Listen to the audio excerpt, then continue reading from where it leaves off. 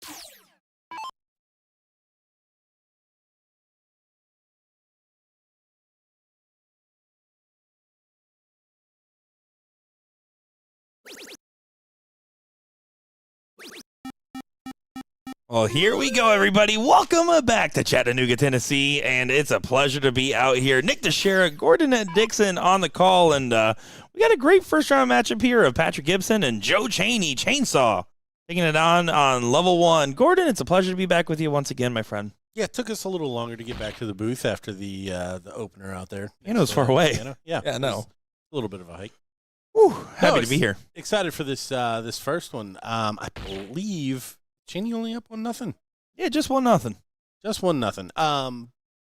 Yeah, I actually had a plane with Patrick this morning. We came over to the venue together, chatted with him a bit. He's got his eye on the prize as far as the invitational, and as we were kind of talking through it, I think he's already qualified. Oh, there you go. Well, then he's set and happy to go. By the way, he is up 2-0. That is a mistake. That 5 bowls almost was enough to cross the line. Gibby barely survives that one. Yeah, I got away with it. Well, it was kind of wire to wire. This is the tough one. Going down 2-0, winning this one against the throw. But we are playing double-double, so a little bit of a squeak if maybe he can dodge a double from Joe to start here. Yeah, that's going to be the real key is you need Joe to start off a little bit slow, and that's the best case scenario because now you get in on double, hit one good triple, and you're going to have a good foot in front. Yeah, that's kind of the opening. I mean, asking for Joe to not get in on his first turn was probably too much of an ask. So this is best case scenario. Next best thing? Not using it. So all even, Joe going first. That's tough when you're going second. Probably going to be needing a big out to try to catch Cheney here. Yeah, he's going to have to do a little bit of work. That is for sure. Then again, it's an only one trouble turn. The room out here is tough. There is a lot of big dogs that came in for this one and a lot of local talent that showed up. I mean, Cheney, of course, showing up makes sense, right? But then you got JB. I mean, was that his 6th soft tip tournament ever? Yeah. Like, that ain't not exaggeration. That's actually true. Yeah, I think, yeah, he was trying to do the math, and he thought maybe 7 or 8, and he could really only come up with 5 other tournaments he's ever been to on the soft side. So it'll be interesting to see him on this board and see if that consistency that he has over on the other side stays up. And you see Joe celebrating the big triple on the end of that turn.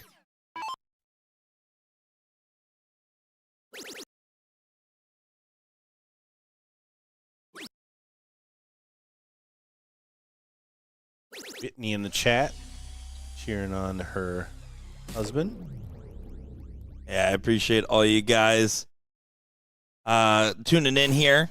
Appreciate everybody tuning in the love. Last weekend, or 2 weekends ago, I should say, was certainly incredible, the love we got for PA. I mean, the amount of people tuning in, the amount of love we were getting was phenomenal. Oh, mistake from the chainsaw. When he got greedy. Go for the bull to leave the finish. So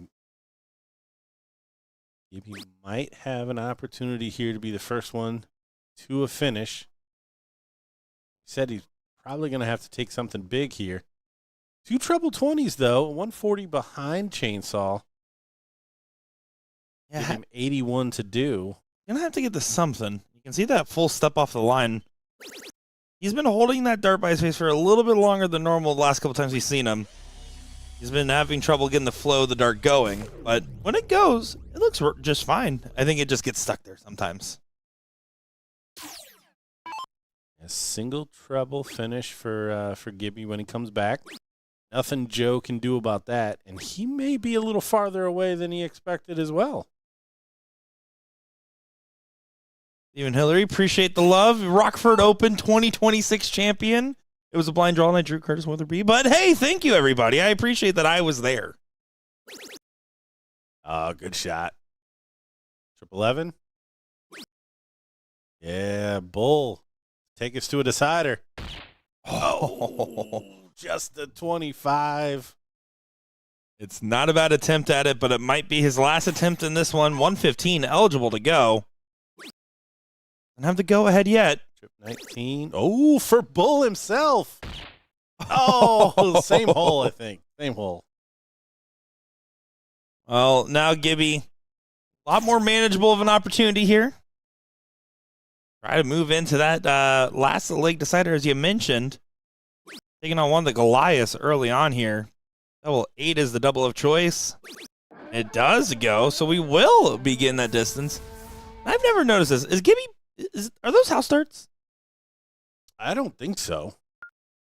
I'm going to look here on this diddle real close because I don't know, man. They looked a little brassy to me. They looked a little brassy. Maybe they just need a cleaning, but they looked a little brassy.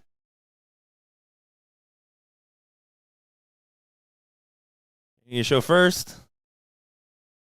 Those are not house darts. Those are Cheney darts. Yes. Mike, chat upset. I bet because I wasn't talking about the doubles that they were throwing at. You're like, no, this is 0-1. Like you're allowed to throw at doubles in this. Yeah, that's fair. That's what it was. Yep. For sure. Not the 15 for bull route instead. For sure. No, it had to be that. Not house darts. He just happens to have gold barrels and black single piece in the back.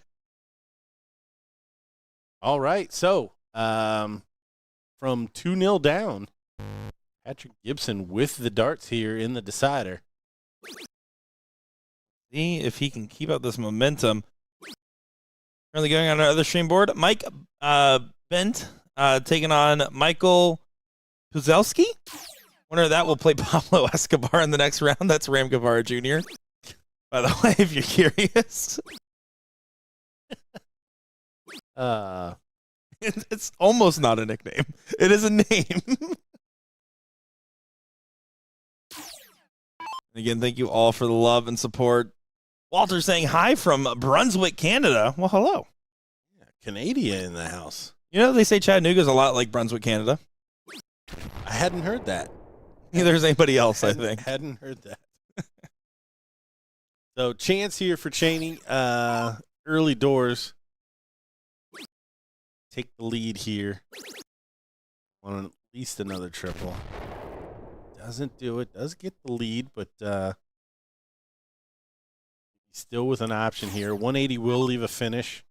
Was just talking with a couple of guys over chat about setting up from the mid 300s. I saw an interview with Lidler, and they're like, "How many times do you make a mistake?" And he literally was like, "Oh, I left 3-4-6 once. I sometimes I'll leave 3-4-8. I can't get to a finish from there." And that's when you realize that you're not doing enough math as the average player. Yeah. Pressure's on for Gibby. Has to hit a ton plus. Has to get ahead of Cheney. He's going to set up nice from 181. A good first and a good spot. Yeah, a lot of that bed to work with. Oh, he slowed himself down here. He has to drill this. Does find it. Okay.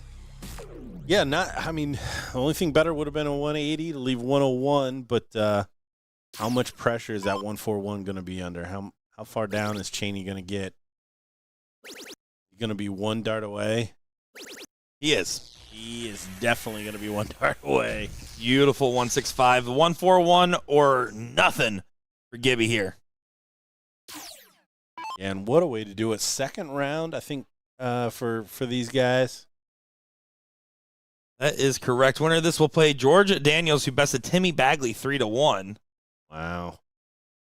What a reward that is. Yeah, that's a tough bracket. And you see, Jimmy knows that one really needed to go away.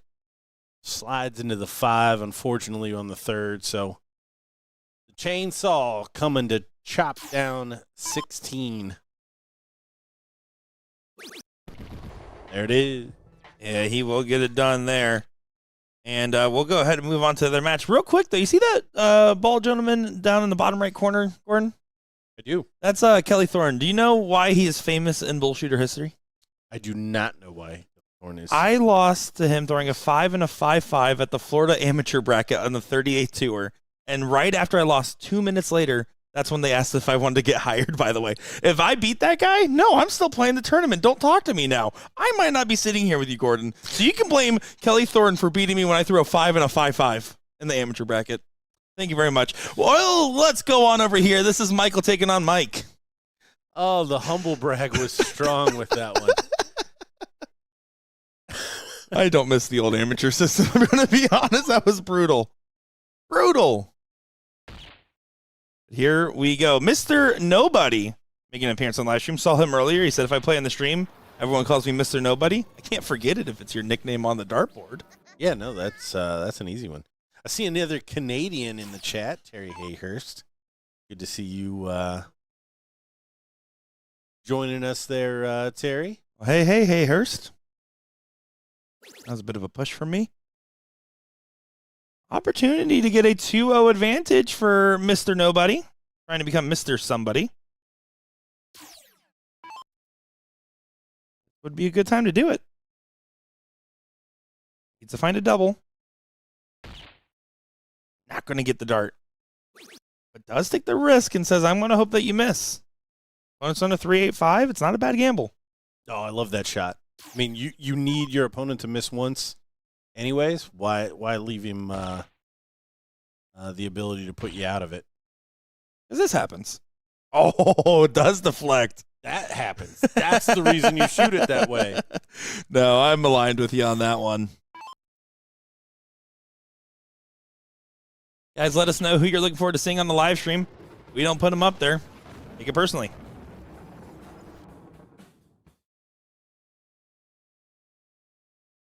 We only have 2 regionals left after this, Gordon. We're almost done with the regional portion of the tour. It's kind of flown by, huh? Yes, it has. I am looking forward to Chicago.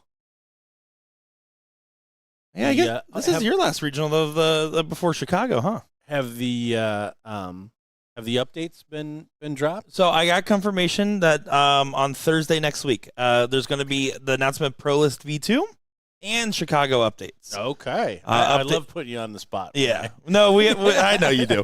No, Pro List V2, the baseline announcement of what that actually looks like, the entire the Chicago event schedule, and the biggest changes that you need to know about Chicago before you go. Another Canadian, this time from Toronto. We are spanning America's hat from the west to the east.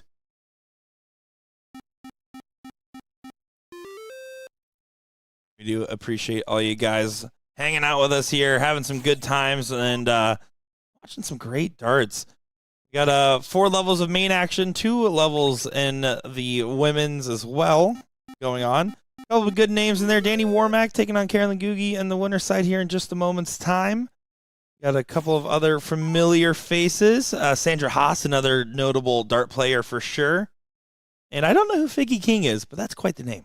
I want to go. I'm cheering for them.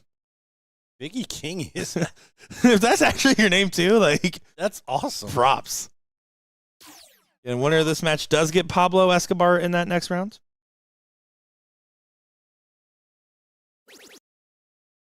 And by the power of the board's auto assigning, Kelly Thornton will be the next on the live stream. So I'll tell that story again for everybody when they tune in there.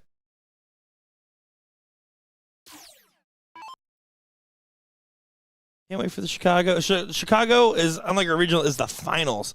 $150,000 up for grabs. Some big changes. So right now, if you're not following BullShooter on Facebook in particular, but also YouTube as well, make sure to give us a follow right now so you don't miss out on those changes.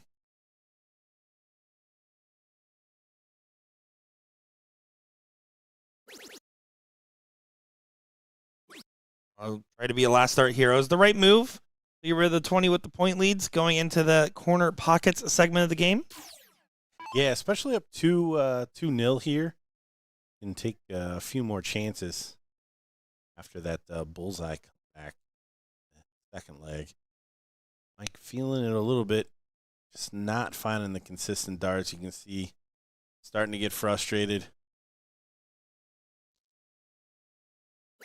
Chicago has no requirements. It's open to everybody, folks. There is a couple pro exclusive events out there. If you are pro, you get to play in some exclusive events. But every main event is open for everybody. And if you give me $100, I'll put you on Team USA this year. We haven't decided that yet. Oh, Come on in. No more George Daniels, Ram Gavvara nonsense. They're here. we don't need them in Chicago. We've had them at every stop. Yeah, exactly. I'm excited for more George. Some humbleness. Tired of Ram's big head? I'm just kidding. I'm just kidding, guys.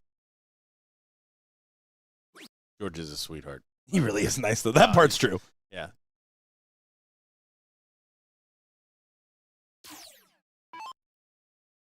This is another good opportunity for Mr. Nobody.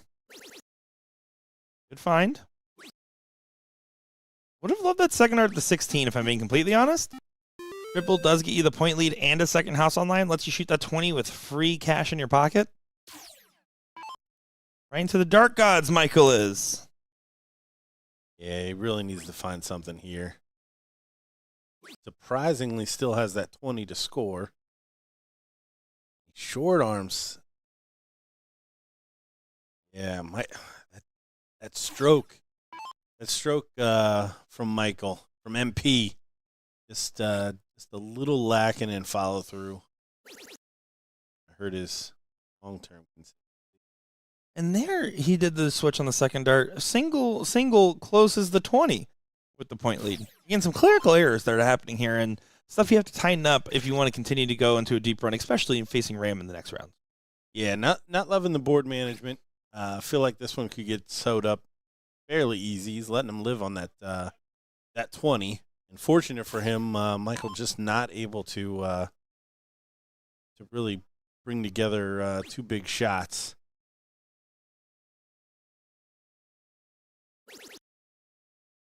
Last there from Mike Bint.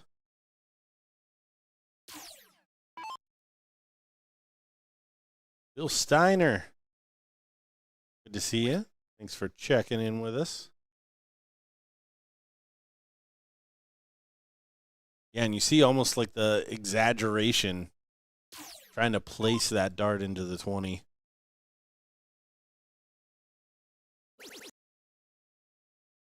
How did you attempt that last name? I just want to hear it one more time. Oh. Pillows. Yep. That's brutal. Feel like you nailed it again. Pilozitsky. Pilozitsky. Lotsky. Is there not a Zuski in there? Zuski? Zisky? Lazuski? All right, chat. Everyone type their guesses. Yeah, come on. Give me some phonics. Hooked on him, man. I'm just hooked on him. Close. You have three numbers. Two single 20s. Two single 20s. Two single 20s. Fine. Fine. No, not fine. Fine. Not fine. Mr. Nobody does hit the somebody shot to Gordon's chagrin. Oh, my goodness. I am excited, man. This is going to be fun. Stepping off, trying to find that bull. It was a good move. With three bulls here, sew it up 3-0. Mr. Nobody. And just about signed, sealed, and delivered on this. Oh, Lindsay. Lindsay, I don't know how to say your last name either. Steidinger? You can't get Steidinger down, then why are you even in the booth? I want to say Steidinger. Steidinger. Okay, cool. Pilozewski? Pilozewski. Oh, and then Allison has something completely different. Pilochiski. You know? I'm not going to lie, I like Allison's better. Is that right? Yep. Well, there you go. Shane Watson wins leg number 1 as we switch on over against Kelly Thornton, the gentleman I was just talking about earlier. The man that made Gordon's life slightly worse by giving me a career. Lazecki? Mike P. All right, there we go, chat. Appreciate you guys. What do you always call them? The best chat in the business? Is that what they are? Best chat in the business, absolutely. Are you sure? Joe Rogan has some pretty cool chatters, I'm sure. You're sure? I'm pretty sure. I don't know. I don't work here. He gets pretty cool. That guy always F the other guy. Oh, yeah.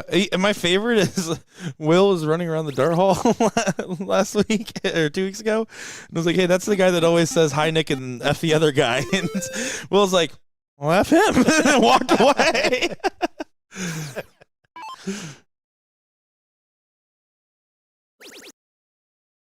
Kelly Thornton said he hasn't been playing as much the last few years. Besides beating me up at the Florida Regional, that same tour, in the 38 tour, we went to Nashville, Tennessee. It was the last time we were in this great state. And there, he played with 15-year-old Mason Sasser, and both as amateurs in the Pro-Am. And Mason Sasser at 15 got on the pro list because they ended up getting second place, I believe. One of my favorite stories from my first ever tournament, I got the stream of the BullShooter tour.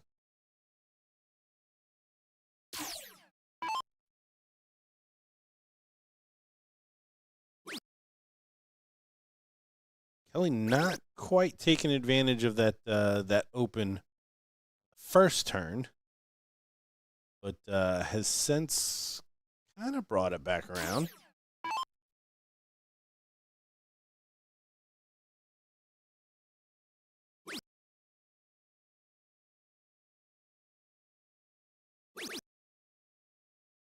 He said that he hasn't been playing much in the last couple of years, mainly because his arm, elbow, just randomly flares up, and he feels like he's having trouble really following through the way he prefers. So he just hasn't been playing as much, and he just looked at me and says, "In-hold sucks."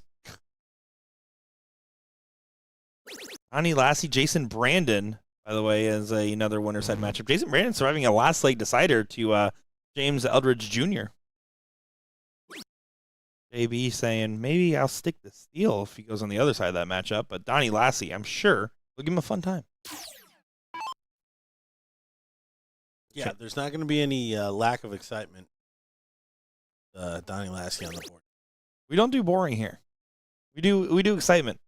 Donnie Lassie is all gas, no brakes, brother. Oh, look at that. I didn't even see Ralph McAwesome in the house.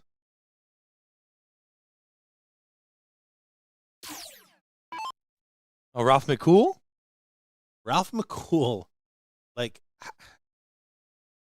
I don't want to overstate it, but at a steel tip tournament I was at once, I'm almost positive the day before Ralph went to receive medical treatment for a mild heart attack, like something. Won singles the next day. That's awesome. Yeah. The dude is unconscionable at times. Like, just absolutely incredible. There's not only a lot of big hitters, but there's a lot of like sleepers and dark horses in this bracket too. I would say by that. Well, yeah. I mean, I wouldn't call some of the guys sleepers or dark horses. I think there's a lot of crossover that's happening in the room this weekend, and it's going to be exciting to see the primary soft tippers versus what I would consider primary steel tippers and how they get on the board. Because, yeah, I mean, even Ryan Kitty down below there, the winner of Matt Haynes and Ralph Mcool plays him. He's thrown a 9-darter in at least league. So, and it was really nice and talked to me on the phone and helped me set up some of my Florida friends with partners. Oh, there you go. And he's a sweetheart. I forgot that part. And he's a nice guy. Always a big plus. Another question about Chicago. You do not need to qualify. It is open to everybody. Once information gets out there will be registration open. You just sign up, play with whoever you want to play with. That's a little spoiler. But play with whoever you want to play with. Exciting. And then, Gregory, you're not allowed to go to these tournaments, but everyone else, yeah, come on over. It's open to everybody. No qualifications needed. I wouldn't even add that guy on Facebook. Is that right? Yep. Is he a kick puppies or something? I don't know. Maybe sets up kittens and earmuffs. Can I tell you why I like Gregory, though? Can I be honest? Sure. I was playing a board game with Jin Mountain and Tirza the other day. And when we were playing, playing the board game. It was a Taskmaster board game where like random tasks would pop up. And the next task was call the first Greg in your contacts. I have 0 Greg saved in my actual phone contacts. So I typed Facebook Messenger, typed in Greg, and clicked his name immediately, hit called, and he answered. Like 2 rings. Okay. All right. So he helped me get points in the board game. I even like sent him a picture of Jen giving us like, approval that I got points in the game because Greg answered the phone. So points for that, right? All right. Yeah. I mean, I can see where that can get you. Some positive comments on the stream. Team player, I am.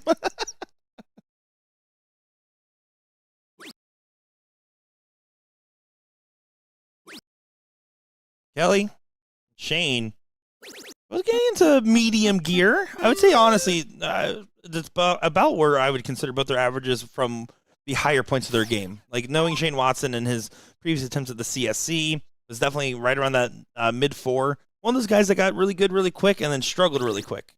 And it's been kind of rebounding a little bit. And again, Kelly, it's been a couple years, but when he beat me, it was at least a 4-5 average, in my opinion, so... Oh, big shot. Those in both corners. Point lead. More than 2 bulls. We'll see what Kelly wants to do here. I think 2/16 is the shot. Does stay. Does find 4. Not a bad attempt, but yeah, Shane can put it out here. Well, and if Shane misses with the first, then he can hypothetically put it out, Kelly. He doesn't plan on missing. He just closes it up. Kristen says, even I can play at Chicago, Nick. Yeah, you can, Kristen. Come on over. It's going to be awesome. You're 40. Going to be some really cool stuff. There's a whole editorial article in the player handbook this year about Gordon Dixon. What? Well, we're doing for year 40. We're throwing back to some of the oldest players in darts. And so we want to make sure that we did a throwback for you. All right. Fair enough.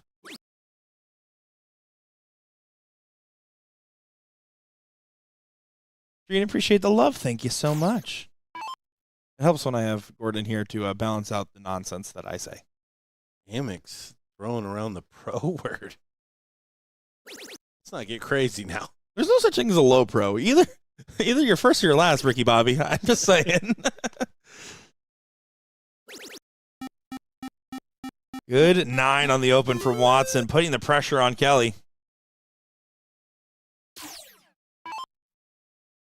No, that's definitely the same Shane Watson, by the way. There's also Sugar Shane Johnson, which is who he gets confused for sometimes, but he's a Florida guy. I know him. He definitely made a CSC appearance.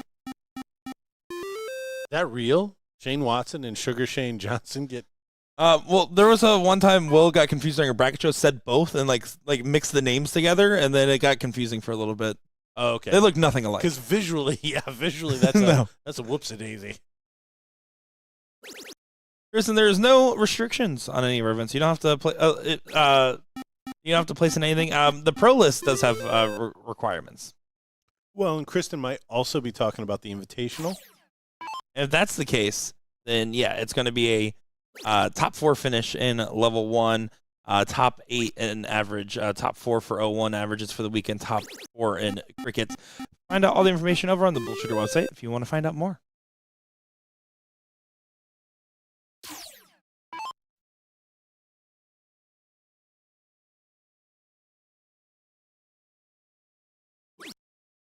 No, that's Chris Watson you're thinking of, by the way. That also does play in the CSC and is from Arizona.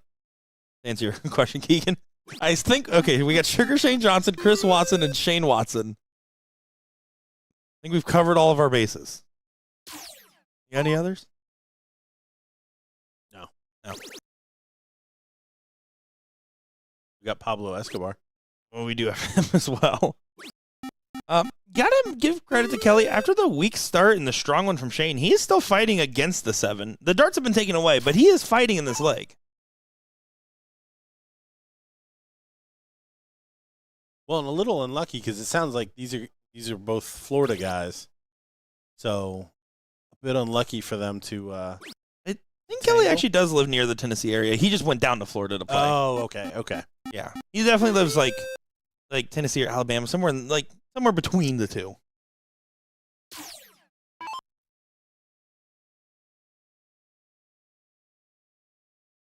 We are not, unfortunately. I hope everyone has a fun time. Can it really be King of the Hill if Gordon Dixon isn't there? It is Alabama. Thank you, guys.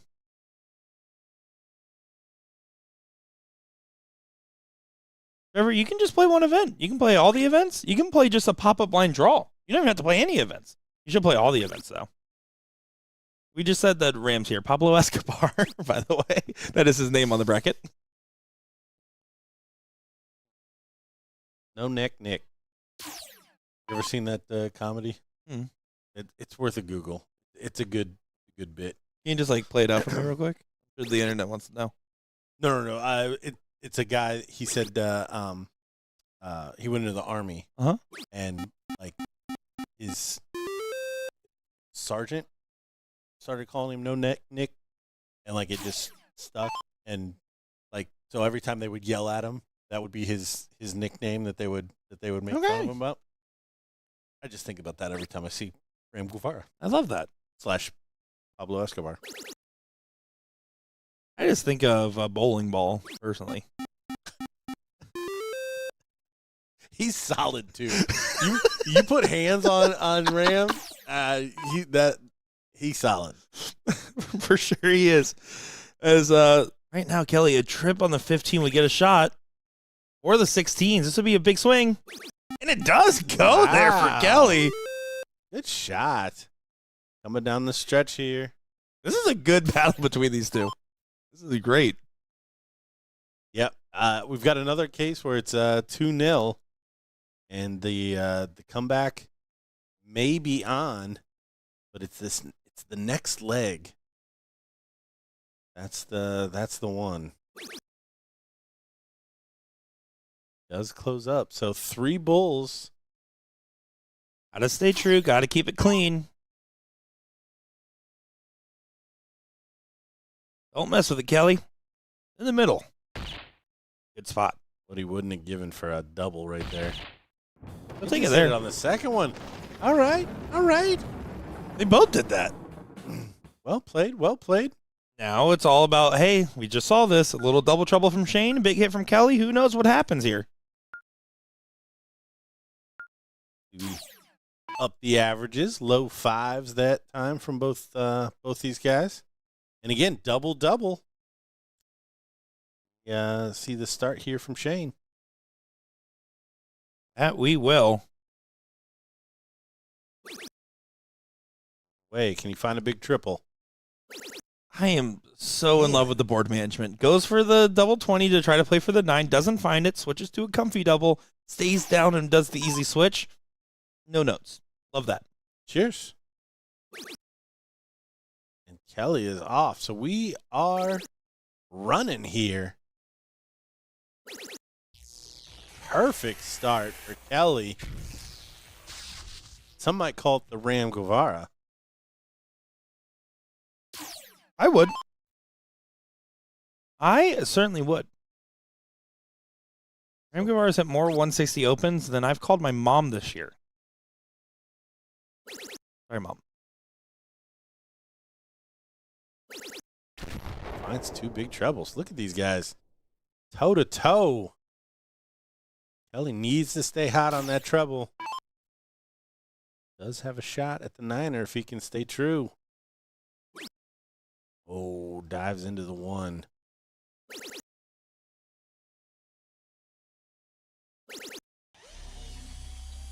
Does follow up with 2 trebles, though. Both players probably looking at 6 darts. Both players feeling like it has to be done in 6 darts, that's for sure. Yeah, and Shane, an extra 58 points. So, another big treble. See what he does. Pressure is absolutely on now. Shane does not want this to go to a last league decider. He wants to follow those 2 darts. Can he stay there for another? Oh, the last one you see He is not happy with that last, but it's down to a finish. Kelly has the opportunity to be at a single. Oh, he's going to have to do some work to get to one now. Got to get to a finish. What a last start save. You can see wiping the sweat off the brow a little bit. Wow, we said 6 would do it. Well, this would be a big 6 for either one. This would be a big 6. Wow. Looking down. Doesn't find the first, so probably will stay. Yeah, stay there again for 24. No. Why would he do that? No. I mean, got to a double, but no. Not that one. You had such a good spot. Kelly, punish him. Just take it out anyways. He's still dropping that dart. You can tell there's some discomfort or something. And then the correction. Bull? 20? You had 42 as an option as well. Well, it's always a good ab workout doing these BullShooter events. God knows we need one, Gordon. Double 15 for Shane Watson. Yeah. This is why you don't do that. Square it up. 7, 3. 3 for double 6 is the choice. Could have called the 3. This is match start number 2 coming in play. 6 is a good double, though. Straight up and down. Ooh, There barely it is. gets it, but does get it nonetheless. Bottom corner.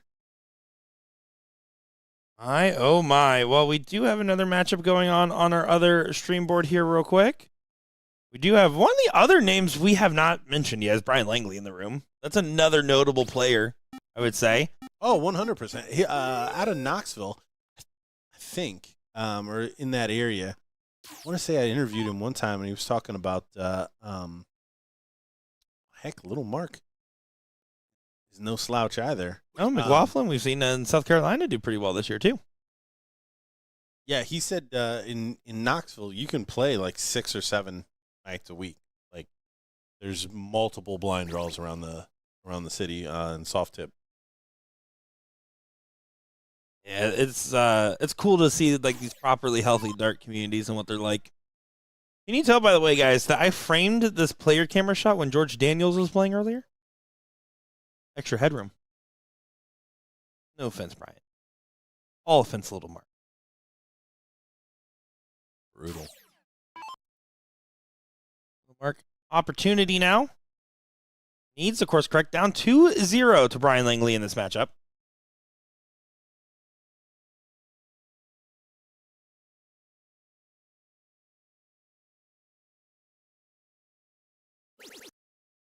Yeah, big last, but not what he was going to be looking for, especially down 2-0.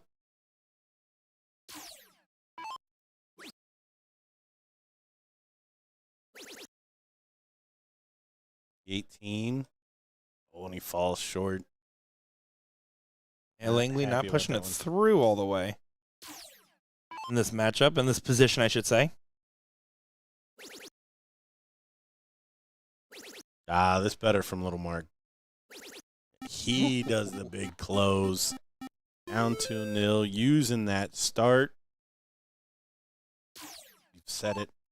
I've said it multiple times already. It's this next one. He is fortunate enough to come out on the winning side. After going down 2-0, Brian's going to start that 0-1 leg without a cork.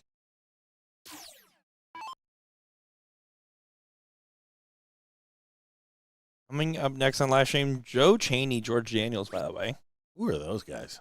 I don't know. My money's on one of them to win. Yeah, it's probably one of the tougher matches here. Mike Ben, Pablo Escar, another tough one. Donnie Lassie, Jason Brandon. At Akos, waiting on the winner of Cody Stilts and Joshua Beam. Joel Stockdale and Shane Watson. Joel Stockdale, Tennessee state champ. Oh, there you go. In darts? In singles. Yeah, in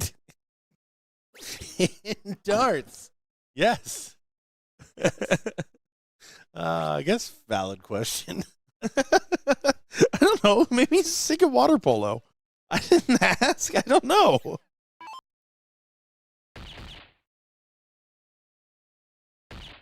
Randy Crystal saying, "Hey, Brody Crystal's real dad." Thank you. I adopted a son last weekend, or found my long lost son. Probably more likely. Just because there is absolutely open pop-up blind draws this entire weekend. In PA, we ran 15. This weekend, a little bit smaller space, but we'll probably run about 2 a day at least. Pop-up blind draws, come on over. Marks on the board. Jessica Hardacre. That's a powerful name. Yes. She's a heartacher, dream maker. Stop it. Stop it. So you know it's Friday night, folks. Gordon's still laughing at my my brain rot. Oh my gosh. Hopefully you guys are enjoying it. Hey, right now, 550 plus of you watching along. Everyone just hit that share button. George Daniels, Joe Cheney coming up next. 2,000 players on the stream right now, and a full night of fun action taking place here. So share it around. Let's give some love and support to these players. Because Chattanooga, hey, I mean, they turned up. Love to see it.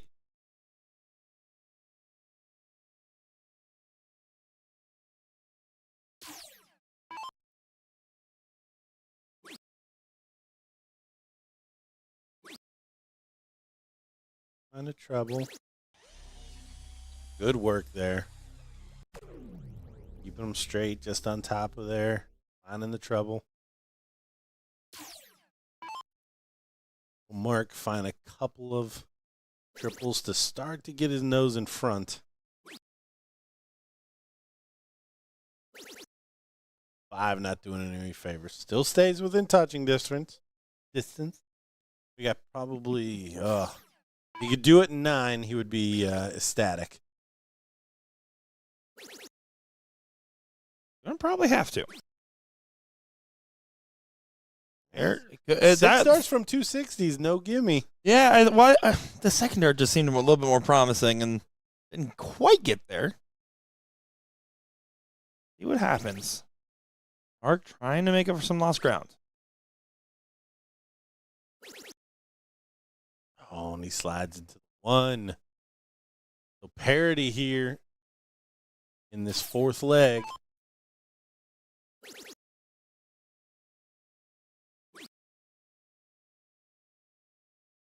Can't leave a finish with this last dart, so Mark could be the first to a finish. Got to get some positivity out of that. Steady tunnel do it. 140 will leave him single triple finish. Oh, here he comes. Here he comes. Oh, he does still have a single triple finish. Yeah, it was one of the better fallouts you could have there. You'll take it. You'll definitely take that first start for Brian if you're Mark. How does one sign up for the Wisconsin BullShooter? Well, I'm excited you asked. We'll be opening registration for that in about a week or so, if I'm not mistaken there. Keep on the lookout there, and we'll be having some flyers and posts coming up soon. Should be at 18. Is at 18s. Huge fan of Little Mark. 42-32? How creative are we getting? 74. Honestly, he's already kind of slowed down the rhythm. It probably should have been 54-54 for double 10. But the world is your oyster, Little Mark. And double 10 to take us to a decider. Oh, just inside. So what can B do?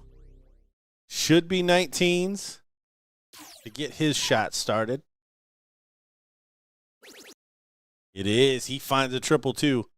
Trip 16 leaves double 12. Trip 20 leaves double 6. Was the shot. He's going to go fat 16 for tops. Little Mark again back to the board. Double 5.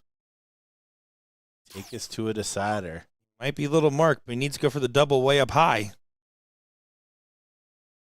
Can he do it with the dart, or does he need the chair? Big breath. Bring it down.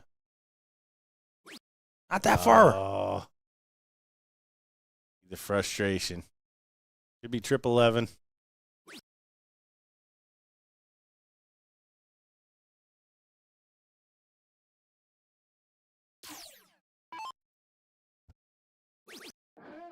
Nails it there. So Brian does go ahead and get the win. And folks, we will be back in just a moment's time here as, that's going to be the win there for Langley.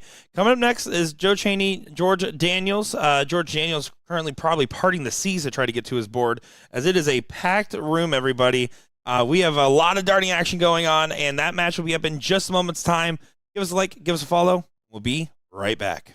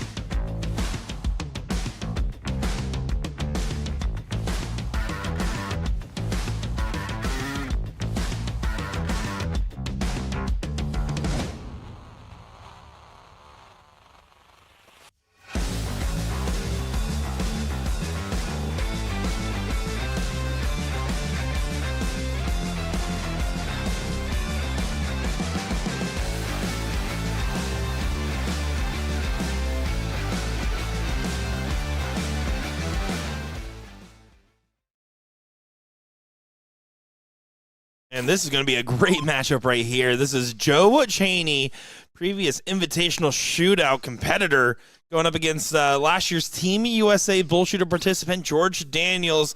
This is a winner's bracket side matchup if I've ever seen one, Gordon. Well, ESPN performer. Correct?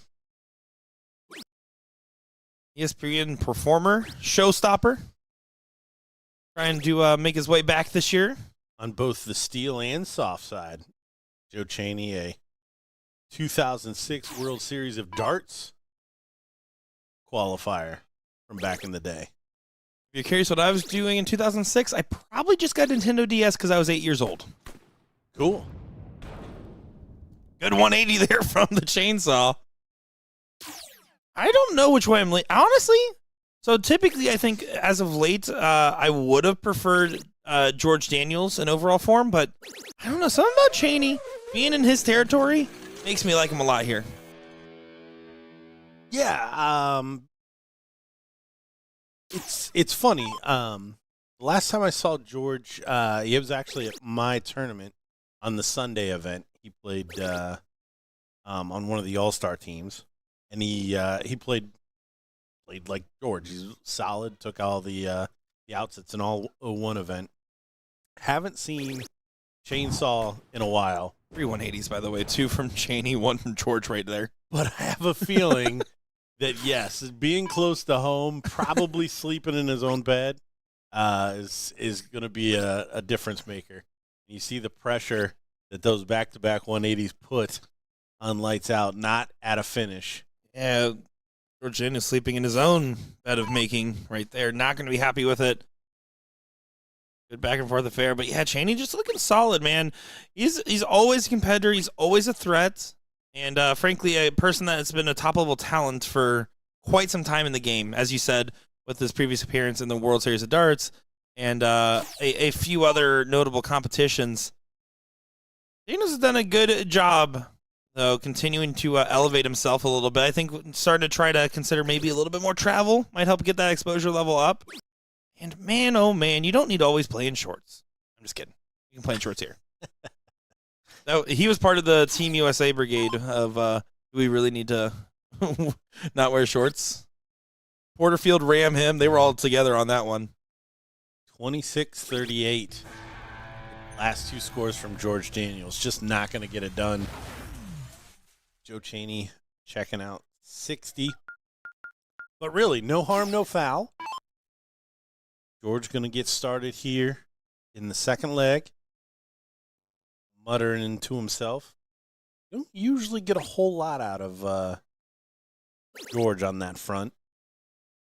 I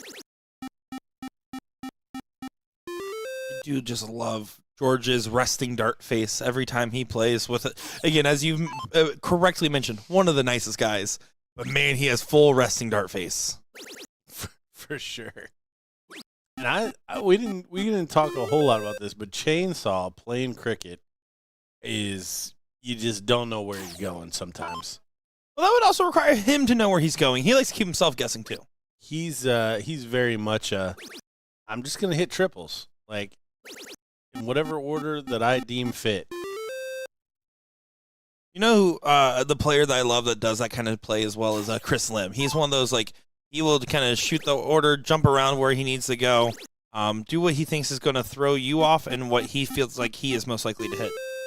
And you see what this means to Joe. You're getting a little bit more animation out of him here.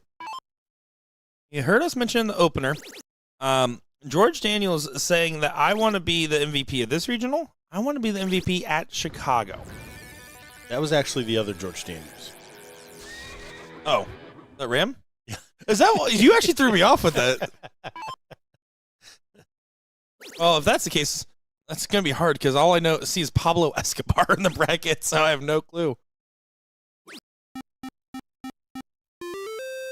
Well, this George Daniels has aspirations of making the launch day for his new sponsorship go well, at the very least. Doing a good job in this leg. A big correction. Yeah, living up to his name a little bit more here. Coming down the stretch. 6-7-5, going to be tough Not impossible, but tough to overcome.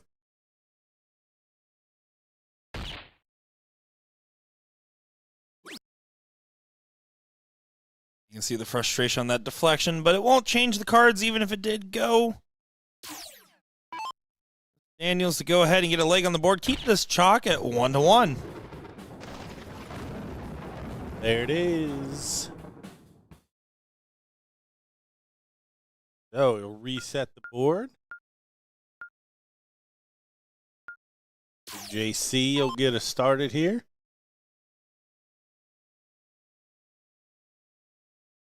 Yeah, we're going to see what Joe ends up doing. Getting things going in here. Good correction on the last. You can see a little. Yeah, he's very emotive today, right? That's what I mean. Like, you don't normally get that out of Joe, especially early in legs. Interesting. I will say the main thing that I noticed today about Mr. Cheney is that he has the coziest looking nose rest on his glasses. Like, he added like extra cushion, and I was like, man, that looks comfortable. Like a pillow on the top of your nose. Can't see it on camera. I swear it's comfortable. Yeah, the chainsaw's got a march to him. Kenny Windsor. Joe never loses in Tennessee. 7,985 and out. Trying to think of what other player a statement like that could be true for. I'm sure there's like one dude in Hawaii that's like crushing it most of the time. Like most of the time. The guy in Alaska. Alaska is like a seriously like dedicated dart community. Have you ever? I don't know if like I've been to a couple. Like I noticed this at the Cleveland Extravaganza when I went there, but a few other tournaments. There's always like these like 5 to 10 guys from Alaska that travel and go to all the WDF events. There's like a really dedicated like section of like a bunch of dudes and dudettes just going around saying we're traveling. And yeah, you almost always get like 4 or 5 of them at the National in Las Vegas too. Mm-hmm. Actually, one of the places that Patrick Gibson and I talked about this morning. Yeah, he lived up there for a bit. I guess during his time in the service, he was voluntold to go there that he was going to be in Alaska. Well, we did a survey with 788 responses for regional information on the 41st tour. Hey, where should we go? What do you want to see? And it was weird. After I talked about it in the live stream the first time, there went from 0 Alaskas to like 10 Alaska votes. So I think chat was being a little naughty there. South Dakota and Ohio overwhelmingly voted on that list. So shout out South Dakota and Ohio. Yeah, you can't not come to the bastion of darts that is Ohio. I think, hey, listen, I'm a homer, all right? Not going to have to twist my arm on that one. I will say what was surprising is that we have the Omaha Regional this year. 2 votes out of 788 for Nebraska. So take that as you will. You guys better show up. Just like Lights Out did. Starts off with a 160 in. How about that? Cha-ching. Were you seeing a follow? You're not. At Ingram pointing out the X1 Elite jersey. Congratulations to Georgie Porgy picking up a new sponsor announced today. Yeah, I think it was launched today. If not, we're launching it today, so congrats. Yeah, shout out to X1. Shout out to all these different players in these different companies, man. I mean, really building platforms to try to help develop these players and enable them to be the best versions of themselves. Georgian is absolutely a deserving player at that. You see new sponsorships, new companies, new moments pop up time and time again. Good to see the competitiveness in the dart space.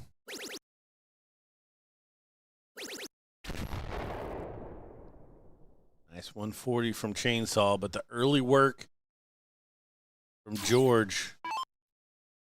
Got some nice separation here. Another steady ton, at least. Chance at more. Does find more. Single, triple finish. Might have a backwards hat on, but he's all business, Gordon. I don't know how anybody throws with a hat forward, to be completely honest. Well, if they do, they're cheating. They got the chalk line on It it. has to be backwards or not on. Backwards or bust. Johnny Lass, you have 2-1 on Jason Brandon right now. Triple D trying to pull a little bit of a, I would call it an upset. Asked Triple D if he's going to win today. He said, I don't know. Depends on how much I'm drinking. I said, well, if you're drinking a lot, you have a good chance. See the reaction, frustration. Does get to a single dart finish, though. Chainsaw all the way back at 242. Have to imagine he's going to put a pretty big hole in that. Yeah, guaranteed to go the distance at this point. Chainsaw warming up on the double start. I love it. I love it. Warming up on the double Fun start. fact, you can double in on the bullseye. You could have started there. How about that? And he was right, too. Now we're going to have a cork for a deciding fifth leg. Chatted with Sandy Hos just over Joe's right shoulder there. Well, that's going to be a usable cork for Joe, but maybe for George. Got to place it perfect. And did he? I think he got Did he get it by a one? hole. Yeah. The acknowledgement from Joe is like, yeah, I saw it. You love it. You love it. We better see it. He has the magnifying glasses on. The true sire of Will Stewart in the chat. Fellow Gordon. Good to see you. Oh, there you go. The imposter dad of Will Stewart. Here we go. George driving the boat. Start off with a 160 last time. Gonna be less. Gonna be barely anything. Only a double five, basically handing the keys to the boat over to Mr. Joe. You see Joe off of the cheeks. How big? Not very. Player C, player do. And not what he would have wanted. You see them both exchange a look there. Well, now they know it's just the next guy to hit a big shot. Another one. Let's find it. 140. George lands the first real strike in this last leg decider. And what is a pretty impactful match, I would say, for both of these guys today. Winner of this will play either Cody Stilts or Pat Akos. And then we'll move on to play either Donnie Lassie, Jason Brandon, Pablo Escobar, or Mike Bent. You really got to work on these. And again, we see an emotive Joe Cheney. Good last, but probably not enough. Yeah, this is an opportunity now. You have to find all three, but this is a chance. It's not going to be the time for it. Wow, both these guys playing tight right now. This is tight. Compared to how well they were just playing, it was pretty strong controls of each throw, and then all of a sudden, right now, it's anybody's game. It's still one big shot away for either one. So, need some board management here from George, and it's not going to happen. Can't leave a finish. So, Chainsaw, 6 darts from 230. And even 60 leaves him a finish. Solid tunnel leaving the little fish. Yeah, just don't pull it and you're happy. Like that. Down. Perfect timing from Nick Teixeira to jinx it. Up. 154. So, again, a huge opening. Big shot from George, can continue to pressure. But the last 6 scoring darts for George in the last 0-1 leg were terrible. Or in the first 0-1 leg, sorry. Only a 1 treble finish. How is Joe going to attack this? 2 treble 19s. Looks like he's looking up. Not going to go. So, 1 treble will give George Daniels a shot at this match. That's the best he can do. Single dart. Play it smart. Play the 20s.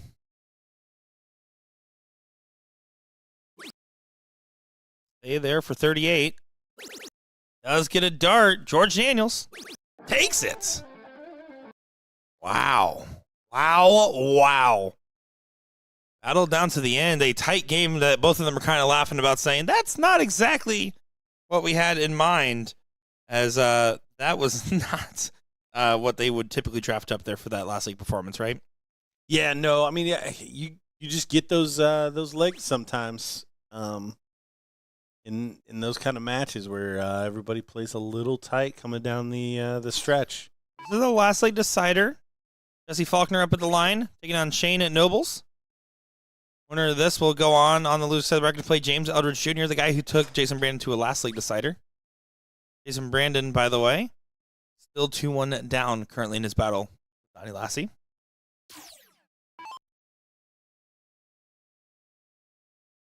Joel Stockdale and Shane Watson next up on the streaming board, by the way. Strange that the fourth leg is going so long. Yeah. 01 cricket 01, right? Yeah. I don't know. To be fair, Donnie could pause the timer and chit-chat for an hour, so I could see it. I can see it. Fair enough. All right, 122 should be 4/18 for the Bull. Shorty. Trying to take the swing.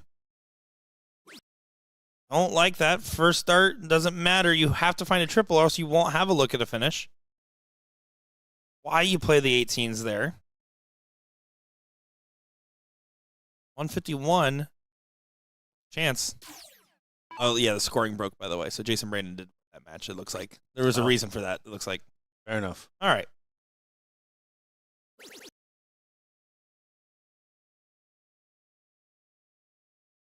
$74 options, triple 14, triple 18. Chose the 18.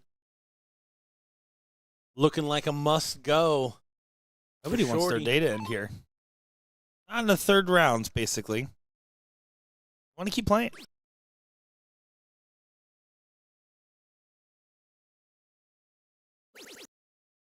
Wow.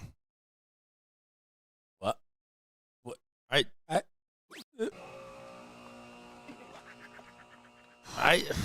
don't like it. I don't like it. It's okay. Gordon, no. It's going to be okay, Gordon. I don't know what happened. What happened was...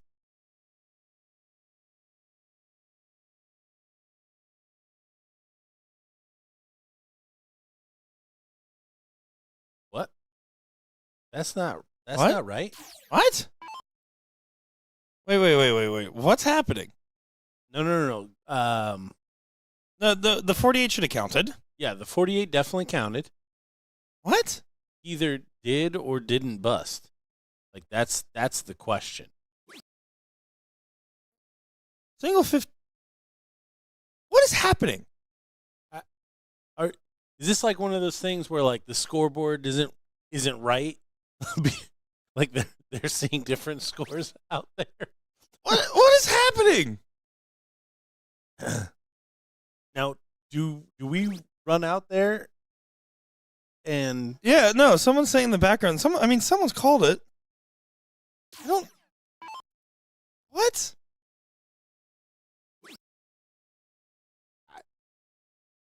I mean, neither of these players are going to a ref. I don't.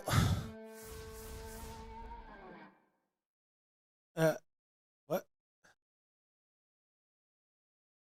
I wish we had a cam to cut to our faces right now. I am speechless.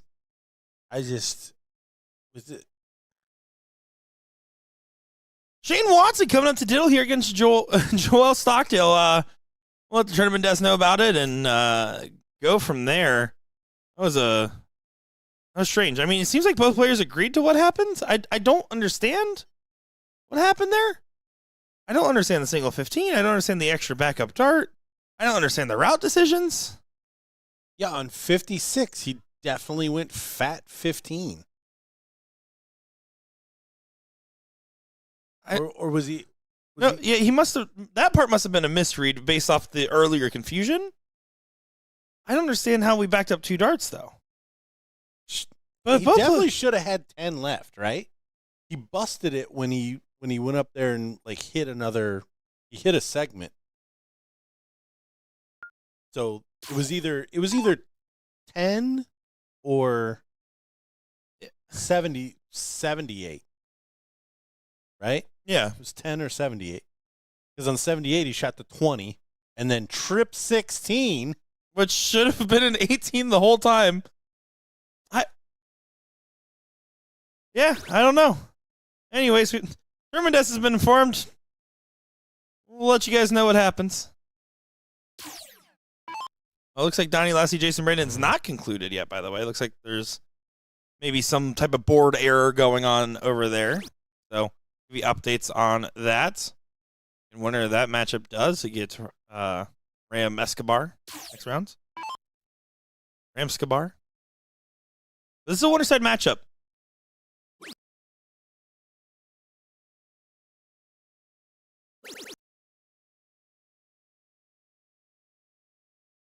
Hi guys, how you guys all doing? Gordon, how you doing?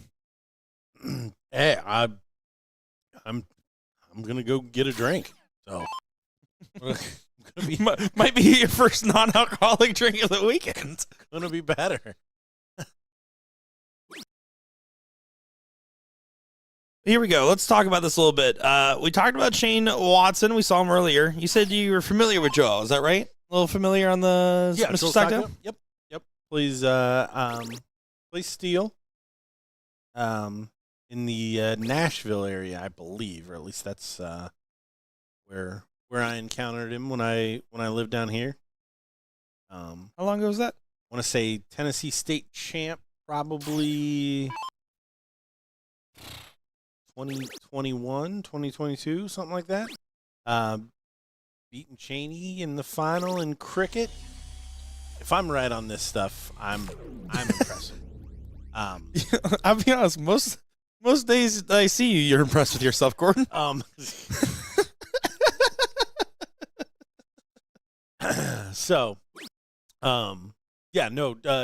Good player. Traveled there for a bit. Haven't seen his name out and about as much as I've seen it other times, but yeah, certainly a competitor.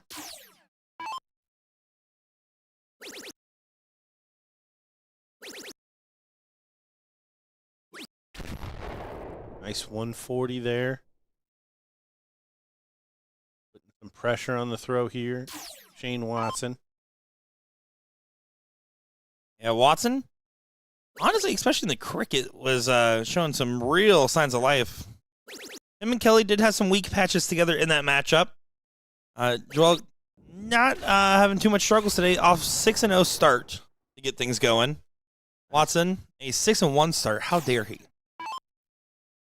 171 there. Put that pressure back on Joel.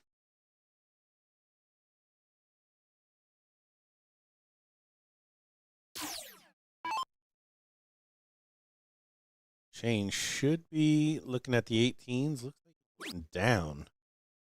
Yeah, no finish after a single 19 on 122. That's why you don't shoot it that way. Yeah, not loving that game plan.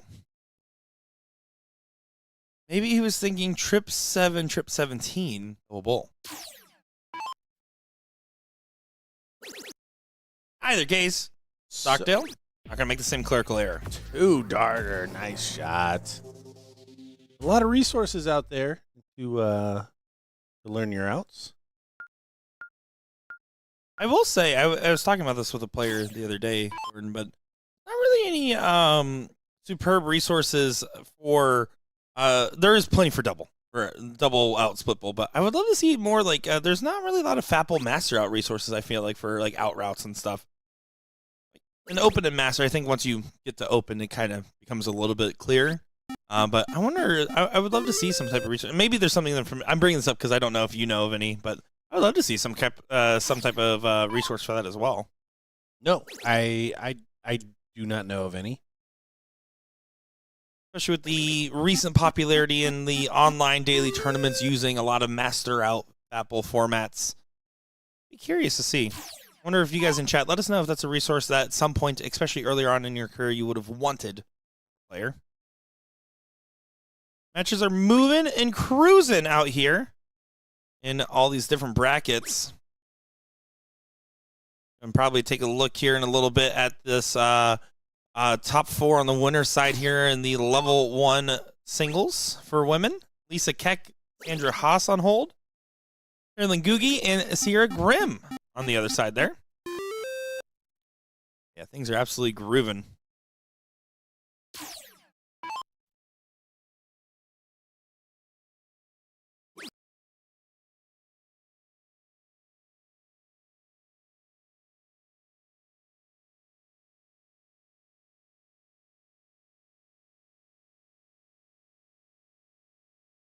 What's in the water in Tennessee? Moonshine, if you're curious.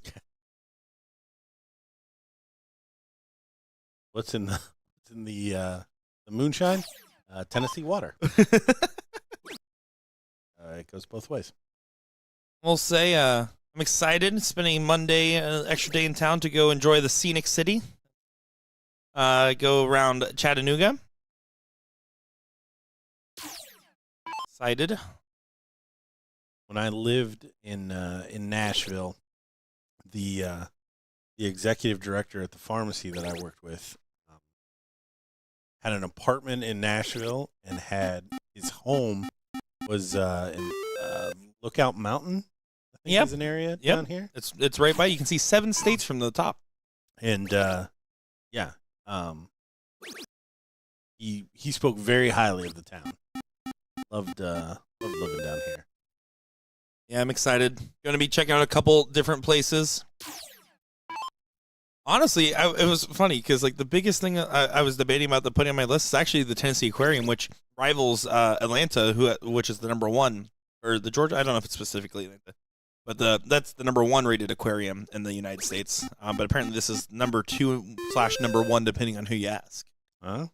And I do love otters. Big otter fan. Who doesn't like otters? Like, what in the Nazi do you have to be to not like otters? I can tell you when I'm playing an opponent, I sometimes will say, "Oh, they kick puppies," to try to motivate myself. They kick otters. They don't like them. We all play a little better angry. I'm just gonna say it. That's true. But no, I can't believe it hasn't come up until now. But like, I just want to remind everyone that it should not be Tennessean. It should be Tunisian. Yeah. This is a hill that I will die on. Aren't people from Tahiti Tunisians? I don't care. America. Is that right? Tunisian. We can spell it different. That like the happens difference. a million times in the American language. Tunisian.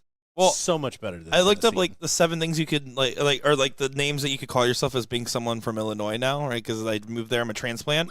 Okay. And my favorite one of the list of like 5 that Google AI gave me was like Sandhillers. I'm like, that's me. Sandhillers? That's me. Okay. All right.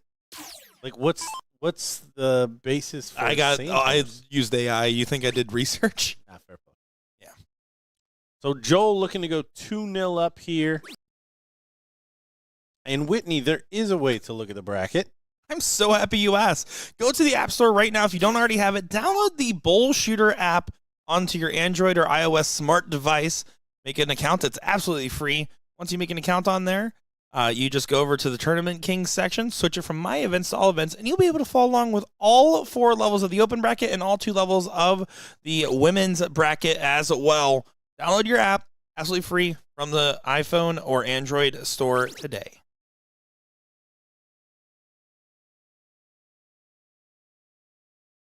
Joel, 2 15s, then on to the bowl.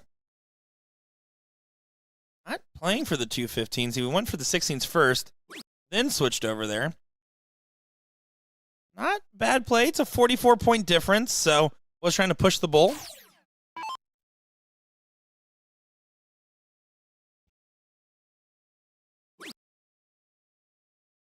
Jason Brandon does end up defeating Donnie Lassie after the board clerical error there. I wonder if like a dart accidentally got punched in on the 0-1 that accidentally forced the wrong leg to be 1 or something like that. It was a very strange situation. Either case, that is a tough matchup. And we're rolling along, but this level 1 bracket was hefty.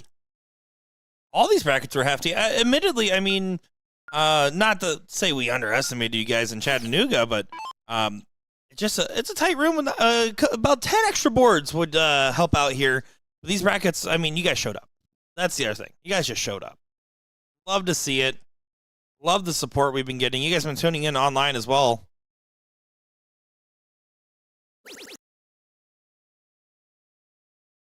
Tyler, you can say I'm an FIB from Illinois, but I can tell you I still get my gas in Wisconsin.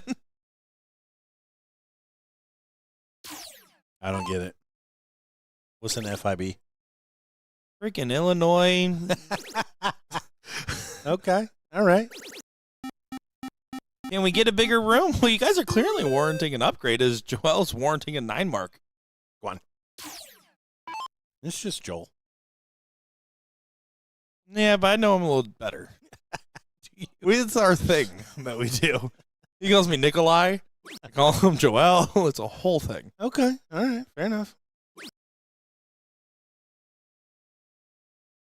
I wasn't privy that the 128 started on the 19s either. So, you know, sometimes you win some, sometimes you It was lose. 122 that he started, or the chain started on the 19th. Oh, was it? Yeah. It was. Play the tape. Okay. I've been eating my morning Flintstones vitamins. I Oh, know what I'm left talking about. 103. Fair enough. Yeah. It's just my brain wouldn't let that happen. Yeah, you don't know the math because you would never go that direction. Yeah, no. I know that math. That's 180 points scored and a 3 in the bed to answer right back from Joel.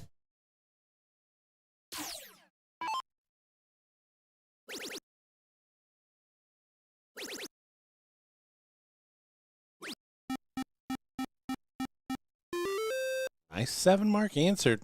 Good back and forth here in this third leg.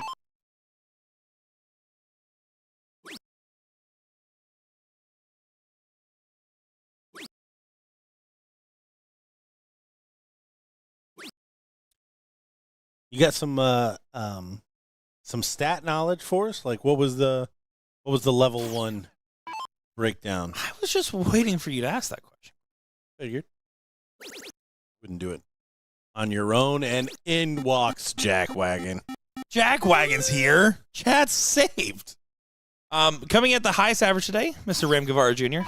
No surprise there, I would say. Joe Cheney being under a 5 is surprising. Handbagger. Here's your top 5 in averages, by the way. Gavvara, George Daniels, Jason Brandon, Joe Cheney, Jimmy Jones making that list. And then I would honestly argue that this top 10 is pretty competitive here. The cutoff for level 1 was right at around a 3.5, so tough pull today for those players. And then from 3.5 goes all the way down to about a 2.85, more fair region. I would say that's about right. 2.8 all the way down to about a 2.2, and then a under 2.2, which that part all sounds good. Sorry to my 3.5 to 4.1 players. You guys always have it rough. On the women's side, 2 brackets there. Split today was right at a 2-0, by the way. They were pretty even brackets, so. Heather Howard coming in at a 7-0. She's incredible. Stacey Tollett coming at the true highest average at a 3.2. 7-0 just means you didn't submit stats, or it's your first time playing. Or she's really good. I don't know.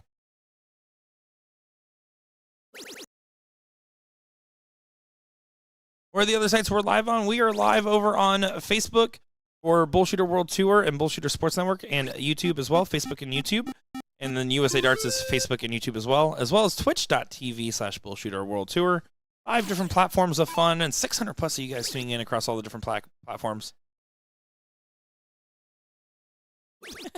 Kaylee Beard, MVP from the Florida Regional says, take it from a Floridian. You get the bigger room, which leads to bigger rules and bigger walks. My boot blisters just healed from August. See, our players can never be happy.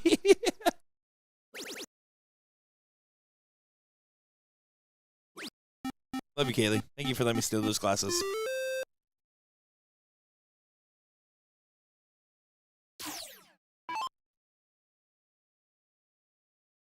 Joel, take away the 15. Grabs another 57 and closes the 15.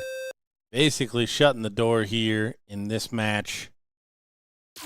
Looking like it's going the way of 3-0. Can't imagine Shane can hit enough bullseyes to really throw him off here.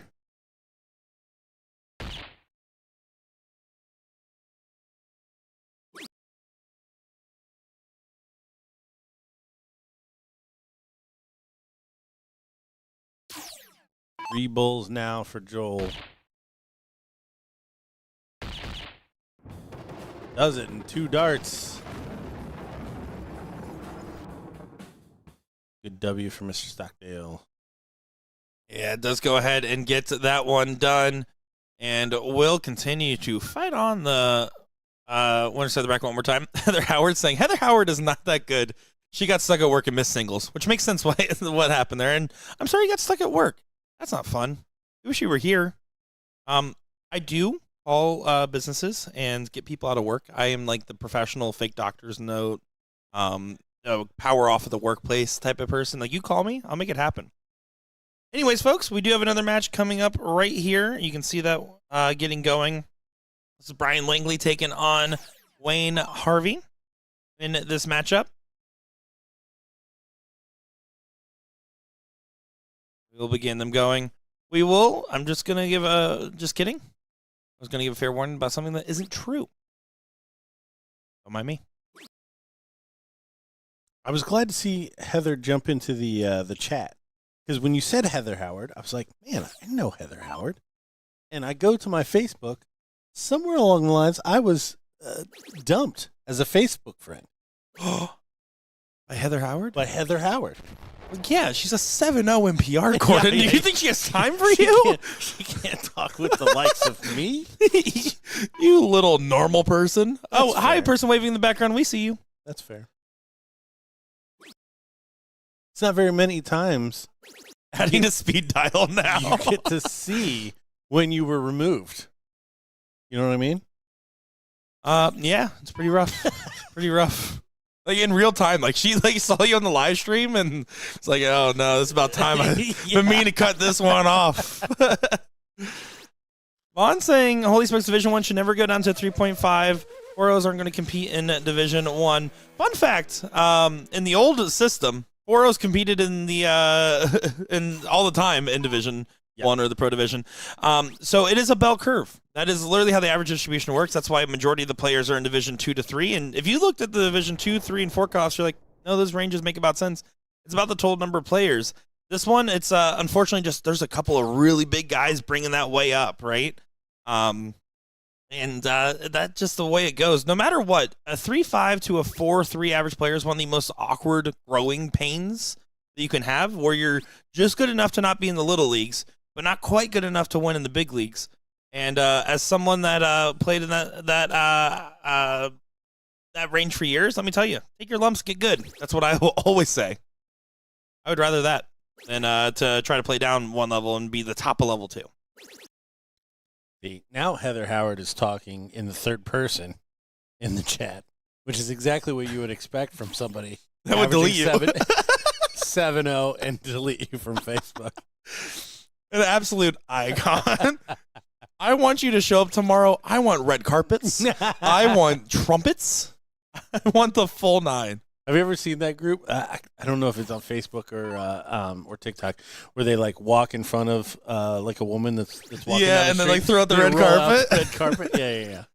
I hope you know, I walk around like in big cities, and I walk with a little stride on my step and hoping that would happen. Hoping for the day, as Wayne is hoping for a 8-8 here.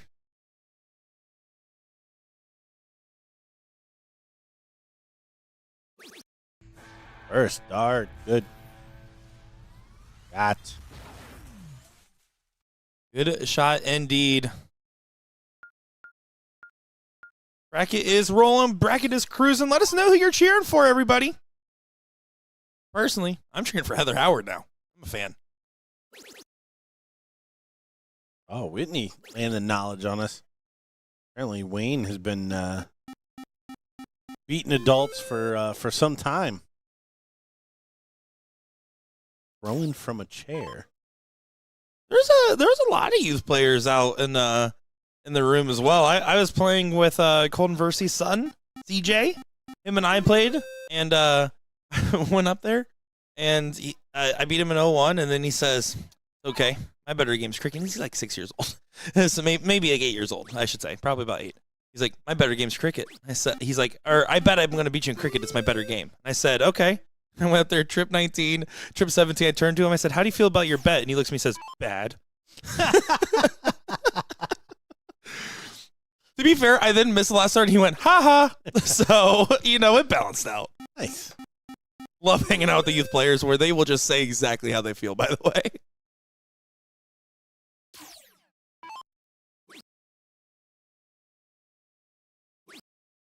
Competitive leg. Brian's trying to take the reins here.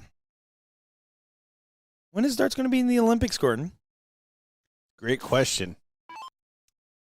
The WDF is actually the one that is affiliated with the Olympic Council, so it would have to be through them. The last time I did a deep dive into the inner workings of that. Yeah, it's all dependent on a unified sanctioning body for the sport and a host country introducing it typically. We thought it was going to be the London Olympics, which would have made the most sense for a country to try to introduce it. Said we got Skibbity Crockett or some other made-up English sport, I assume. Yeah, they played, I don't know, the Harry Potter game. Quidditch? Quidditch. Never seen, but I do know that much from my times at Universal Studios. Is Brian Langley's going to make this one apiece here?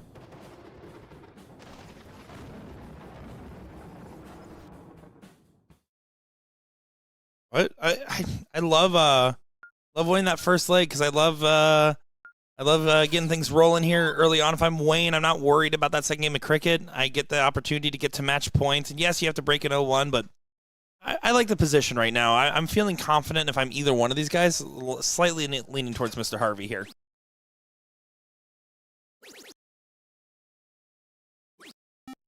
Well, this is a big leg. It's certainly lining up for Wayne to have the most pressure on Brian. He's got the start here, third leg to go, and a switch after a high on the 19. Would have loved to move along the hockey more than a move on the number. Yeah, aggressive play. I think that shows some confidence there from Brian. Don't love it, but certainly had plenty of time to make that decision. Yeah, and an absolutely big 9 mark. I would have probably preferred that last start to be an 18 to contest the X, but honestly, you're 3 numbers and 97 points up. I'm not going to fault you too much. Yeah, let Brian kind of get away with one a little bit there because he got to keep those 2 marks that he slashed on there. But I mean, another 6 marks here from Wayne, and this is really far gone. There's 3 of them. Wow. Not exactly the 6 or 9 that I thought was coming, but there it is. Big shot there from Wayne. And if there was any doubt who was going to be 1 leg away here, Wayne is certainly putting that to bed. Fun fact, guys, do not click the link from BullShooter Lives Park, Illinois. We are in Loves Park, Illinois. That is where our office is. Don't click that link. Well, keep up the streak. He is. That's the move for the 15s. He's blocked. See? What is that trash? Yeah.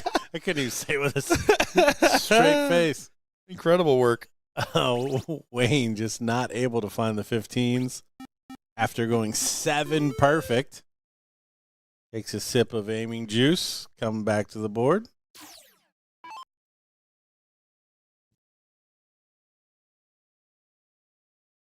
I feel like he keeps moving further for these 15s.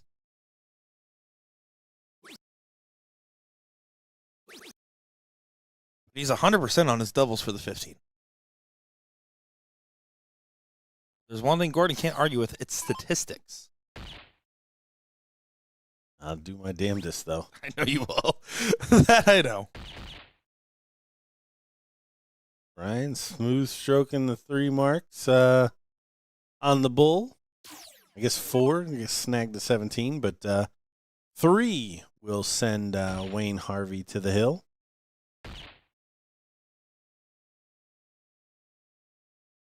He's just trying to bring down his average to try to play for level 1 next year. Oh, wait, he already is. Wayne just spraying him at this point. That's still set in 1 leg. Ryan will get the start in 0-1. Seen these 0-1 doubles get either real tricky or all in, and there's not been a lot of average starts, in my opinion, so far. I like this decision, though. This is... he doesn't convert it, but it was a smart shot. Yeah, that was brought down to a 4-5-7. Those back-to-back 9s said a lot of a different story early on. And the last couple darts were just, okay, I've already won the leg and getting a little too relaxed. You're going to settle down here if you're Brian. If I'm Brian, I'm still not particularly worried because that early momentum, that leg slowed down quite a bit. Starting to get worried now if I'm Brian. And honestly, I just lost that leg going second. So it was a really, really good leg from Wayne, but it was one that was always going to be tough for Brian to win. Now, the blank on the open here, that's a kick to the ding-ding. Couldn't have said it better myself, Gordon.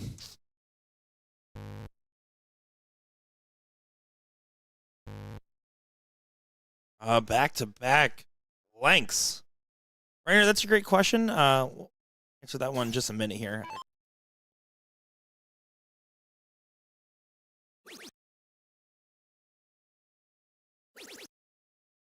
Good correction. Just don't consider those first 3 darts a part of this game. For either one. Because this is going to be a 10-plus open as well. Calling it. Calling it, okay. I'm calling it. A ton open. An open. Went for the bull on the last one. Oh, my gosh.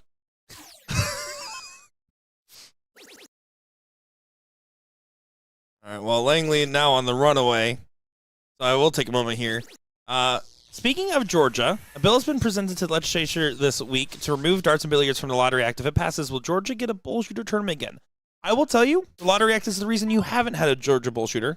So if it does get repealed and you're able to play dart tournaments in the state of Georgia, and the way that we would like to run it, then absolutely would be in consideration. Of course, we would love to be back. Georgia was always a great BullShooter. Wayne starting on the bulls. Does get away with a 50. He's trying to throw a 9. The hard way. But it is one of the 3 ways. Does he continue to practice the bull start? It's all quirks, right? Like, it's switch to the bull. See, now I don't even understand. Yes, he switched to the bull. He's saving it for that 3rd dart muscle. I don't know. I can't explain it. I really just tried to justify it, and I have nothing to say. All right, little fish. Does he shoot it? Yes, he does. He does shoot it. Nice shot. Shot so good, Joshua Beam approves. Okay. All right, cork here for the decider.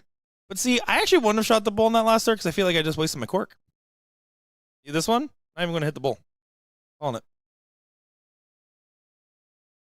It's that easy. Oh, my gosh.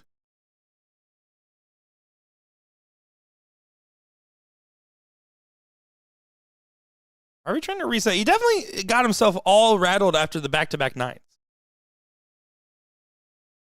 Gotta settle himself down.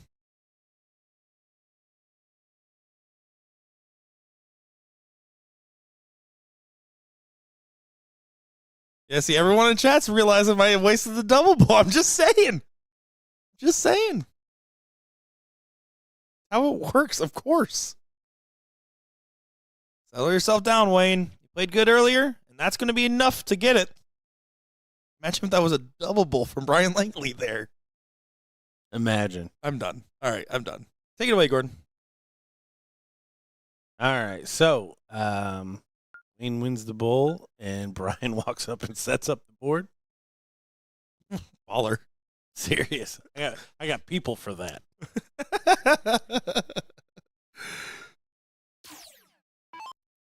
All right. A lot of local steel tippers, admittedly. Let's also do give some grace.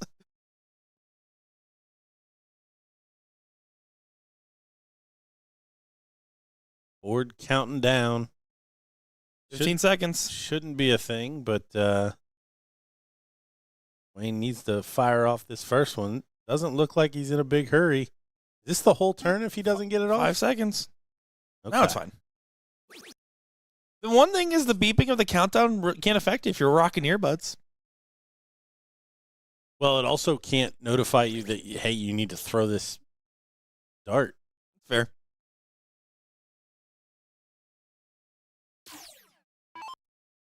But hey, that's enough on the end. One good triple, one good double. That's always the baseline. Shanghai?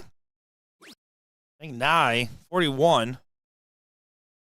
Or 61, excuse me.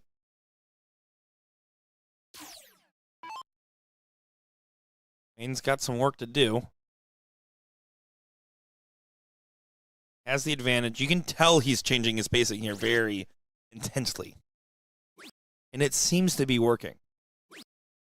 He's regrouping. He's feeling the heat a little bit on stream, I think.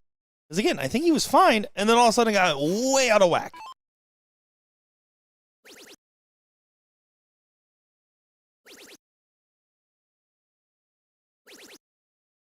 Oh, slides into the one. Twice there.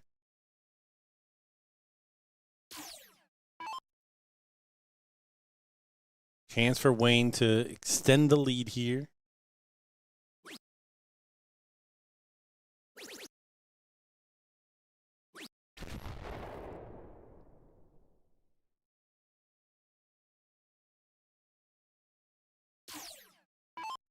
Ryan can't leave a finish, but 140 would bring him back. Then touching different distance. That's exactly what happens. 6 darts from the mid-200s. Great practice game.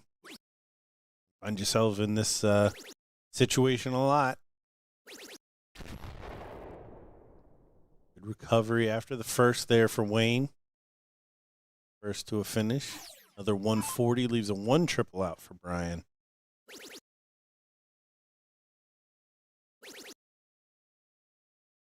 Stay straight.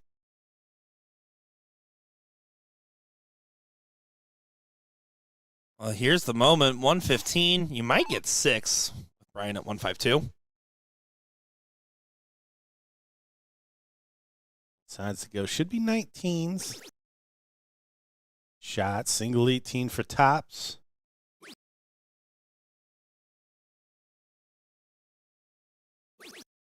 There it is. You see what it means to him. I'm telling you, I think Rings that was it up 115. That was a lot of nerves, a lot of pressure, and just doing anything to try to hold it together there.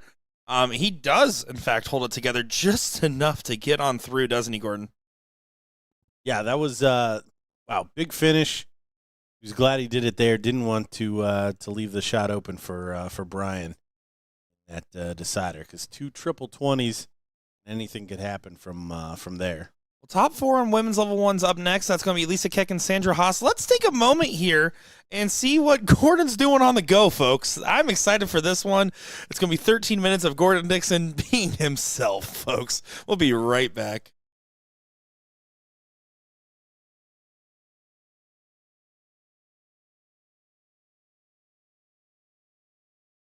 Gordon on the go. I'm here with George Daniels. George, glad to see it. Oh, shit. Ram. I'm here with Ram. Ram. To sign with us. How many times you gonna come around, man?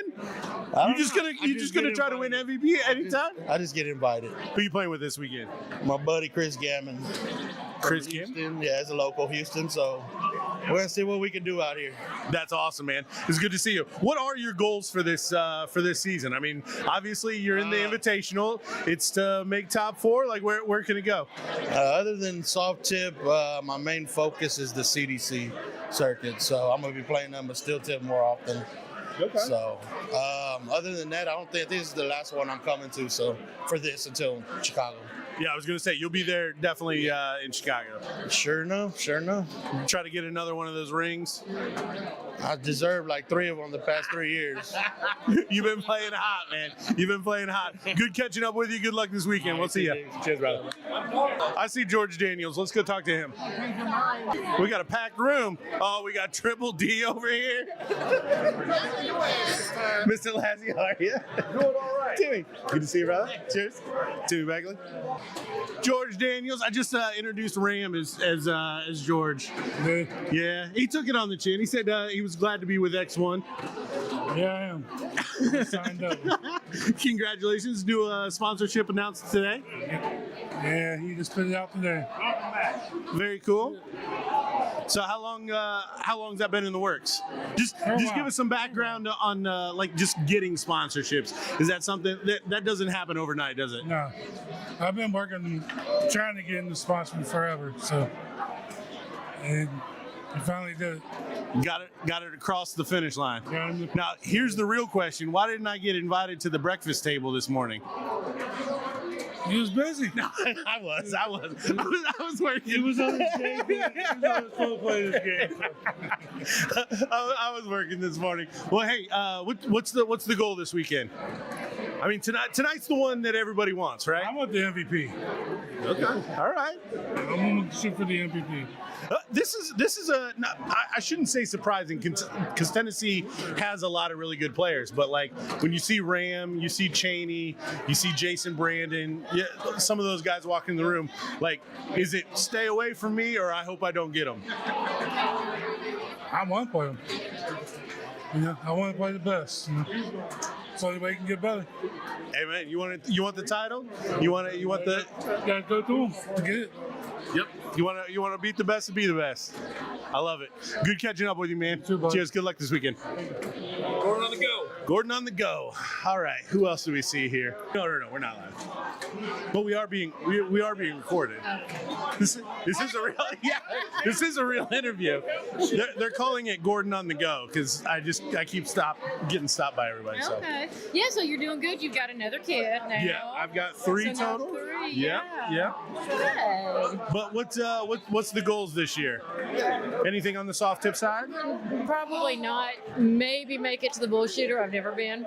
That's why Joe's talked me into throwing this thing, and hopefully maybe it's on my bucket list. But you know. He's always been a big fan of that one. Like he was one of the ones when I was playing. He was like, if you haven't been to Chicago, you have to go to Chicago. Right. Not playing a soft tip dart in ever, and then he just shows up and wins the damn thing. So it's like, hey.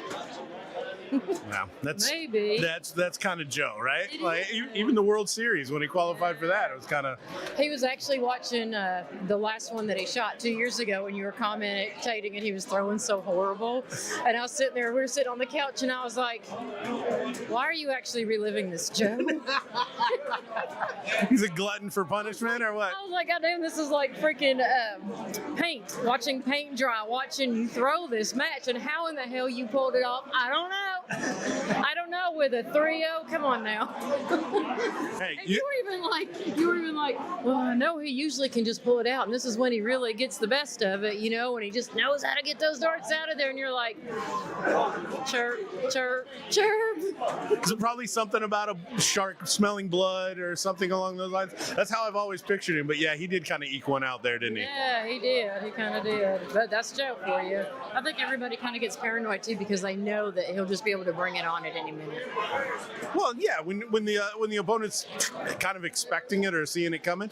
But what about you? What about the Invitational? You wanna try to play in the Women's Invitational? I don't know what that is. That's the ESPN event, but for ladies. Oh, doubt it. So I've had a couple bad years or rough years, and so I changed my stance a little bit, and I started throwing really well. I'm doing good in my singles leg this season. So I'm going to try and give it one more year and see how it goes. Gordon Dixon. Why hasn't Sandy been to Chicago before? She's not much of a soft tip player. I've tried to get her to come. She was just telling her. I said Joe was one of the guys when I was playing a lot. He's like, if you haven't been to Chicago, you have to go to Chicago. Go to Chicago. Yep. I think I've went to every one of them since. I missed one because I had a trip to England. But other than that, I went to every one of them since 2014. Yep, I remember. Yeah. That was one thing that you always talked about. Yeah. It's the biggest darting event that you'll go to in the U.S. I think there's they get 5,000-6,000 entries over the weekend. Oh, I don't know. We'll have to. There's probably more than that with the 4 levels now. But yeah, huge. 128, 160 something dartboards.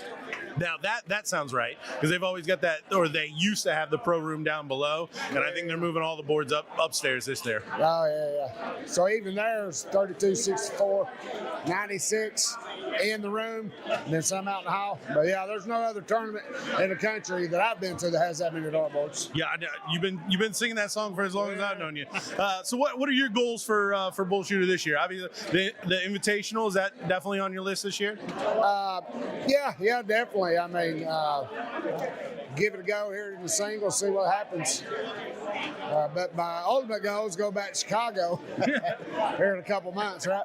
Gotcha. Will it be you and Brandon out there? I'm not sure if he'll go or not. I'm putting you on the spot on that one, aren't I? Yeah, I'm not sure.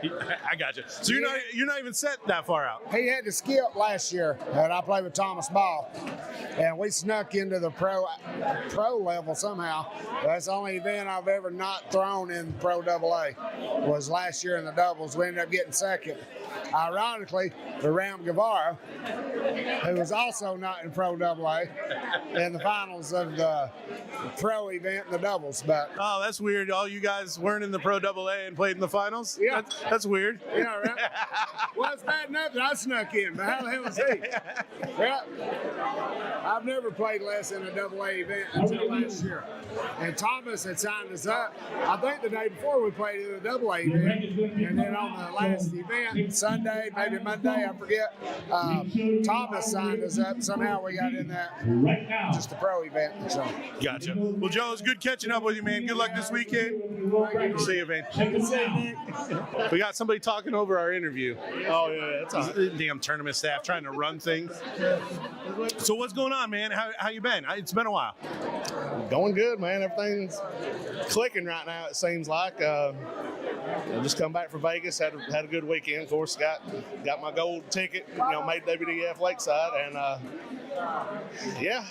figured I'd come down here and try this out since it's close. This is only I thought it'd be like my 7th or 8th soft tip tournament, but I think I can only count 5. I think it's like my 5th, maybe my 6th. I was gonna playing soft tip. I was gonna ask because I knew every time that I thought I would see you, like you had qualified for something else somewhere else and just never made it. No. So is it on your there's some pretty big opportunities in soft tip now, especially with like the Invitational. Is that anything on your radar? Oh yeah, definitely. I want to try to get into the soft tip side also.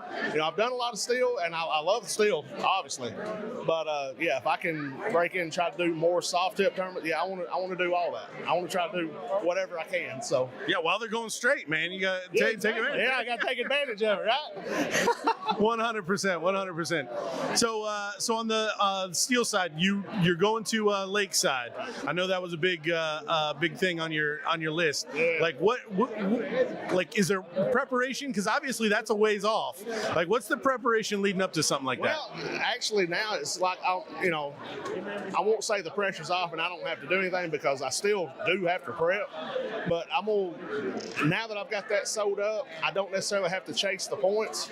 I can concentrate more on like the CDC side now and try to qualify through O's Avenues for, Alley Pally or Madison Square Garden or something like that. Of course, if I could, get those opportunities, then I've got my options, Of course, I would probably take the Alley Pally since I've been to Lakeside. I would probably take the Alley Pally spot 100%. But no, yeah, completely understandable. I don't think anybody would begrudge you for that. But no, I mean, with TouchTunes taking over like the soft tip side, like there's just so many more opportunities on both sides because we've got like large organizations kind of backing both now. Okay, see, I'm not familiar with all that. Like I said, I just saw this event was here, and it's an hour from the house, and that's why I signed up. That's why I come down here, and I'm gonna play with Cheney. I'm playing with Cheney this weekend. So yeah, decent pickup. Yeah, not pretty good. No, that's all right. It's a decent pickup. I'll look into more because, like I said, I'm not familiar with, what all is available. I've been to Chicago once. That's one of my soft tips. But as far as anything else, I've heard of the Booyah Cup. I've watched the Booyah Cup. Never even thought about playing in something like that. But I mean, obviously, that opportunity, I'd love to try. Anything like that. So yeah. Well, hey man, good catching up with you. Good luck this weekend. Good to see you, man. Cheers. Welcome to Gordon on the Go. I'm Gordon. Hi, are you ready to have fun this weekend? Yeah, so much fun. Why do you look terrified? Because you ambushed me. I wasn't ready for that, but now I'm ready. Okay, so then what do you want to tell the people this weekend for your expectations around the dart tournament? Can you repeat that? Your expectations this weekend. What are they? What are you going to do, girl? Do the best I know I can. Just one dart at a time. Just show people what I have and what I can do, and have fun. That's the main thing. Have fun and enjoy myself, and it will show. So, I mean, you're one of those talents that continues year in, year out to add more accolades, continue to expand your resume a little bit, right? What inspiration or advice would you give to a young female entering the dart game? Come on, come in, show up, show in, you belong in here. All of us have a place in this game as women. As you as an upcomer, you belong in this game, and you will know till you try it. And you have the most amazing, freaking amazing women who keep to show us the game and lead the way and show us, all of us have a spot in this game. Yeah. Okay, final question here. Again, I'm Gordon Dixon, my cameraman Nick Teixeira over there. Who's your favorite? It's always my cameraman, Nick Teixeira. Nick Teixeira, the cameraman? Not Gordon Dixon, the interviewer? No. All right, thank you so much, and good luck, okay? Appreciate you. Thank you. Jimmy, big fan here. Gordon Dixon, we're on Gordon on the Go here. Thanks. Just quick moment of your time. What are you going to do this weekend? Oh, I'm going to throw some darts and hope to hit right spots on the board. And out of everybody here, who are you most terrified to play? It could be anybody. I don't know. Anybody. So there's a lot of tough shots here, but with the BullShooter having that leveled system where you can play against people in your own range, I mean, what advice do you give to those players that are a little nervous to come out? Come over here, have fun, throw your darts. It is a higher level competition, but it's still darts. And then final thing, will you shave the mustache for $100? I shaved the mustache in December, so I could do it again for $100. $20? No. Gordon on the Go. Gordon on the Go. I'm here with George Daniels. George, glad to see it. Oh, shit. Ram. I'm here with Ram. Ram. Glad to sign with us. How many times are you going to come around? Well, as much as we love Gordon on the Go, we had to go to this matchup here. It is a top four on the winners side. That's Lisa Keck taking on Sandra Hos, which we just saw in that video. I am sometimes Gordon Dixon, joined by always Gordon Dixon. Gordon, how you doing? Doing good. I enjoyed that. That was a fun little bit. That was a good bit. Yeah. A great bit, even. Yeah. And I like how you let it wrap around to where I got another SHID. I might have been a little slow on the button press there.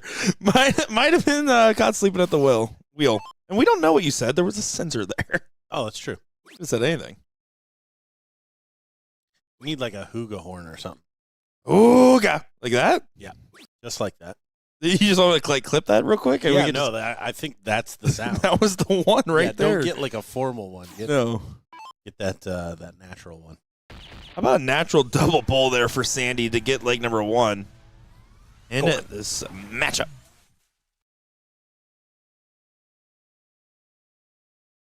Sandy up 1-0. We saw her there, but you know her for a little bit better. Tell us a little bit about Miss Sandra Hos. Well, I've known Sandy for a long time. Partner with Joe Cheney. I think they've been engaged for a little while. Probably throwing that out there. Some red meat to maybe get Joe going. But no, they were just a staple when I was traveling around. Regionally, obviously, one of the better mixed pairs. One of the better mixed pairs that play together is another one that I would throw out there. Yeah, I would say that's very valid. Sometimes there's some subtraction by addition there with some darting couples, but no, always a fun group.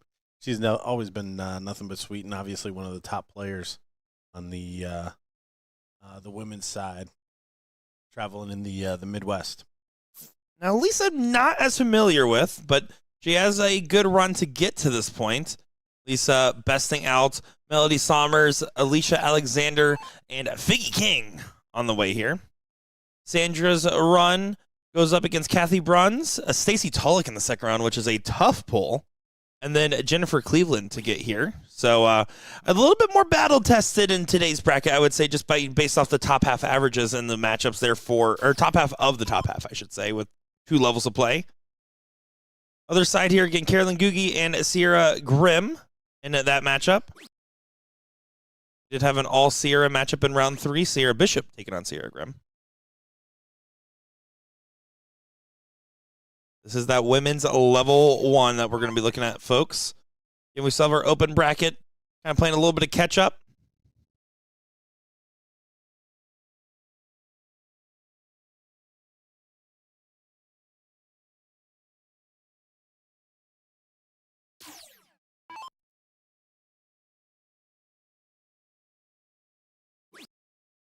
Right now, the 20 should be primed to grab. Both these players having a single mark on it. No one's closed it by round 4. Wide open. So if I'm Sandy, I have the single mark on the 20. I just go up there and hit 3 20s. 2 to close, 1 to get the point lead. He's a steel tip dominant player. Should like that number. Should be everyone's favorite number, according to Gordon. I don't like leaving the X here. Not a fan of it.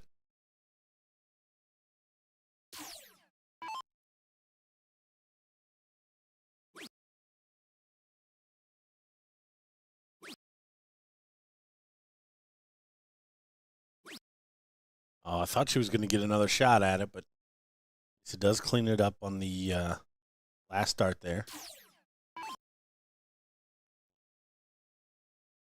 To pile on the points here, try to extend this lead. Definitely a slowdown.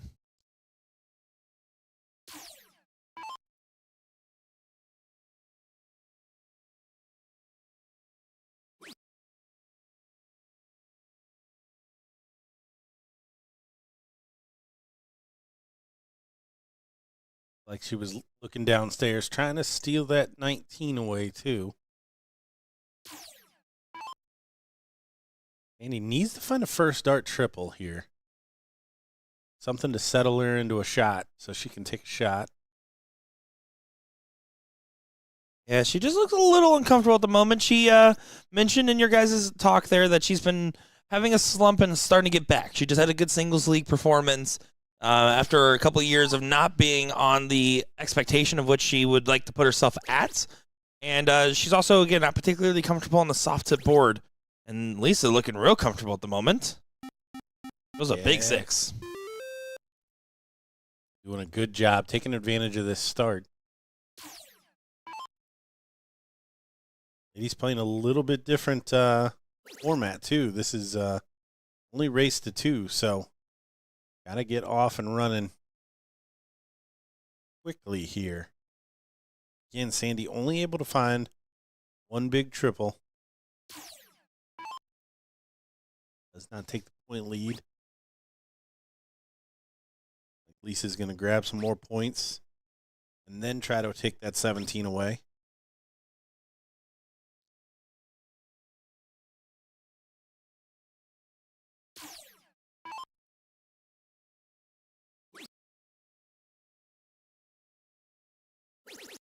Sandy's able to stay alive.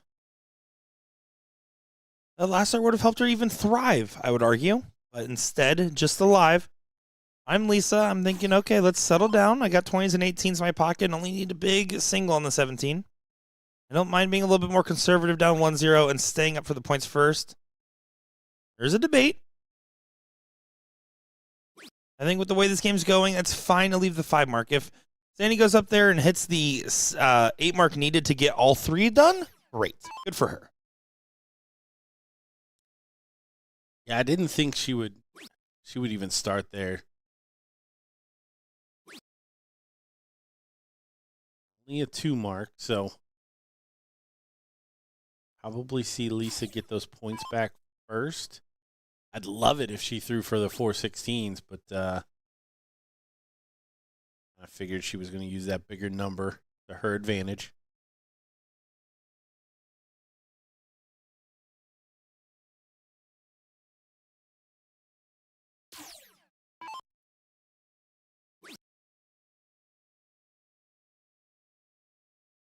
And he needs a big triple here.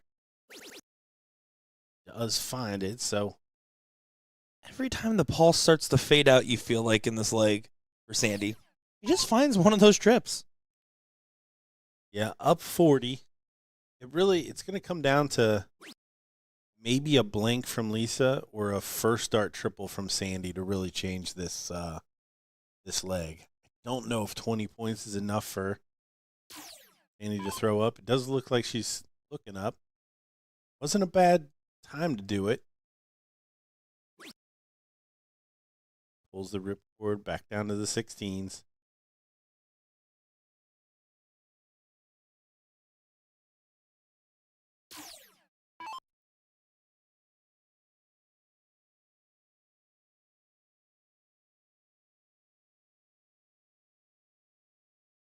Just starting to struggle staying straight on the 20s. She leaves it wide open. So can Sandy find a couple of singles here? Start chipping away at those numbers of Lisa. Oh, now she's in a lot of trouble. Over to the 18. Oh, down to the 16. Back on the scoring side. Love it. Love it.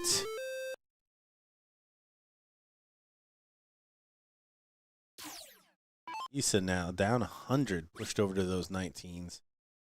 5 mark on the 18s only gives you 90 points.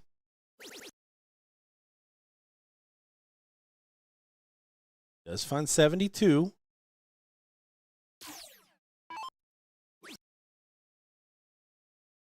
Like she's staying there. Oh, she went for big air. Yeah, tried to drill it deep.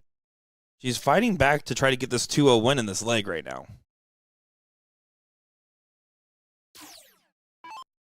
Yeah, it took a blank from Lisa on the 20s to kind of open this up for Sandy. It seems like whatever Sandy was struggling with, she's figured out now.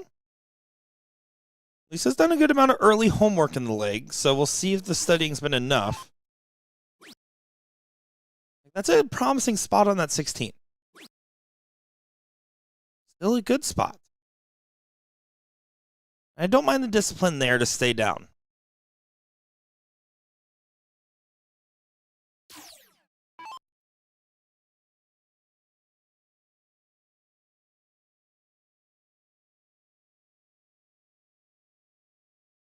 So trying to find that 18. Same thing that happened to her on those 20s. An open round may give Sandy the shot she needs. She's going to stay up there with 4-point lead. She is. She buries the 18 just like she did the 20. She wants to push us here and now. Big dart if he hit it. Does it leave an opening? 4 15s for a shot to 16. Debatably 3 15s for a shot to 16. I'm okay with 4 to 3 bulls at this situation. Either case, he has to get 3 15s first. The darts are evading her, and you can see the frustration. Yeah, Lisa not happy. Third blank of the leg here. Should have. He's going into the bullseyes. You can see the body following that dart. Not happy with the execution, but does go ahead and get it 1 bull away. Yeah, big last, big last. If you guys want to follow along with the brackets, make sure right now to go over to the App Store, download that BullShooter app on the Android or iOS App Store. Completely free to make an account. Go to the Tournament King section, switch over from My Events to All Events, and you'll be able to follow along with all 6 brackets available today. Coming up next, Pablo Escobar, a.k.a. Ram Gavvara Jr., taking on Jason Brandon, which should be a great level 4 matchup. Gotta love it when the youngsters get to face off. Up-and-comers. Single bull for Sandy. Take this one 2-0, and she's not going to do it here. They're just not doing the work.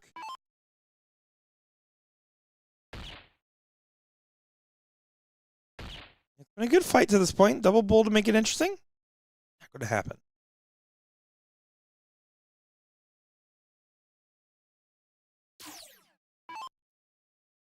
Now here, a miss would leave Lisa finish. That doesn't change.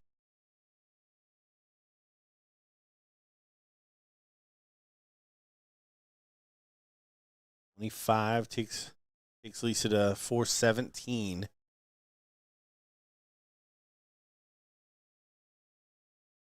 Doesn't get it. So double bull starts the combination here for a Hucklebuck.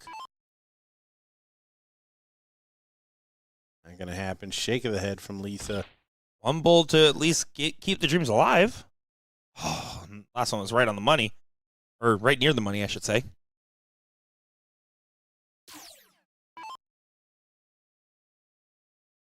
Finish line itis, Sandy. It's 1 bull, and you're good enough to hit it. And she agrees. Kind of drops the shoulders there and says, oh, thank goodness. I appreciate that dart going in. And does go ahead and move on to the queen seat matchup.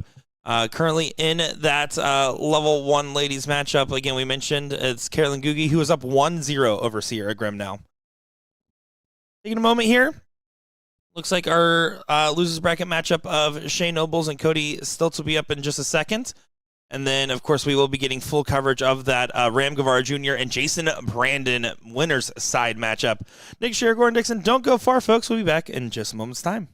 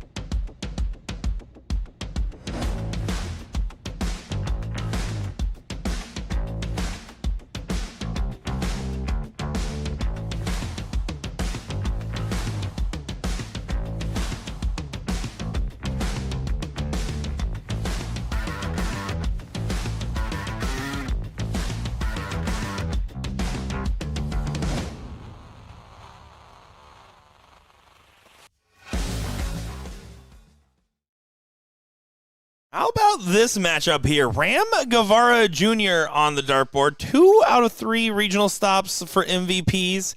Taking on Jason Brandon, the man who could really change up this regional here and has a lot of potential, but we don't see him on this type of dartboard very often, so we'll see what happens. Nick DeShera, Gordon Dixon. Gordon, what is your analysis of this matchup early on? Well, I mean, obviously, JB's gotten some legs under his belt at this point in this tournament. It all comes down to, I think, pressure. So can JB stay with Ram on the technical side, like as far as just darts thrown? And I was wondering if something like this was going to be a factor. The board didn't flip over, so he's not going to get credit for that. And one of those things that sometimes steel tippers struggle with is the.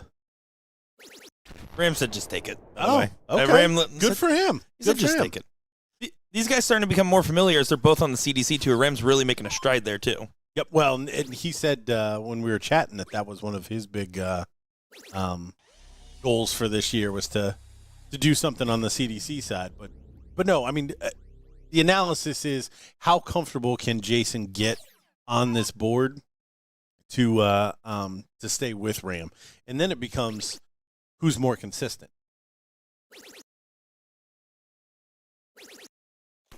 Well, JB is thinking, man, I'm glad I got those 6 extra points from Ram because that really changes things right now. Ram, I can promise you, really doesn't care and said take it for the reason. That's why he also walked up and only threw. He's probably the only one that follows the 9 warm-up darts rule, I think, pretty consistently. And a nice 140. So here we go. So 93. Jason knows his route. He almost did it again. Gotta slow that pacing down. Oh, going old school. Double bull. Almost takes it old school, but now Ram gets a chance at 70.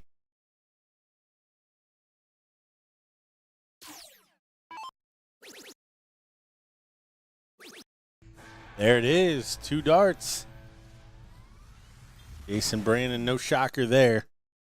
I would be very surprised if this one does not go to a decider, just because the start really has a pretty big piece of it. I mean, as I say that, we'll see how Jason starts this cricket leg. But I mean, in terms of firepower, we don't see JB on this board very often. But there really shouldn't be that much difference between the two in terms of what the higher end is. Yeah, the ceiling is absolutely through the roof. I mean, again, we talk about JB, 5th, maybe 6th ever soft tip tournament he's ever played in, according to himself. So the fact is that we know for a fact, international level talent. He's getting the acclaim. He's done well on the WDF main stage, done very well on that stage. Ram Gavvara starting to finally play overseas as well, getting his first Modus appearance. And you talk about, I mean, it's been the Ram Gavvara Jr. Tour. Everyone else has just been privy to it. Yeah, and there we see the big 9 mark.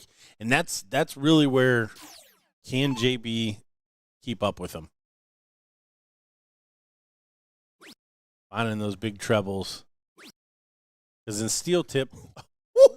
JB! Wow. JB! Not loving it. Not loving it. Yeah, I was just gonna say from the steel tip side, it's more of who hits big, and in soft tip, it's those misses are just amplified so much. That's exactly right, Gordon. That is exactly right, and it will come into play here. And Tony, he shot it that way so he didn't have to hit a triple to get to a finish.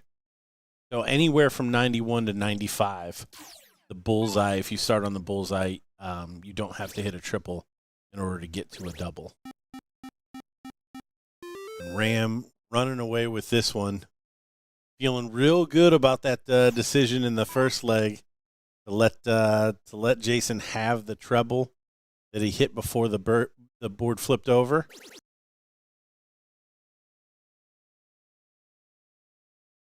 again, you see the disdain. He knows with each one of those misses.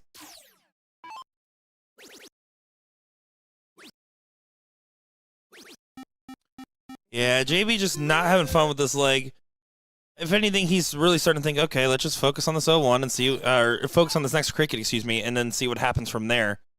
Because he knows there's not much he can do. The darts are just going just awry. And it's a transitional thing. I mean, if you really don't play that much, we see this all the time. If this European PDC player went over and played, they would dominate everything. Yes, if they took the time for the adjustment period. There is an adjustment period for most, and it takes time to be like a Leonard Gates or Ram Gavvara or the handful of others that do go back and forth to learn how to go back and forth. Ram, well, he just throws with the same darts. Leonard, I mean, he's just been going back and forth for years, right?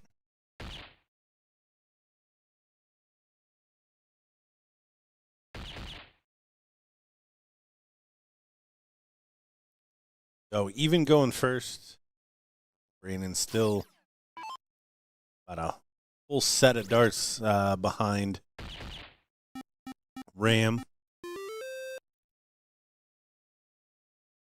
Ram making sure some distance between them, so big shot on these bowls, can't rattle them. Well, not much is going to rattle Ram. He's you can tell that he's the rocking top level Houstonian darts because much like Leonard, wearing the clippable speaker now, by the way. And it is mostly SoundCloud. I did hang out with him the other day in Pittsburgh, and yeah, it's a lot of SoundCloud Houstonian rappers. That's awesome. All right, so Jason Brandon down 2-0. Get us started again. Another leg of cricket. Jason Brandon looking more upset playing Ram Gavvara than he did taking the spanking from Paul M. This is more like it. Hitting us with a gosh dang it over there. That was a true, like, that's not me rephrasing. That's what that was.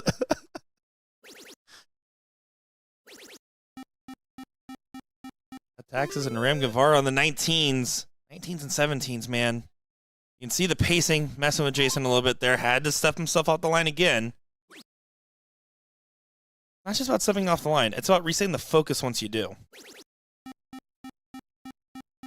Gordon, there's nothing I appreciate more than the man hitting the thinker the entire match, by the way, in the background. Yes, serious. He seems to be. There's a niner on the 17s.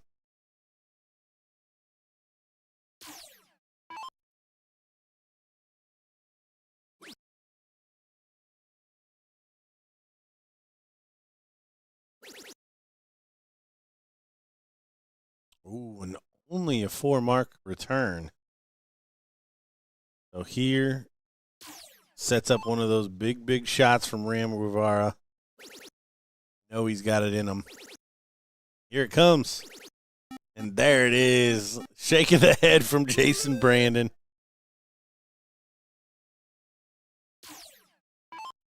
Yeah, this is looking like a little bit of despair from Ram Gavvara Jr. He is the top average in the room here. Jason coming in at 4th highest average. Probably a little bit higher than that. Probably doesn't have a lot of stats in the pool. But that being said, still going to be a threat on the other side of the bracket as well. He's going to try to mount a defense there with the 9, but so far it's Rams to lose. Oh, I spoke too soon? Maybe a little bit of an opening. As Ram only finds 1 triple that counted. He found 3 triples, just only 1 that counted.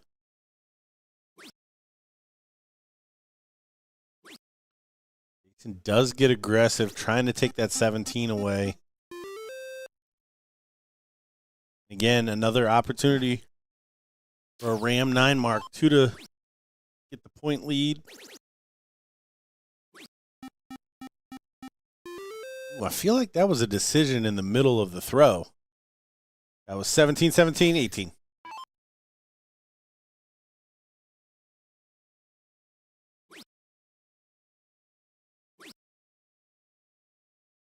Find the trouble. He cannot. So only 19 points. 2 trebles and a double 18. There's 1. Find the other. does go ahead and still pop the 18. Love that play. It's forcing a 6, right? It's saying hit trip 15, trip 16, fine, but I'm still going to have it 4-3 going into the bull. So if you hit the 9, then you hit the 9. He's gambling on that. It's a gamble that might pay off. It's a gamble that will pay off, and you can see Jason Brandon ready to implode. Not happy with either of those last two. You see the disgust in Jason Brandon's.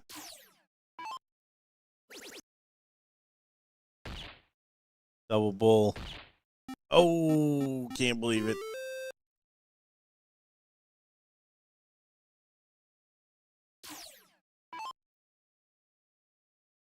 And match that was predicted to go the distance. Just Jason Brandon not looking too comfortable on this board right now.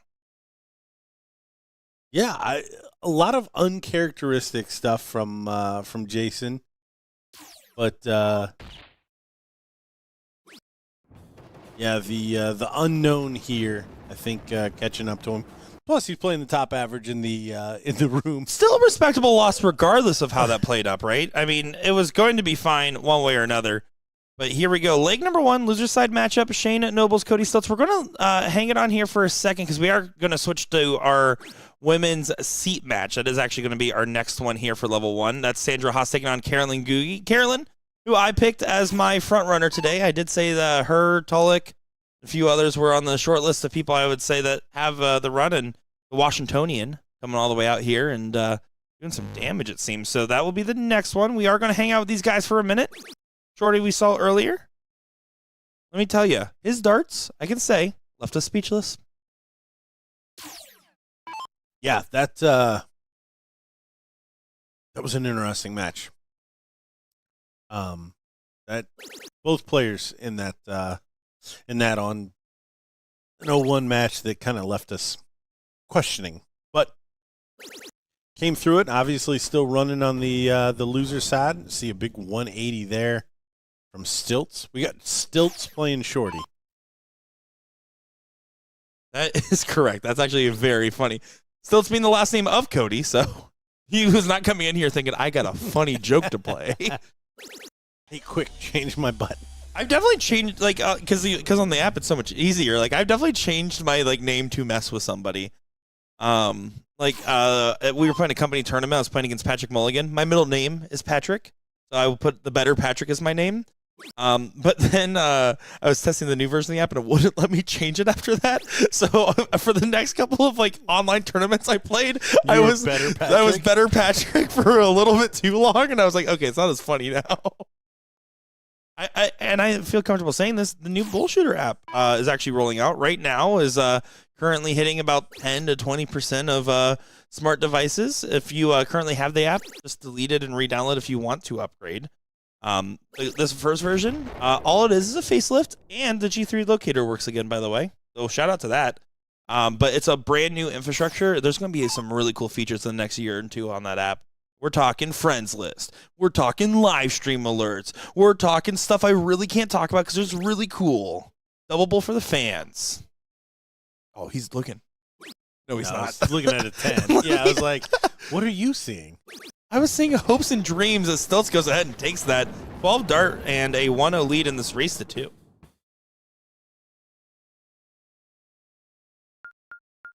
Oh, Shorty to get us started in the leg of cricket.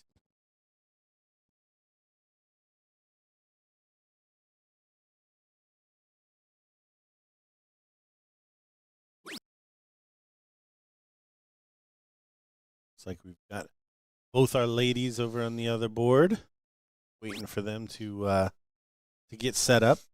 We'll be flipping it over to them. Yeah, that's a level 1 seat match. Sandra Hos and Carolyn Googie going up against each other there. Currently hitting right now about 5th, 6s on the loser side of the bracket. Stacey Tulloch, who played Sandra early on, again, that heavy hitting round 2 matchup. Stacey in a last league decider against Alicia Alexander. Danny Warmarmac still in the mix. Another one I pegged towards the top end of it. Taking up 1-0 over Lisa Keck. And Sierra Grimm sitting in the mix as well. So pretty tough competitors going on. Level 2 ladies, by the way, currently also getting pretty far along. So good on them there.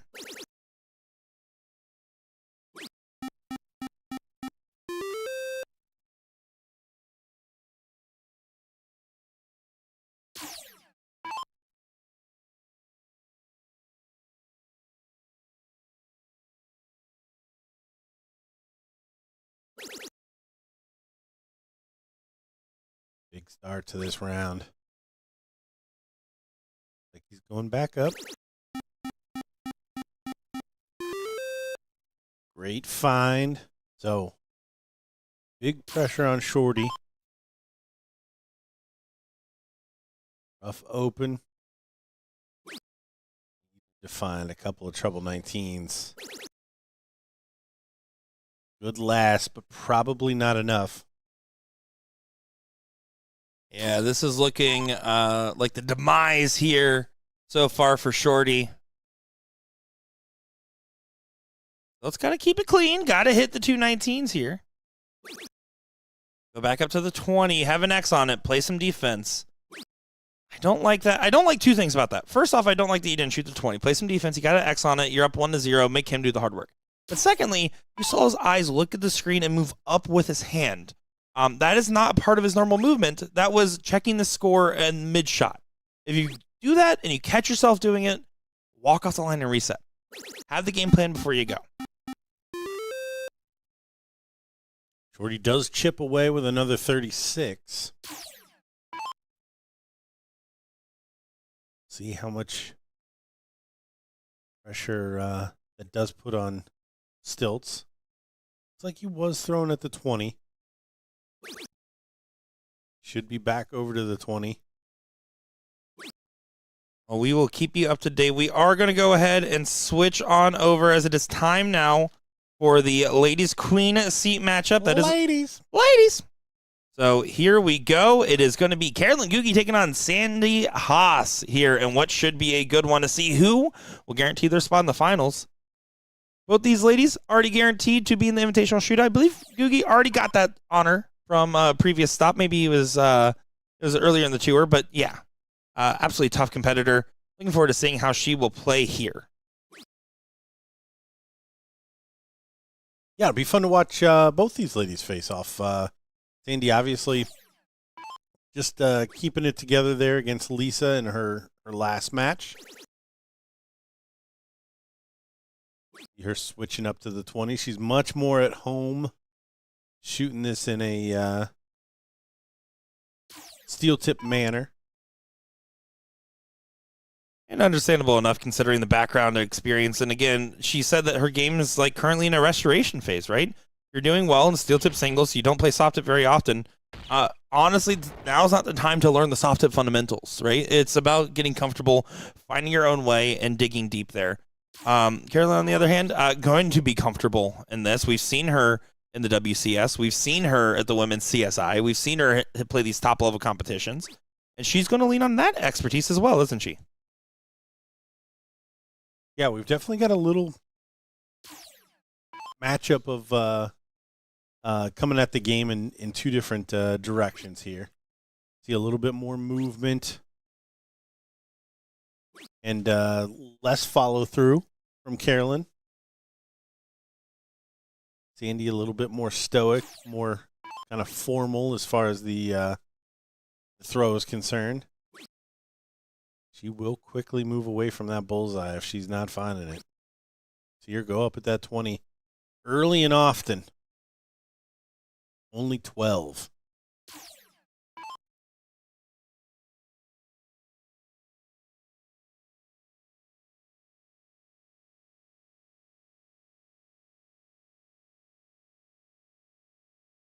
Carolyn checking the phone.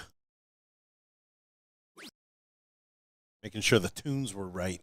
And she has a lot of fans. Oh, is she checking the fan count? I'm sure. I'm a fan. Absolutely a fan. I will say, it was at the EDC Las Vegas finals in December. It was me, her, and a couple other dart players joking around about tomorrow being Valentine's Day. And I was like, I'm going to run a Valentine's Day dart tournament. And she's like, and I'm going to win it. So there we go. Shout out to her husband, Mr. Johnson, by the way. Do appreciate you listening in as well. Would you play in my Valentine's Day tournament tomorrow? A blind draw, the winner of the blind draw. It's a chance to be my Valentine. The winner of the blind draw. Isn't there going to be two winners of the blind draw? Well, whatever winning team wins it, the partners will play against each other for the final, right? I think. Basically, I'm going to just reclaim one of the blind just draws. make that up? Or Yeah, was that always the absolutely. part? It was pretty convincing, though, right? I mean, like, I sold it. Andy, good correction at the right time. 1-2-9. A little tricky with the bull finishing. Shouldn't be too tricky, but it is double out, right? So, gotta just be careful. I like the 19 first shot on this, especially with the double out fat bull. There's a lot of rewards for going that direction. Yeah, she stayed true on the 18 after that. So Sandy probably going to shoot this more in a steel tip manner, as she does. Stay on the 18 for double 16. Doesn't happen. You over to the treble 20. Nope, stays on the 18 for 50. Well, Stewart says, have no fear. Daddy's here. Actually, Gordon Stewart's already in here. Will, you're late. Yeah. I already talked to the real dad.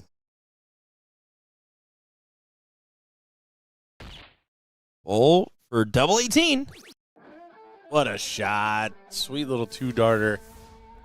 Carolyn, no muss, no fuss on cricket.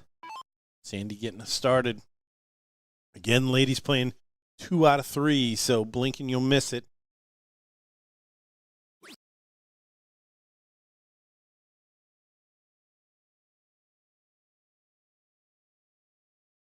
Oh, no grab there. Only a single. Sandy's cricket was a very slow start when we saw her earlier.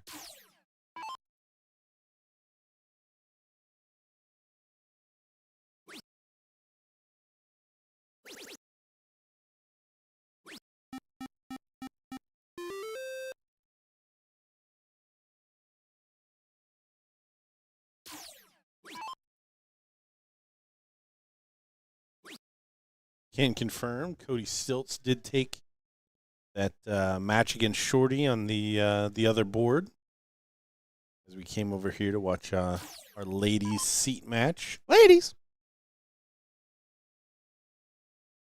After this, we'll get the top 4 in level 1, by the way. And then we'll circle back for the finals level 1, and then seed and finals of level 1 open, level 1 women's is what I'm saying there. That sounded confusing. Just know you're going to get good darts, folks. How about that? Can I just say that? Is that better? That's better. You got so aggressive with yourself. Yeah.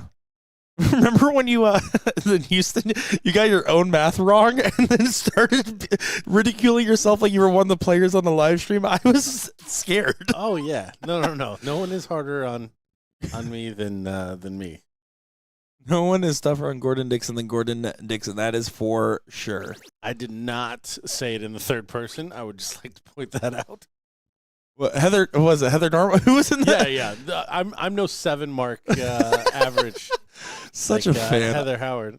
I'm such a fan of Heather Howard. And this is one-way traffic. Carolyn really taking off on this one. Yeah, this is a pretty tough performance. I mean, to be fair, a 5-0 is a very tough average to just throw right now. But, again, Sandy just not really contesting. You can see Joe going over there giving a little love and support. Good on him by locking the wedding. All right, let's go ahead. Let's get together, Joe.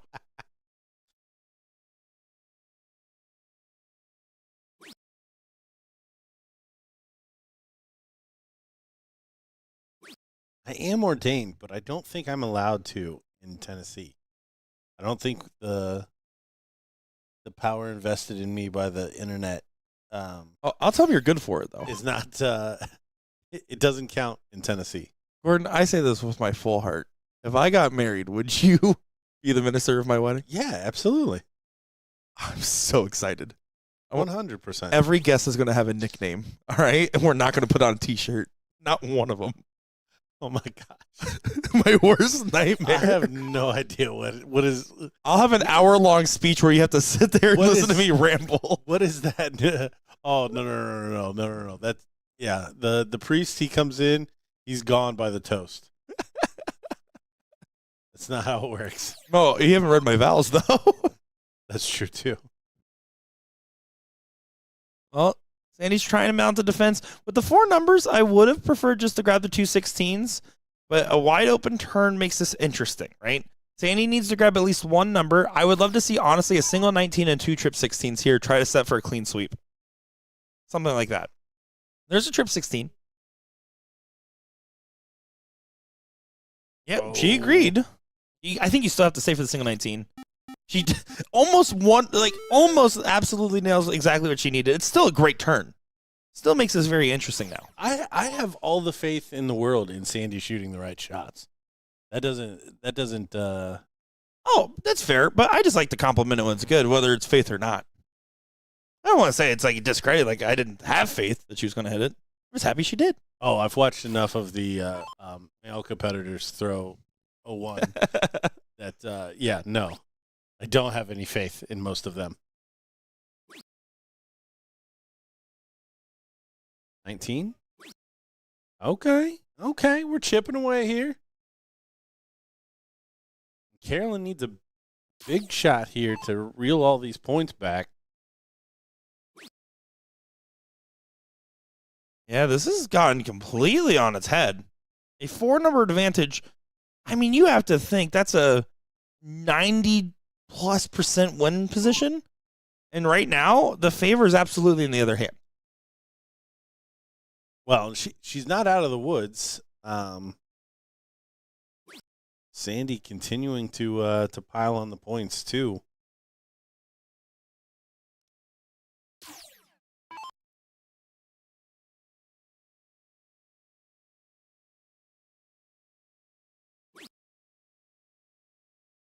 Take a big 7 mark from Carolyn to reel this back in, but it does not happen. So 101 point lead here for Sandy, but down 2 numbers.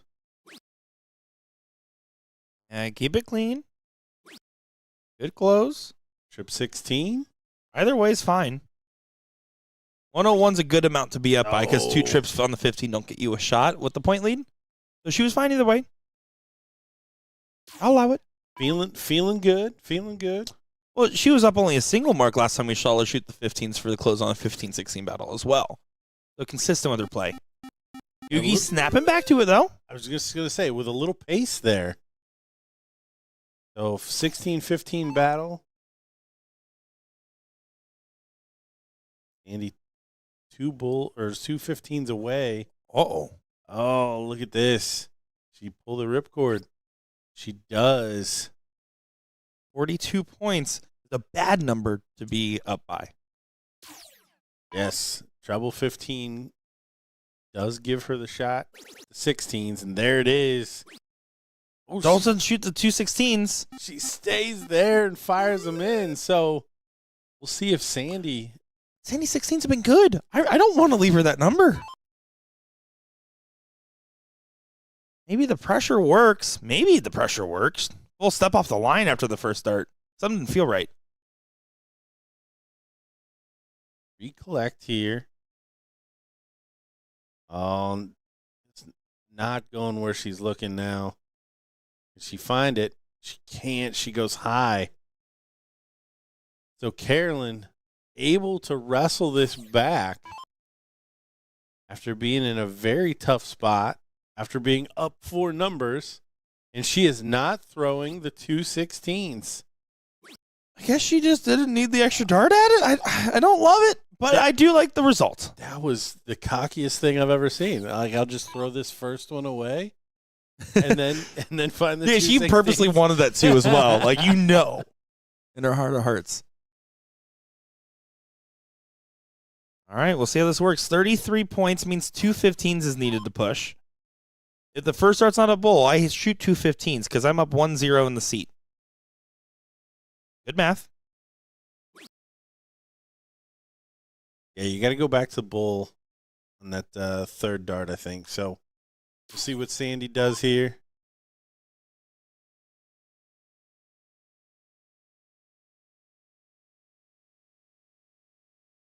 I don't know if there's a distraction off the board somewhere.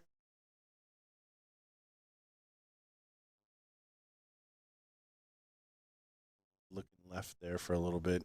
Cheney is playing to the left. Look at those distractions over there. I don't know. I couldn't tell you. The glare off of the head, maybe? I don't know. Few bulls? One bull? more? Oh, I think she thought she was going to float it in there. You certainly wanted to. That much is clear.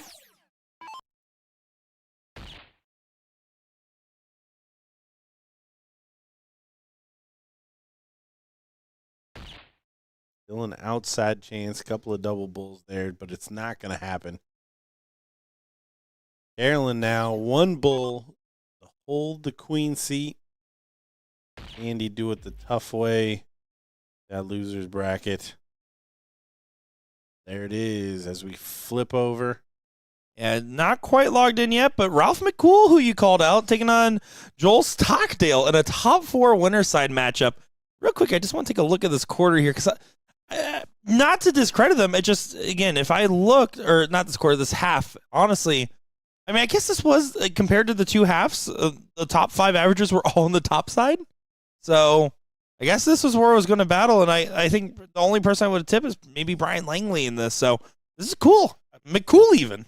Yep, McCool. Joel Stockdale. I mean, it's no surprise to me. Someone not as familiar, I should say. That was a review of their game. All right, folks. Well, they're going to take a quick moment to get ready here, and then that's what we will be switching to. So don't go far, folks. Nick Sera, Gordon Dixon. Be right back.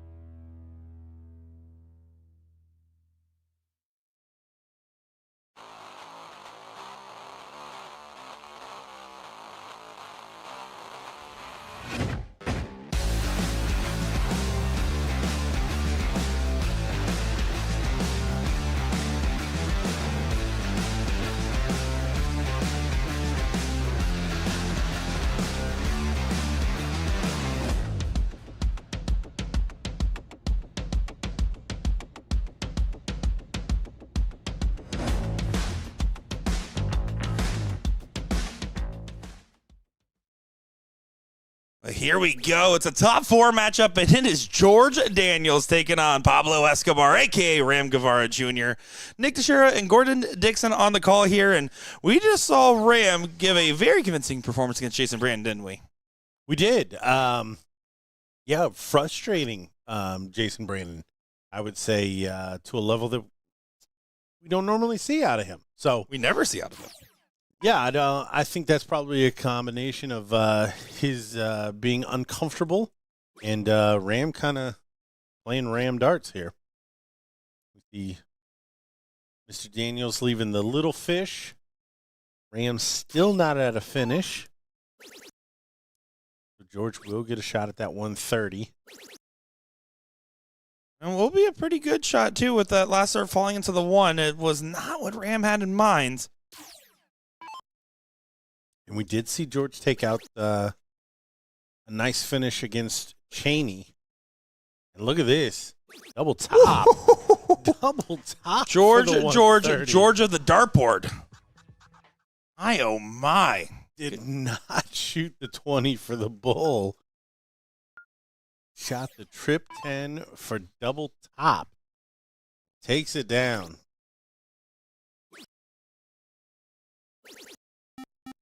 Ram Gavvara not going to go flawless in this matchup.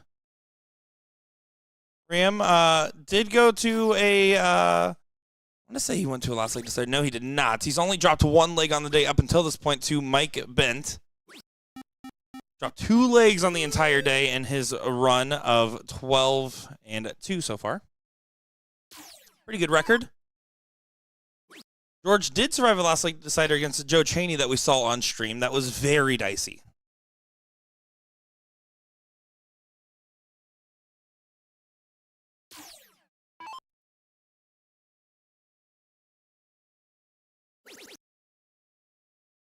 Shot.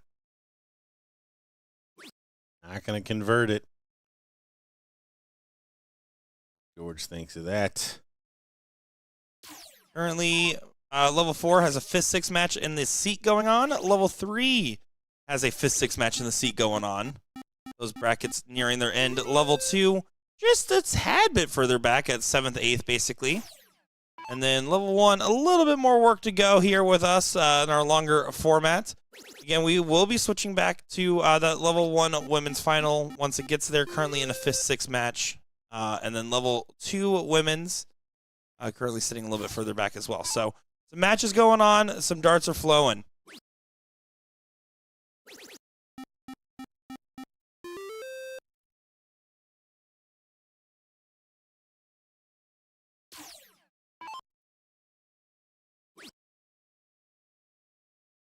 I am really bossing this leg. Not a whole lot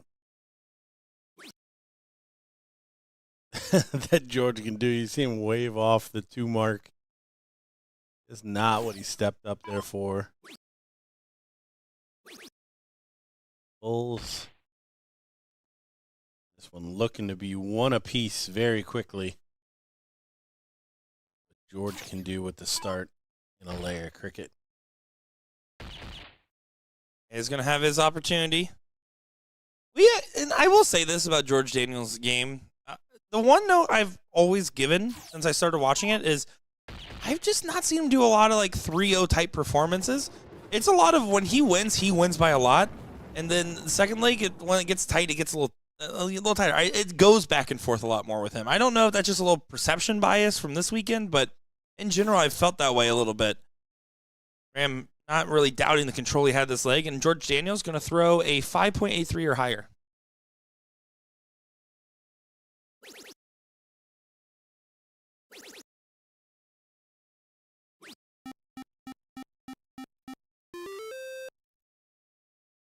On for the 5.83 or higher. Yeah, yep.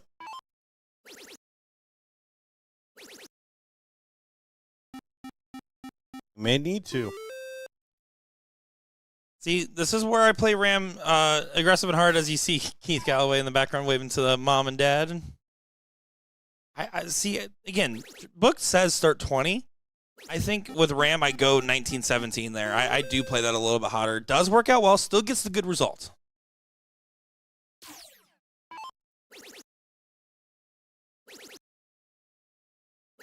There's the 9. Shot right back. Now George probably won't leave these 20s unless he hits a minimum of 4. So he should stay here for all 3 now. Uh-oh.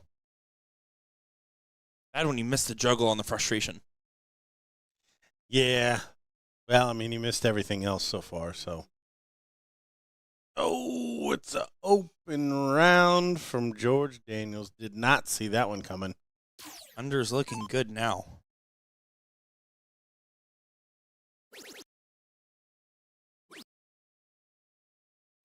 Oh, and Ram stays, and if he converts, that shot puts it into a great position.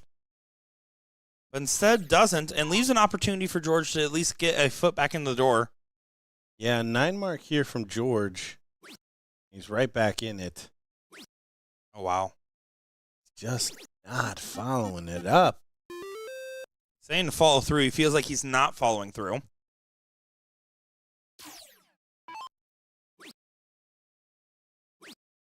And this is just a 1-2-3 cleanup.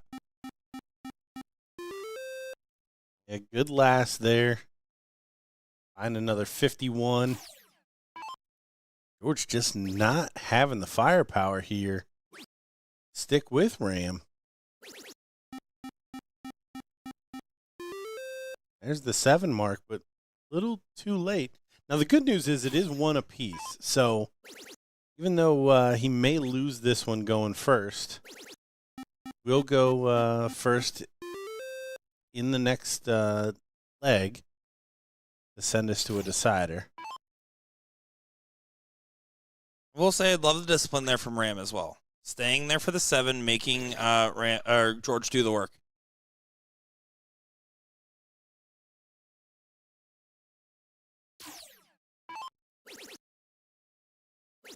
Yeah, good play from Ram. Just good play from the 2-time MVP of the tour. Only lost barely in points for 3 times to Mike Porterfield, who he bested in singles, but then Porterfield won just about everything else. That's cool. You get a special animation for that. How about that? Statistically speaking, whenever you see the 3 in the black animation, you probably are in a losing position. But man, oh man, was it cool.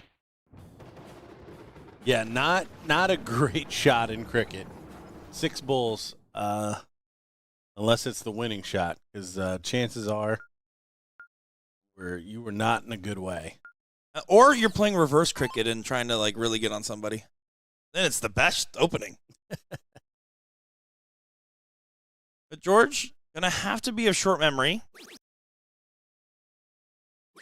He didn't like the drop on the first start, so he just completely moves off the 20 after the stay. Ram, still in for 160s.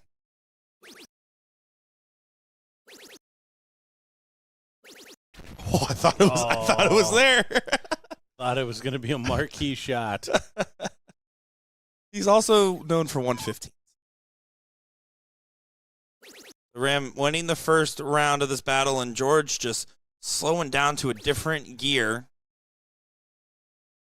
Does catch a treble, but Ram looking like he's in pace here. The end of that cricket leg. Only a ton, though. Needs a 140 minimum. 180 does leave a finish, though. 180 does leave a finish. Look at that. Look at that. It's the route. It's the play. It's the need.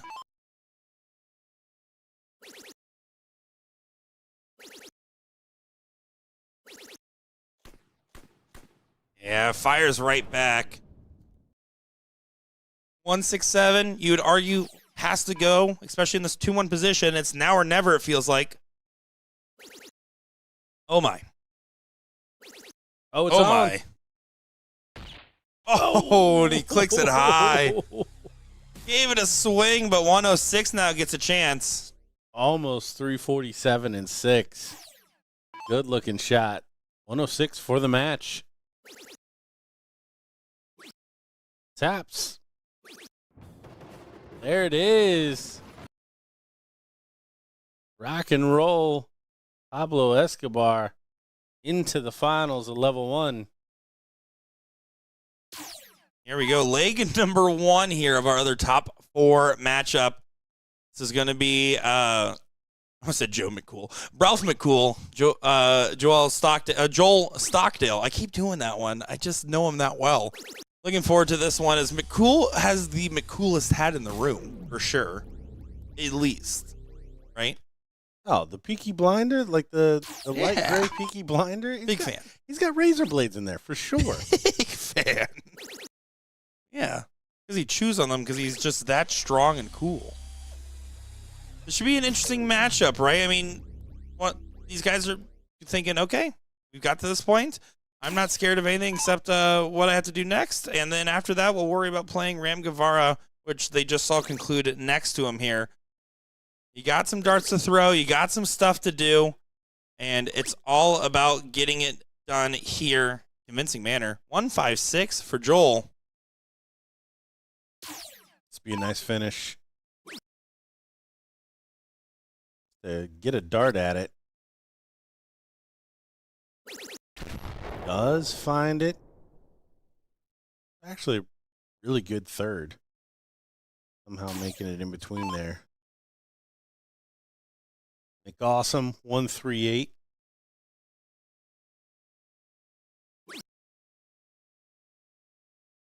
Couldn't get the combination started. 20 for tops. Ooh, a bit of a lunge. You see what he thinks of that one. Not happy. Yeah, you don't want to lose your cool there. Level 20. Does it go? Well, gets the first one.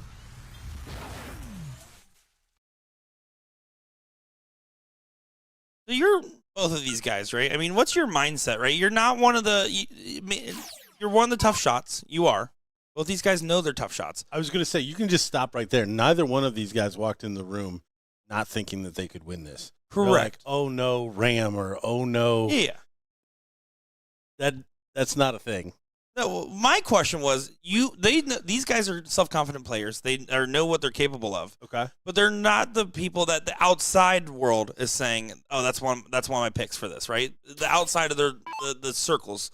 You know, what mentality, how's that frame them as a player at the line a little bit here when they start doing the deeper runs? Does it start becoming a little like, oh, I'm going to show them a little bit, or are they just not even considering that at all? No, that's not a thing.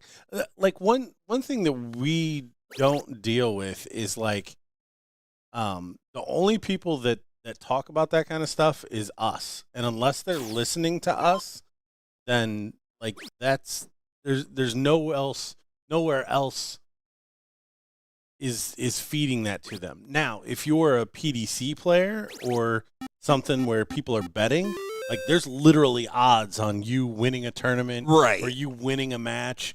Like people are much more aware of where they feel they fit. Becomes a lot more real. Yes, externally. Sense. Like, because if you ask either of these guys' mothers, like, they're the best and they're going to win. Like, if you ask any of their friends group, if they're worth their salt as friends, they would tell them that they're trash.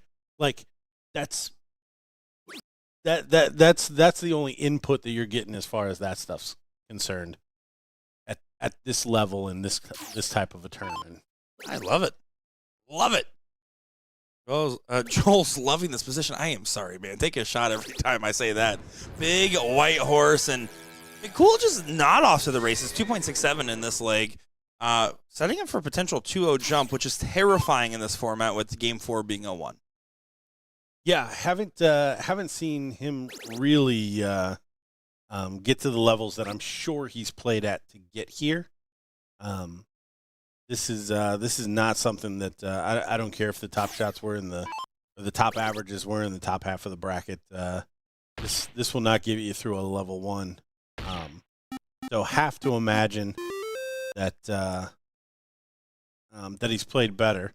And honestly, in a race to 3, he's also used to a little bit extended format. He plays in some of those steel events where you're playing best of 7, best of 11.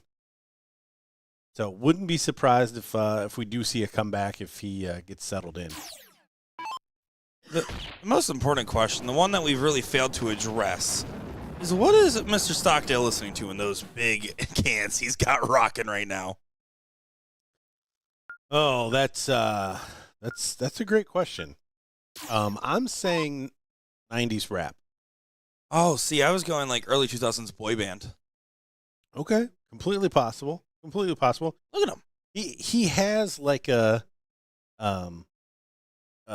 in sync. I kind of let myself go. Kind of look to him.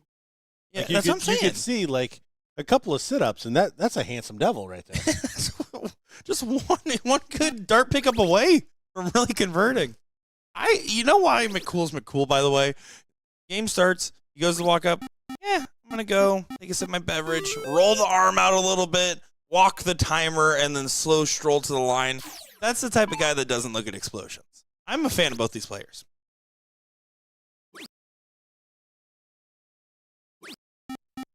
Blake Darrington says Chris Brown or Pitbull without a doubt. All right. I'll allow that too. Creed with arms wide open. Yeah, I don't hate that guess either. Creed, Touch Tunes Artist of the Year, I believe was our representative for National Jukebox Day, excuse me. That's what it was. Last year was Metallica. Shout out that. Shout out that 3 in the bed there. Stockdale stocking up. Now we're seeing some good back and forth here.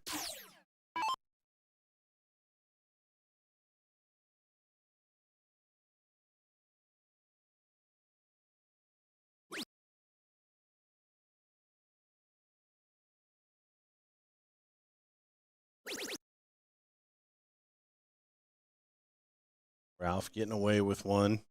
Does end up finding a big trouble.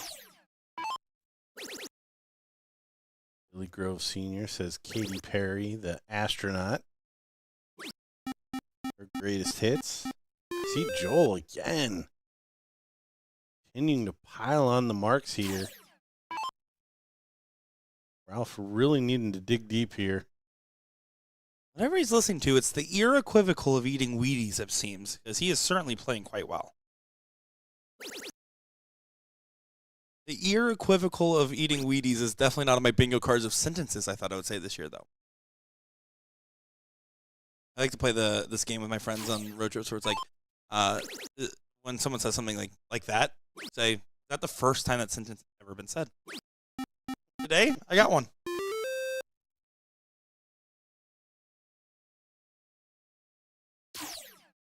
Failing to close to 20 means that Ralph has an opportunity to defend it. First start trip that gets you 2 single 19s if you want it.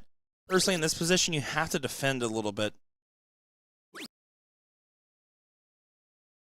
It was an all or nothing switch. Because of the lay of the flight, I like it.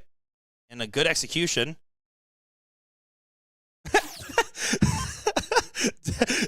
Ralph thinks he was going for the dap. And Joel's like, no, you left a dart in the board. That was and then they drop it and lost it on the carpet. Incredible athleticism going on. And it won't ice the kicker. Single 20. Incredible. I would take a minute after that interaction. That exchange. And then to follow up with that shot. I mean, that's a big testament to Joel. Wow. An athlete. That's incredible. And 3 wires for Ralph McLaughlin.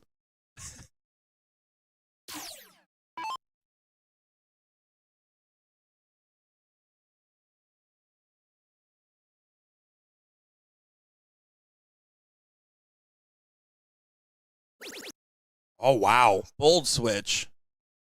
Bold switch again. The first start was low, and then he goes for the aggressive shot, and then takes the... I mean, I like that you hit the second dart, but again, you're leaving a 9 on the table right now. Trip 16, trip 16, trip 18. All of a sudden, you lost control. Ralph snaps into it. Yeah, after the hard work you've done. And this is the kind of shot that Yeah, Ralph is good for. Now you again, I guess to the wager on the other side, it's a 7 now for you, compared to a 9. Been on it as well. Oh, just low. My oh my. Appreciate all you guys tuning in. Reagan Windsor, tuning in. David Thomas, Andy Bowe, Nick Langston. Appreciate all you guys. And more. Mr. Cheney is here. That's Jason Brandon's partner, I'll have you know. And again, back-to-back big shots for Ralph Mcool, sticking around in this leg. Oh, my. Trip 16?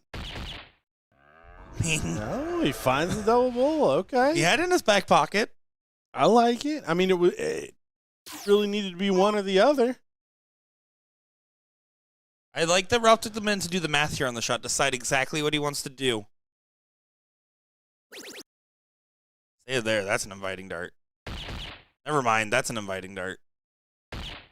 All right. Here we go. Ralph McCool, welcome back to the match. The last 9 darts from Ralph McCool there were almost flawless. Well, if I'm Joel listening back to this, I'm thinking, man, why did they have to stop talking about my music? I was doing way better when that was happening. But now Joel with the start, really kind of owning his own fate here, short of a 9 from Ralph.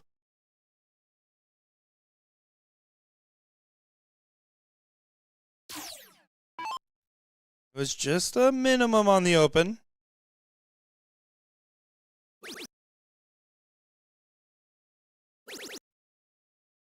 Minimum on the response.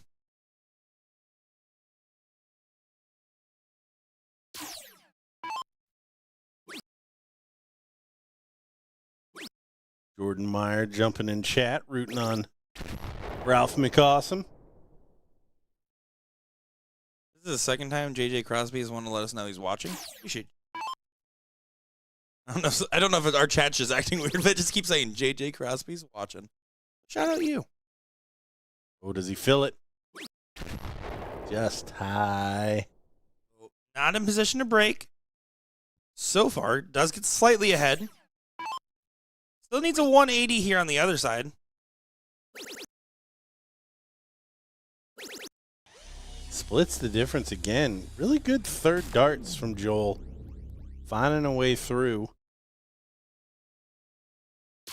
Ralph needs to fill it up in order to leave a finish. 140 won't do it. Oh, and he's just awry on the last 2. You see, clap of the hands. Knows that's not enough. 6 darts for Joel. Take this match. Be a shake of the head there from Ralph. He knows not apply pressure. Yeah, this is Joel's to win.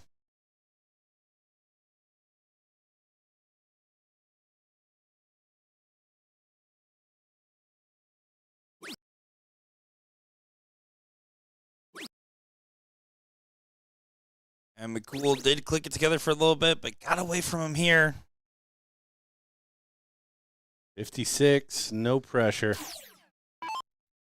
Joel to take on Ram in the king seat of level 1. There it is. Yeah, you can see the love and respect between the two. I love to see that. Absolutely incredible stuff. And the room is starting to thin up here as we're starting to get towards the last half matches and later bracket.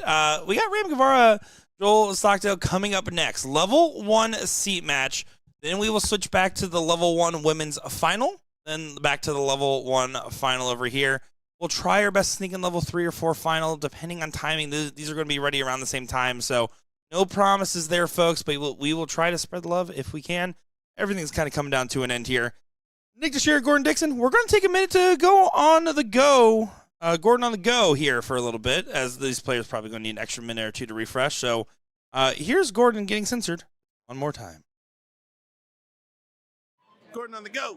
I'm here with George Daniels. George, glad to see you. Oh, shit. Ram. I'm here with Ram. Ram. Glad to sign with us. How many times you gonna come around, man? You just gonna try to win MVP anytime? I just get invited. Who you playing with this weekend? My buddy Chris Gammon. Chris Gammon? Houston. Yeah, it's a local Houston, so we're gonna see what we can do out here.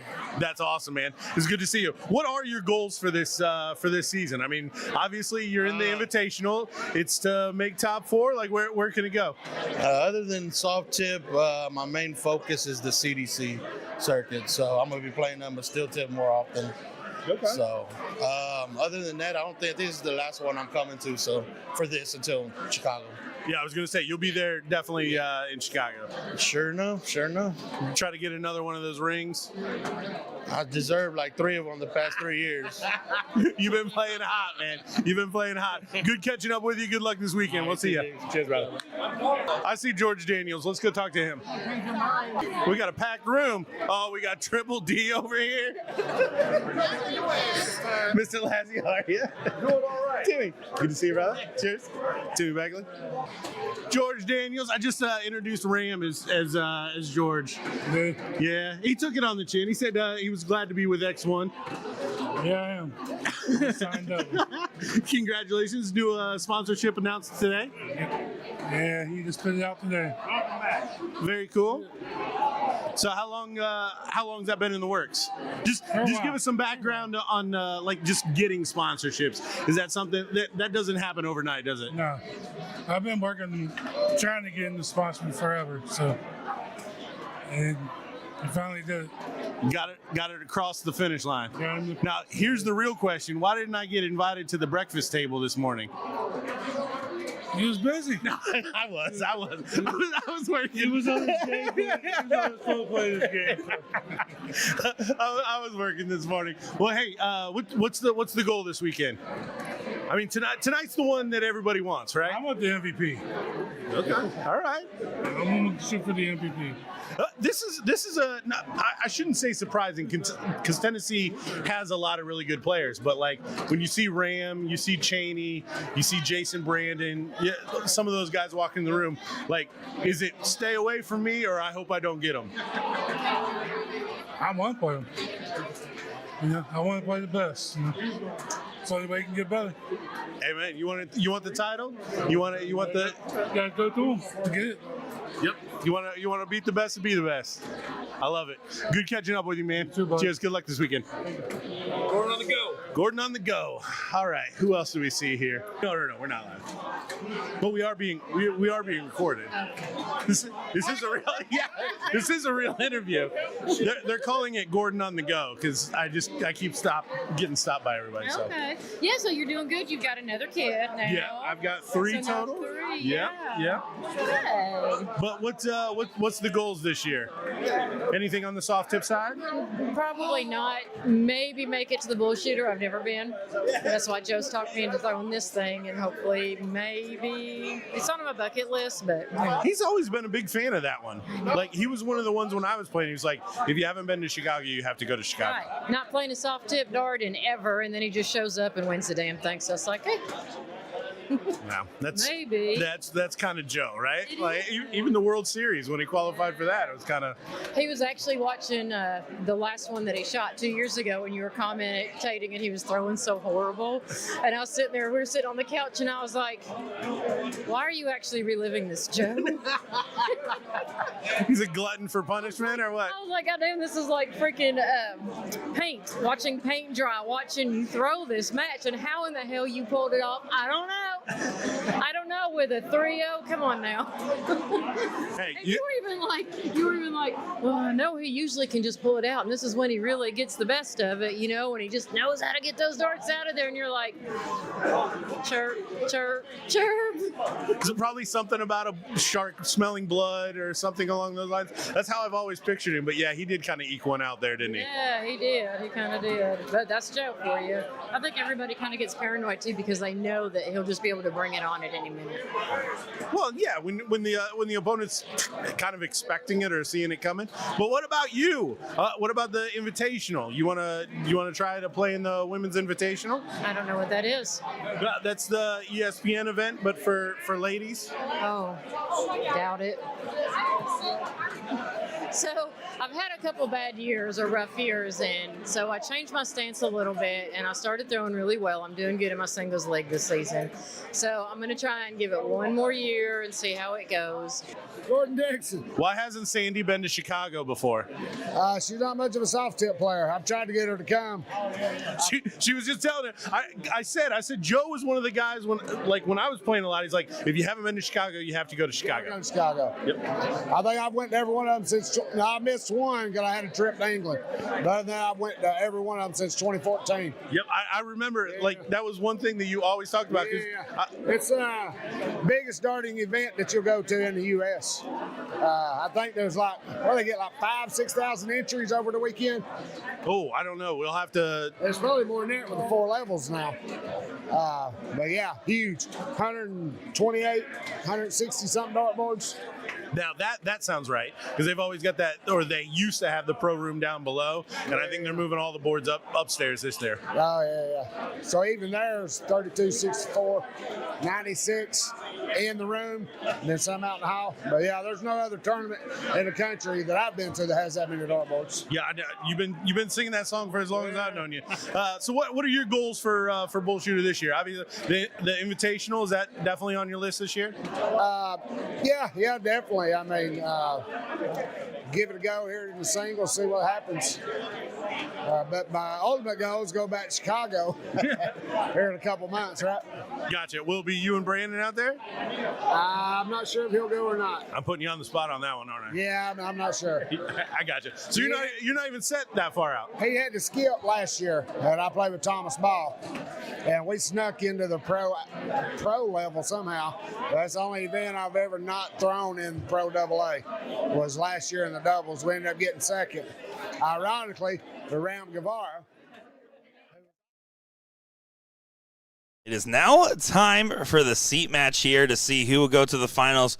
Will Gavvara get to the seat? I believe this would be the 4th time, by the way, doing so this tour in this level 1 singles. Or will Joel go ahead and grab it for the first time? In either case, welcome to the Invitational Shootout, sir. You've qualified. Thank you, sure, Gordon Dixon. How you doing, Gordon? Very cool. Yeah, I'm sure it'll be interesting. He's one of the guys that I didn't catch up with before the event started. I'm wondering if that's on his radar. Yeah, like I said, I haven't seen Joel out playing as much. And I know this is relatively local for him. I think he's up in the Nashville area. But yeah, I hope he participates. He'll be another good addition. Yeah, I'm excited to see how these lists continue to develop. I think we're overdue for a little currently invited list going out here soon, I think. I'm excited for a lot of the changes and cleanups there. Mainly, women's not just paying first and second, but top 4. They much need to change. So whose job is that? Who's going to get us the currently invited list? I'm the one that's been tracking it. I have a list that I track. Okay. Mm-hmm. I was hoping that you were going to have to say somebody else's name. No, that's a community manager job. You got to get the community together. Fair enough. Yeah.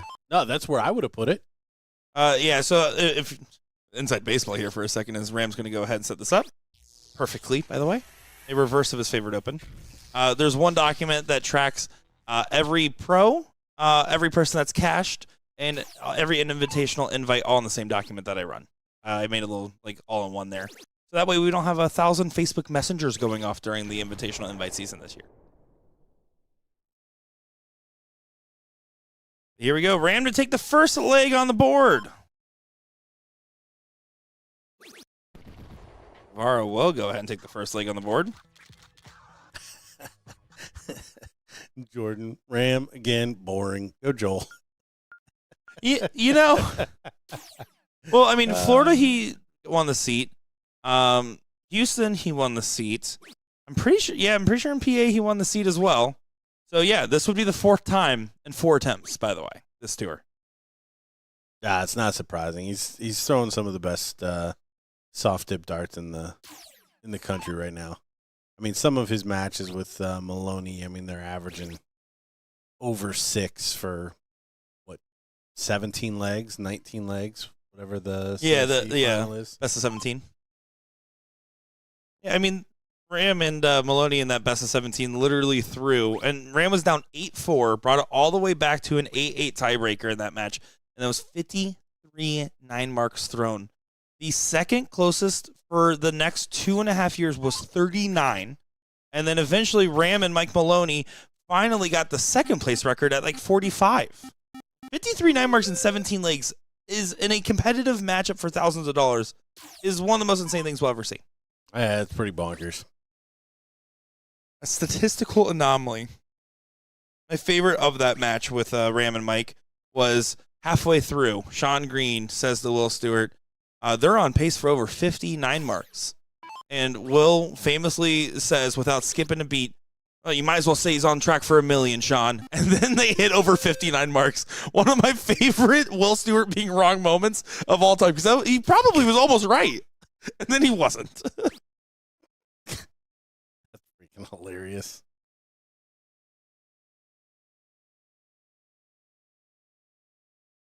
Rams taking advantage of this. Unfortunately, Joel just not in it this leg. We've seen him play strong up until this point.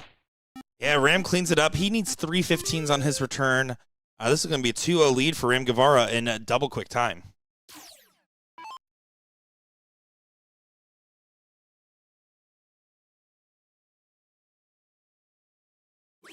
Yeah, we've definitely seen literally 3 times as good from Joel, even in the last 15 minutes.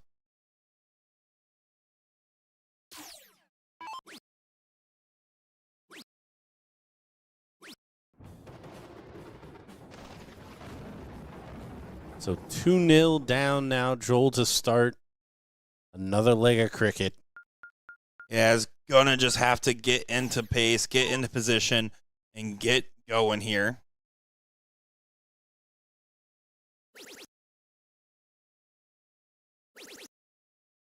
Well, he did. Starts off with a 9. Joe Cheney, Mike Bent, 1-1 winner that will play George Daniels. Currently, the 3rd place match is just not getting started in women's level 1. We will get that final. It's Danny Warmarmac, who's going on the run back after an early loss. Now playing Sandra Haas. Stacey Tolik, by the way, the top average coming into this today, finishing out 5th, 6th. And they lost to Sera Grimm, who lost out to Danny Warmarmac in 4th place.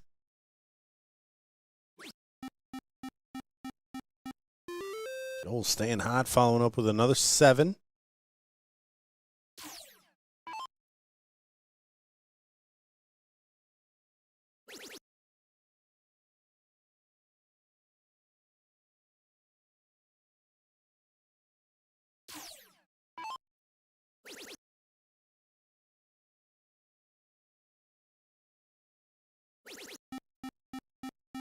Joel definitely finding something here in the 3rd leg. You got JB the 2nd time in level 1. I believe it was Nick DeShera. Jason Brandon loses out to Brian Langley 2-1. Brian Langley is still fighting right now in 5th, 6th against Ralph Mcool. Jimmy Jones, another person I pegged to be one to look out for, finishing 7th, 8th to Brian Langley. So Brian doing the hard work there in the second chance bracket. Brian Langley, I think, went 4 for 5 in South Carolina last year. Oh, another rematch. Cheney and Daniels. And that is on the stream board as well. After this match concludes, we will switch coverage to that 5th, 6th match until that women's final level 1 starts. Again, 3rd place currently starting now. Joel will get this leg on the board. Ram Gavvara in 0-1, just those 160s, man. It's a scary proposition in front of him.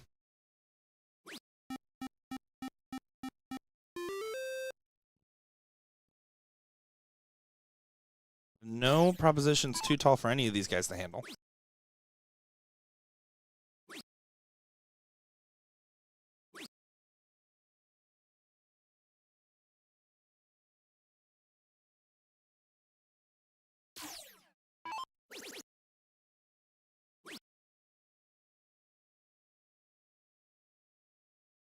And you see what Ram thinks of that one. Still a 17-point lead. Probably going to look to, I was going to say close to 15, but this is probably wiser. Not allowing a big shot from Ram to turn this one around.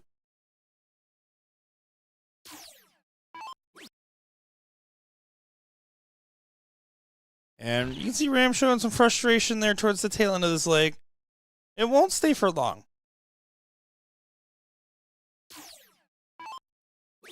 But again, this is just if I'm Joel, the only thing I'm thinking about, and I'm not trying to think about too much from him, but I am thinking, man, if I just produced this in the last leg, though, it would have been a little different at the very least, right? Because the 2-0 position down is still a big proposition. But getting it here, keeping yourself in the match, that's step 1. Step 2 is figuring out what's going to happen here in 0-1.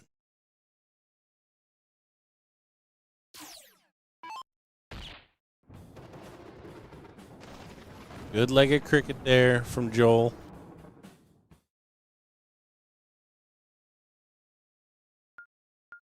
Ram to get us started at 0-1.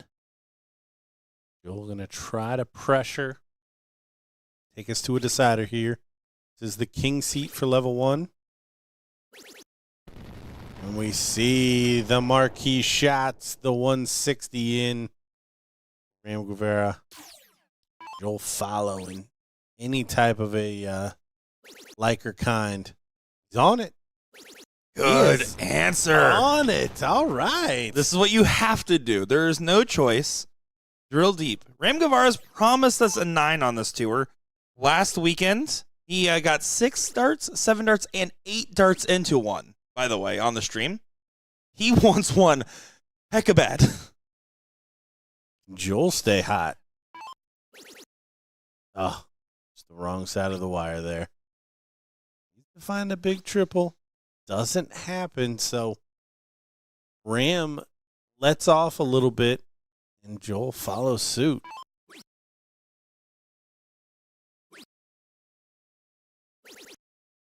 Wow. Now that is unexpected. Yeah. Have to have a 140 here.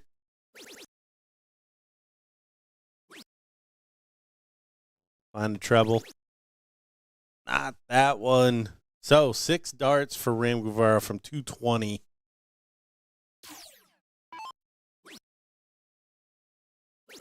Again, sliding left and right.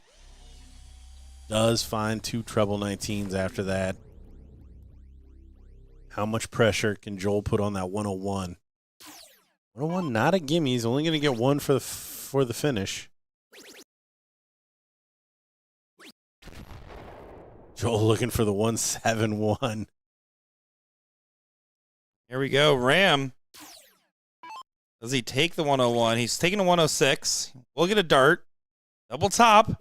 And it does go for the clean-cut professional Ram Gavvara Jr., man. Good stuff from the gentleman. Once again, just showing why he's won the MVP multiple times. Why this year is the year that you think maybe, just maybe, might get it in Chicago.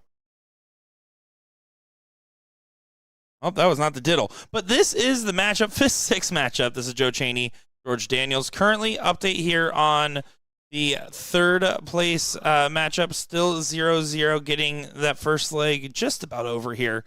And that one, Danny Warmarmac, Sandra Hos. So again, once about the same time this match concludes, since it's a loser side, I would imagine the other match will conclude.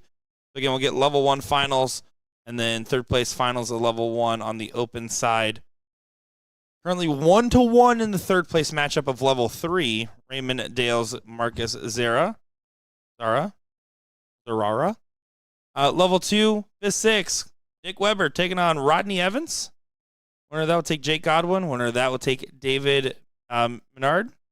And Billy Gregory sitting in the seat of level 2. Billy Gregory has made every single regional this tour. He is the only player to make every single regional this tour. Ram has surprisingly missed one. So shout out there. Level 4, you got Joseph Sullivan and Puddin in the 4th place matchup, 1-1. Winner of that will play BJ Watt. And sitting in the seat, Justin Parker. Congratulations to all those players. And last but not least, level 2, 5th-6. Ladies. Adrian, Reagan, and Charlie Healers. Charlie up 1-0. Winner that'll play Catherine Hicks. In the seat match currently, Hannah B taking on Natalie S.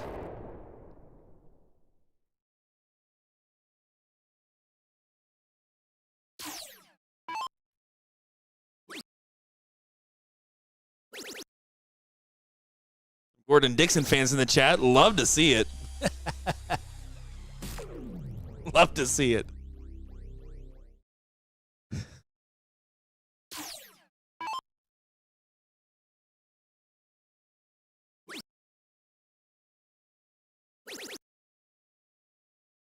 Cheney fighting here. Yeah, only 96. 2 out of 3 here on this loser side. So both these guys want to win this first leg, put the pressure on the other guy to play well in cricket.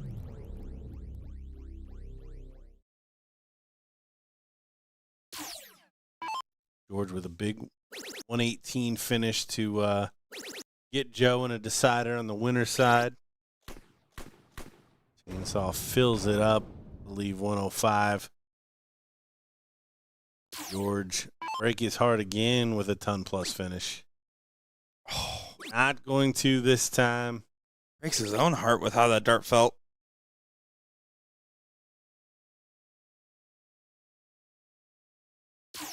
So 105.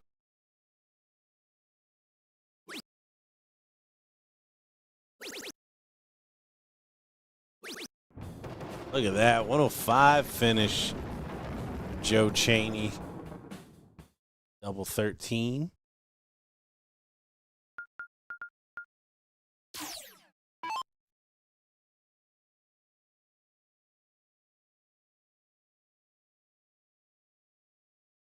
Bryce. Yes, anyone can sign up.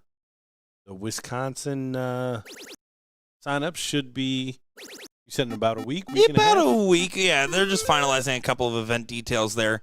So it should be sooner rather than later. Omaha definitely will be open this week as well coming up. Omaha, that's going to be 20th through 22nd of March. April 17th through the 19th for Wisconsin, and that's going to be in Sturtevant, Wisconsin. Same venue, Fountain Banquet Hall, where the Booyah Cup is held. How about that? Hour and a half from Nick's house, and just under 6 hours to drive for Omaha. I'm happy I get to drive to the next two. That's more like it from Georgie Porgy. I got that from you for sure. I never called him that before.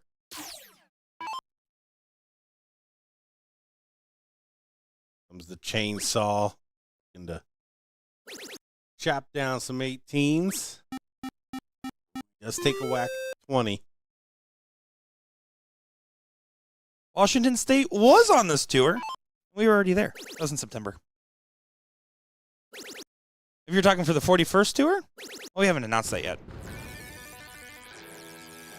How about that? Nice white horse running away with it. Didn't go back for points. What that means is less opportunities for the chainsaw to catch up. Only 5 marks.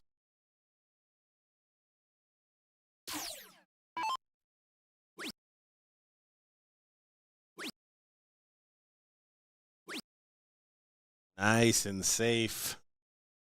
But all he really needed there. Job done.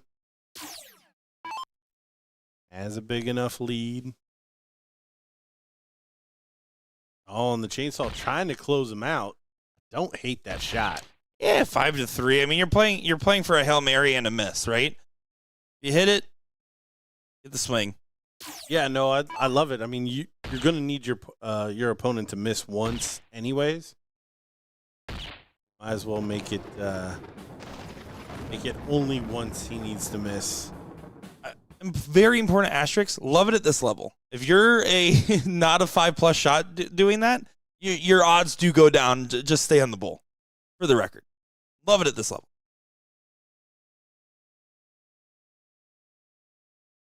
And George edged Joe out with a better double bull the last time.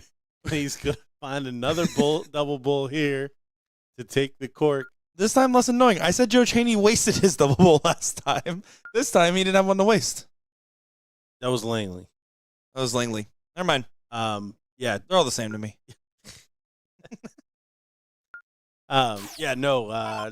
He was 1 hole in the double bowl the last time, and George was 2. That's right. That's right. But here we go. Deciding leg in the rematch.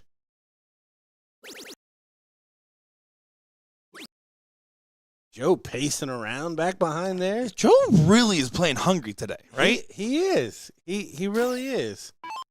See a lot more from Joe than you normally do.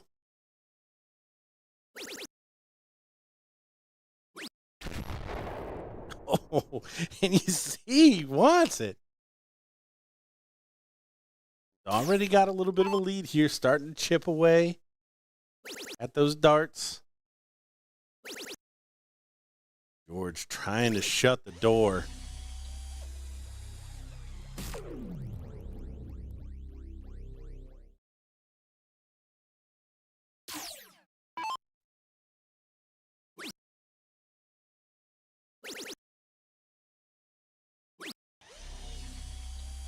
A ton.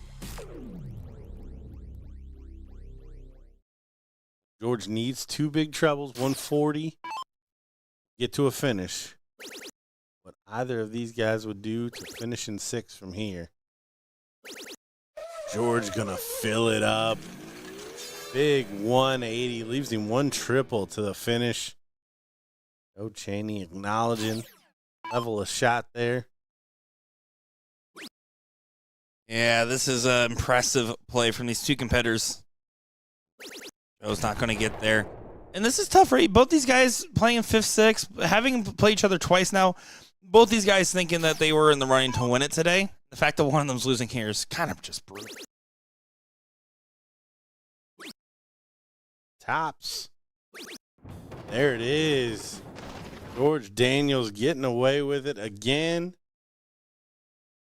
Against Joe Cheney, putting him out. Well, updates here on the bracket. So we are still getting that women's final. There is that 3rd place match is just dragging just a little bit here. So we're going to get the start of the level 3 final, but then switch to the coverage of the level 1 women's final here. That is the plan. So we'll be back in just a moment. My name's Nick Sher, joined by Gordon Dixon. Don't go far.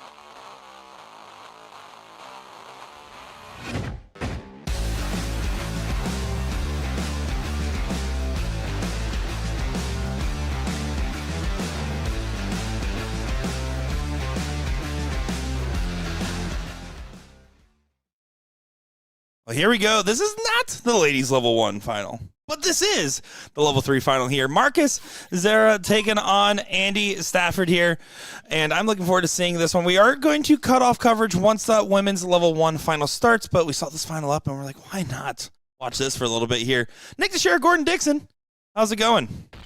Yeah, we got to keep the entertainment rolling. We got a show to produce here. Exactly, and you've been pushing buttons quite well, my friend, quite well. Oh, yeah, well, I need to know how to mute myself because I like to not teach you that move. I've been on enough hot mics. I haven't done to you that many times lately. Only once this tour. Could have been a bad one, admittedly, but here we are. No, I'm looking forward to this. This is our first look at Andy Stafford, Matt Stafford's brother. We have seen Marcus on the stream before, making the finals of level 3 in Arizona. He did make the finals. He actually has the most viral clip out of any level 3, 4, or 2 match. His opponent hit the wrong double for the win for the title and celebrated as if he hit it, not knowing he shot the wrong dart. And that clip lives in infamy. And everyone thought Marcus won that, but he did not. He did get a second place on the tour and a couple other plaques along the way, making another finals appearance and making, I believe, 5 now of the 8 stops so far. Pretty good. Okay. Now, just so I understand, he hit the wrong double? No, his opponent was in the middle of the double dipping him and then he needed double 16 for the win, throws a double 15 and gives us the big old bell ring at the end of it too and holds it in place until you see Marcus come up, tap him on the shoulder, and point at the dartboard saying he got the wrong double. He has 2 left. No. It was in cricket, even worse. Oh, my gosh. Oh, incredible clip. So I told Marcus when that happened, I said, you didn't win, but you did probably get in the most viral match. That clip got like 170,000 views. That's hilarious. I'm proud of the internet for blowing that up. I'll show you it later. It was a good one. But here we go. It is open out at this level, so 13. 19 also works for 54. That does play. Andy goes ahead and takes it. Your seat holder, who bested Marcus 2-1 earlier, currently up 1-0. We got Michael asking, what are the averages? And I thought level 3 was like 2.8 to... I'm just going to let you look it up again. Yeah, that was a smart pause. Right at a 2.7 was that cutoff. 2.77 was right at the cutoff there. So, 2.77 and below. Oh, wait. That's sort of weird. Hold on. Sorry.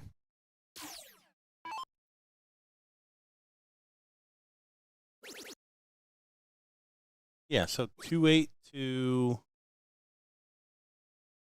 Yeah, it looks like 2.8 down to a 2.2. The reason we were confused there is some of these players asked to play up a level because levels 1 and 2 get you on the new pro list, by the way. So a couple of those players that were lower average but in a higher level probably asked to jump up there. Fair enough. Shout out to like Tina Russo and a few others that have consistently done that every single time. Like, no, whatever level I'm in, can you just bump me up 1? That's what they've been saying. That's what a common thing some of these players are saying now. Love that energy, by the way.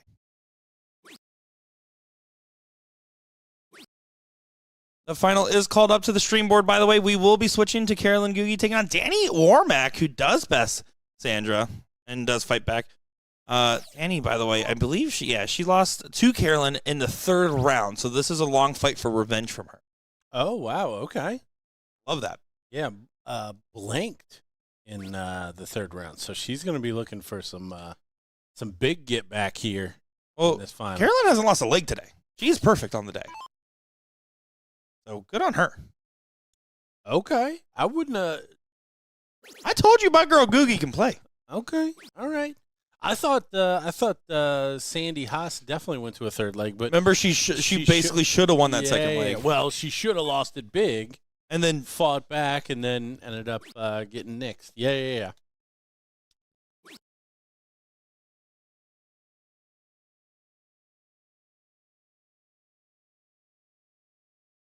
Right now, Andy has an opportunity. Single 18 and 2 19s. Keep it simple, stupid. This is the kiss method shot. Don't like it. You're up 1-0. You can play a little bit here. But I do like it if you're going to hit trip on the last start a little bit more.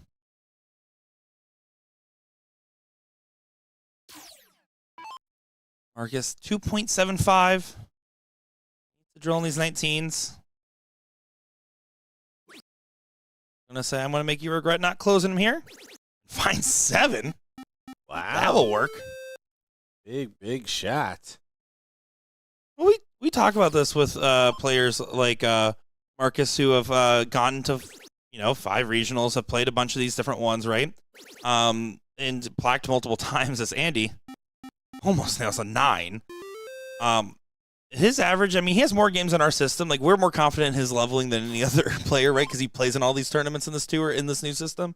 I can tell you, when you're going and constantly putting yourself against competition, especially traveling competition at that, you do just start to build up a certain level of comfort on the board and a certain level of ability to perform with expectations, right?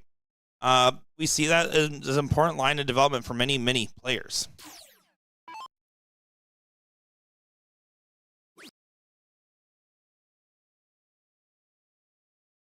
Big 19 needed. Does hit the big dart on the last. That was about the best case scenario for Marcus. It also leaves him at 9. 2 trip 17s does get you a 1-point lead.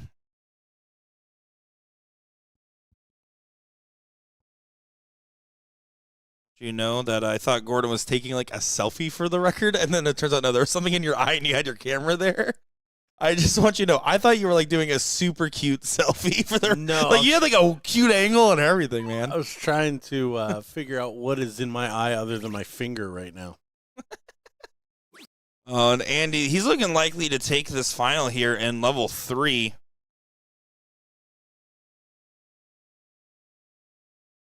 No, and the whole time I was trying to see where do both these guys so we looked up the averages 2.8 to 2.2, and where do these two fellas fall in that realm? Just out of curiosity. Marcus falls right at that 2.8 line, by the way. So he fell right around that cutoff range, and then Andy 2.4. So right in the heart of that range. Yeah. I can tell you, I was talking with Marcus earlier, there was like some legs where he was just like, yeah, I'm just hitting everything. And the next leg, it's a steeper fall. That's what you kind of expect from this. When you have a like average sub 3, there's a lot more variance. You'll have a very high game out of nowhere and then have a very low game potentially to follow. But this one is just about said and done here, I would say. This is going to be a 2-0 win for Andy. We'll keep an eye just in case a comeback does happen there for Marcus. But getting another plaque on the tour, congratulations. But Gordon, it's time for the ladies. That's exactly right. It's the ladies level 1 final here. Danny Warmarmac, Carolyn Googie, and what should be a good matchup. And I'm looking forward to seeing how this one play out. 501 open in, double outs, fat bull, cricket. 501 is the format here today with Carolyn trying to continue to play perfect. Yeah, the double dip has to happen, but Carolyn has to lose a leg first. If I'm her, I'm thinking, what if I didn't? Obviously that's going to be number 1. We got Danny breaking it down. Was that a shaka? It felt like a shaka. I was shocked to see it at the very least. I don't know. And she shot before the board flipped over. And it's a bull. See. I'm going to ask. And Googie says, you can ask the tournament desk. And that's fine, too. For the record, if you're not sure, you can ask. He's just going to pause the timer. He said, ask the tournament desk. Andy does go ahead and confirm that 2-0 win. Congratulations, Andy Stafford, on your first place win. If you're not sure, just ask. Tournament ruling coming in. Shout out to the tournament staff out there working hard. Shout out to Johnny who is probably going to be sore tomorrow after how hard he fell on the floor trying to carry some pizza. Oh, my. Oh, my. Have we talked about that yet? No, it hasn't come up yet. This is a good time to bring up what Gordon, please. Can you give us a play-by-play here? There's not much play-by-play. Other than there was Johnny. We were all getting pizza. Then we turned around, and we thought Johnny had gotten his pizza and left. And then there was an explosion of the floor that sounded like, I don't know, maybe a 320-pound plus 5'8". This man fell on the floor. A guy about that size and that name. Yeah, with that name and that pizza stain fell onto the floor with pizza in tow.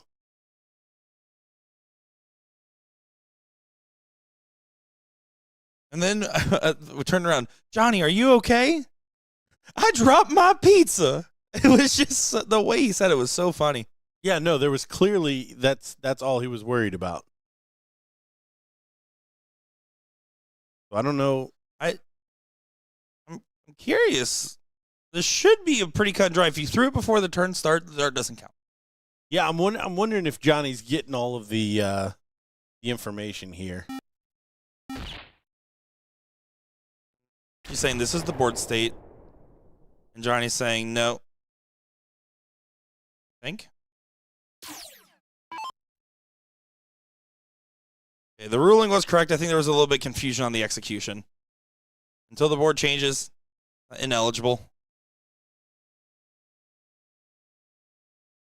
Like trying to throw your dart in steel tip before the player clears the board pulling their darts, you know? It's that similar kind of ruling. Here comes Carolyn. And she's head nuts on it.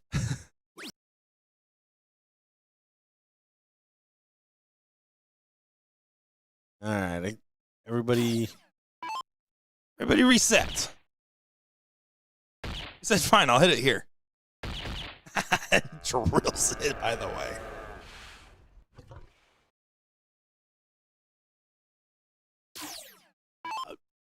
I'm so involved right now. Like I'm yes. There's a little bit of animosity built in now.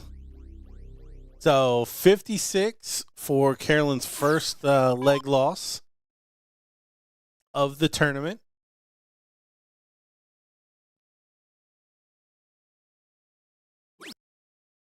Six for Bull. Ooh, she thought it was going. So double 18. There it is. He gets her first leg loss. With Authorita. So, and he set the board up. And here we go.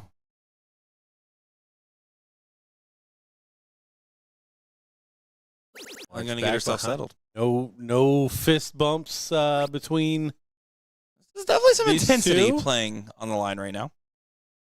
But to be fair, Carolyn's the type that just has her headphones in, living in her own world, it seems.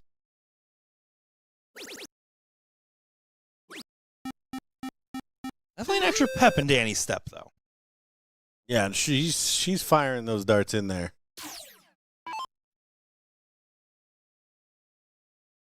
Could be any girl's game. Aggressive shot there. Yeah, down a leg, but up a set. Danny does. Good board management here. I like she takes the 17. Can she keep this momentum and this animosity for the entire match? Because I think if she kind of comes off the top, it's gonna be tough. I told you I like to play with the mentality when I'm playing. Like my opponent kicked a puppy. It's kind of how she's playing the dartboard right now. That's kind of how she's playing the dartboard right now. Yeah. My goodness. Yeah. Can that continue? That's the thing. So Carolyn not in frame. She's not bothered. I think this is a good reset. Good pacing reset here. Reset the mind a little bit. You are getting mollywopped in this leg right now. The Heather Howard jumps back in the chat. We're such big fans. Up and Danny's steps slowed down a half notch. You can see a little consideration, a little bit more time set. Has there been ice? Still convincing darts. Still convincing darts. She's firing them in. I mean, once she waits for the board to flip over the first time, she can throw the next two as fast as she wants. That's kind of the way she's approaching it.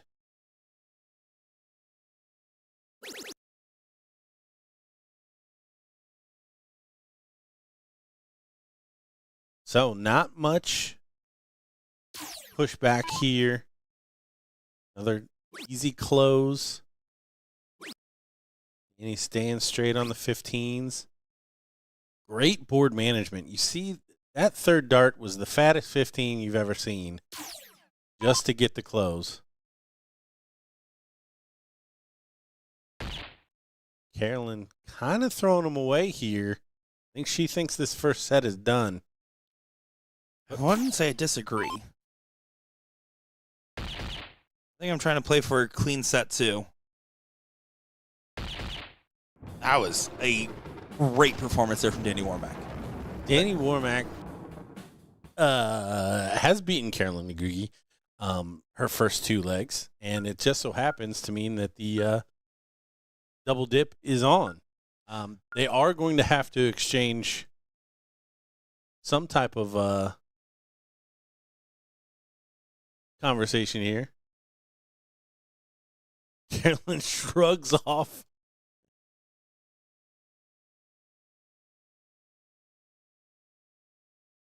Two holes in.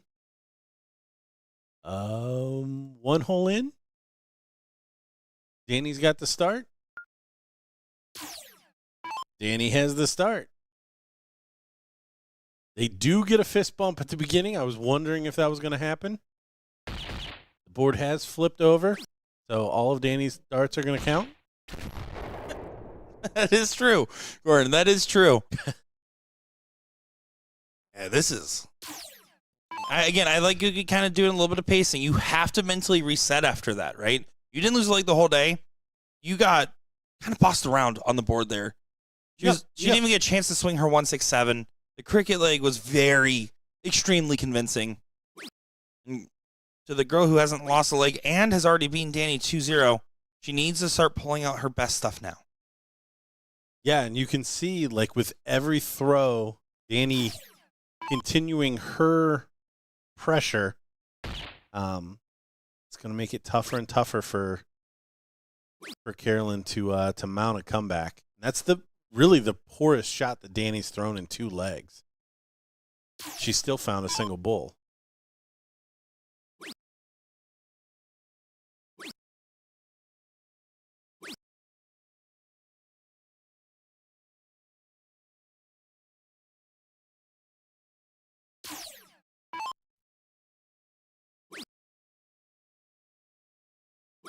I wondered if she was going to be able to keep this up. I think she's come off the top as far as that intensity. So unless she's going to piss herself off again. This is when I start thinking about puppy kicking. Otter kicking? Some kind of kicking. And Carolyn doing her part. She's definitely taking her time to get her shot going. And I don't even think it's nearly as much about what Danny's doing and a lot more about what Carolyn's trying to do, right? I really do think that this is a good form of, like, let's reset the match pace. I'm playing into you a little bit. Starting to feel a little bit overwhelmed at what's happening. Let's mentally recheck this, and I think that was a good reset.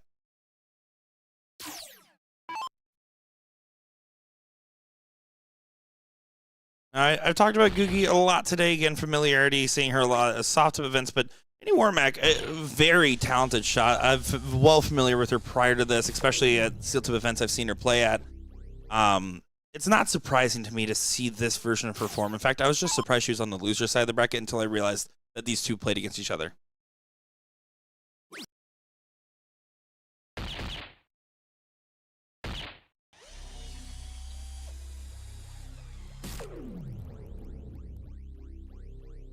So 6 darts now for Danny.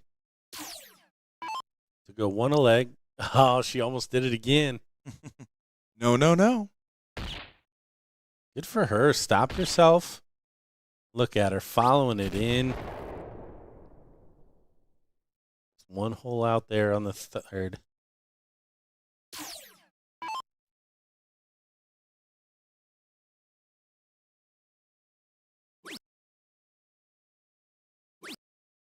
Oh, and Carolyn not doing a lot of pressure here.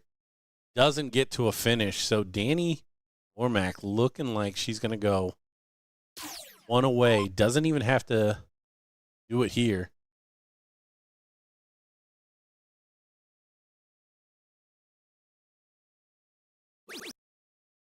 Oh, what a shot.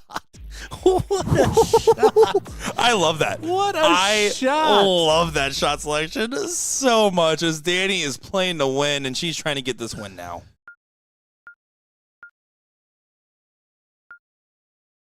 Gonna get it started. Gonna try to hit hands. She does. It's a little chilly. But Carolyn needs to get a big start here. Good find on the 3rd.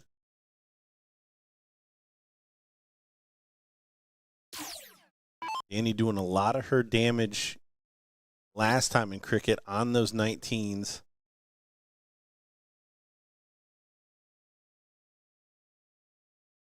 Not going to do it here. Is this the chance for Carolyn to really make this this leg out of reach? It's a good shot. Puts a lot of pressure on Danny. Needs to find a couple. You see that board has not flipped over yet. We've seen some of our steel tip players. I'm so glad because I thought I was the only dum-dum that dealt with that. Where the person gets out of your way and you just step up and you want to start chucking. Your son Will does that too, by the way. I want you Does to he? know. Yeah, actually he does. He's gotten better about it in recent years, but for the first couple years, him and I would go to these tournaments, he would do it every single time. Yeah, it makes sense. I can tell you when I'm playing in a good match on the steel board, I'm like that too. I think I've just played soft tip for so long. I'm used to this slower self-pacing, a lot more internalized. I also think that just how that works with the league play and whatnot, and so many of those triples teams that you see in soft tip. Carolyn doing a good job resetting Danny. Again, that fire that she had earlier, if you can learn how to channel that every single time, I mean, I think that's what like separates some of these talents. Yeah, well, we're talking about you. Yeah, I was worried that she wasn't going to be able to bring that over, but she does find a couple of big triples this time. It's a little bit of pressure back in there. That pace where she's coming up with the intensity. Needs to find that again. Carolyn is settling in here. She whips in the 9 mark. This one looking like we're going to go to a decider. She fills it up. Back and forth, 9 mark followed by 9 mark.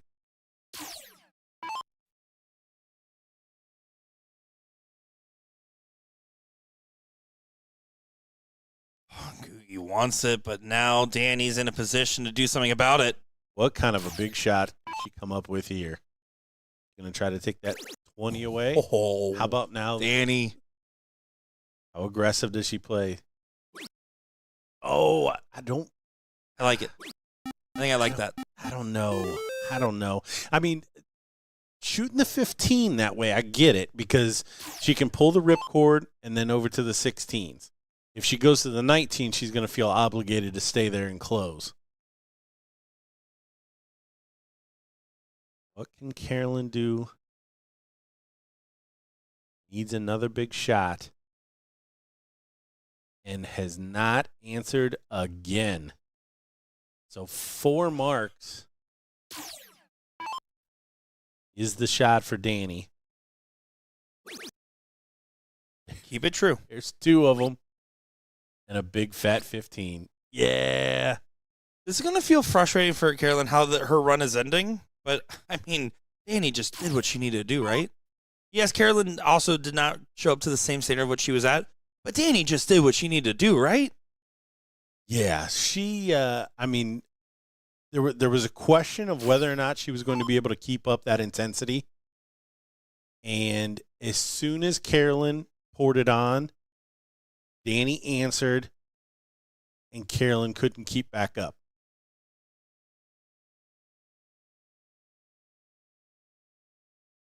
Not the end of the world, but Carolyn really needs a big shot on these bulls to pressure. Does close them. She does have a 3-dart finish at this stage.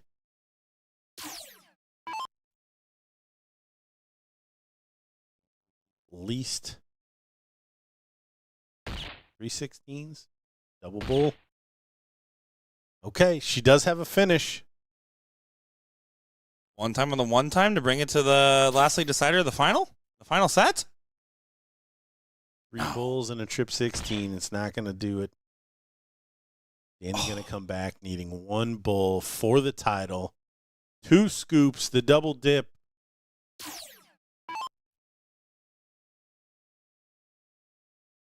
Gotta be careful now. Oh my goodness. 2 bulls in a trip. Okay. This is feeling different. Drink of the water, pace yourself. Yeah. Yeah, she knows this is big. There's no way, right? There's no way. Gotta get a double now. In. Oh, got away from her. She's pressing big time. All right, 1 bull. Keep giving the wind up. Danny Warmarmac, 1 bull for the title. The 2 dip. Screaming at it. Oh, my. Oh, my goodness. 1 bull in a trip, Gordon? Carolyn cannot believe what is happening right now. She's not drinking another sip of water. I mean, in her defense, she continues to walk around back there with darts in her hand. Doing the right thing. She's not putting them away. Get yourself a chance. Oh. Get yourself a chance. And now she can't find the single bull. Both ladies. Little finish line-itis. And Danny finally bury it. And there it is. Yeah, congratulations, Danny Warmarmac, on getting the win. That is a good win right there and a good result overall. She performed well, other than some scary darts at the very end there. That was all the right stuff. As we're going to take a peek over on boards 26 and 27. I believe we got both going on right now. 26. It looks like that match moved somewhere else. I'm not exactly sure where. Yeah, they're playing on 27. They said we're moving 1 over here. So this is going to be the matchup right here. Joel Stockdale and Brian Langley. Winner of this will go on to the finals of Level 1 Open, which we're covering next. Put some music on the background. We'll see you guys in just a second here. Nick DeShera, Gordon Dixon.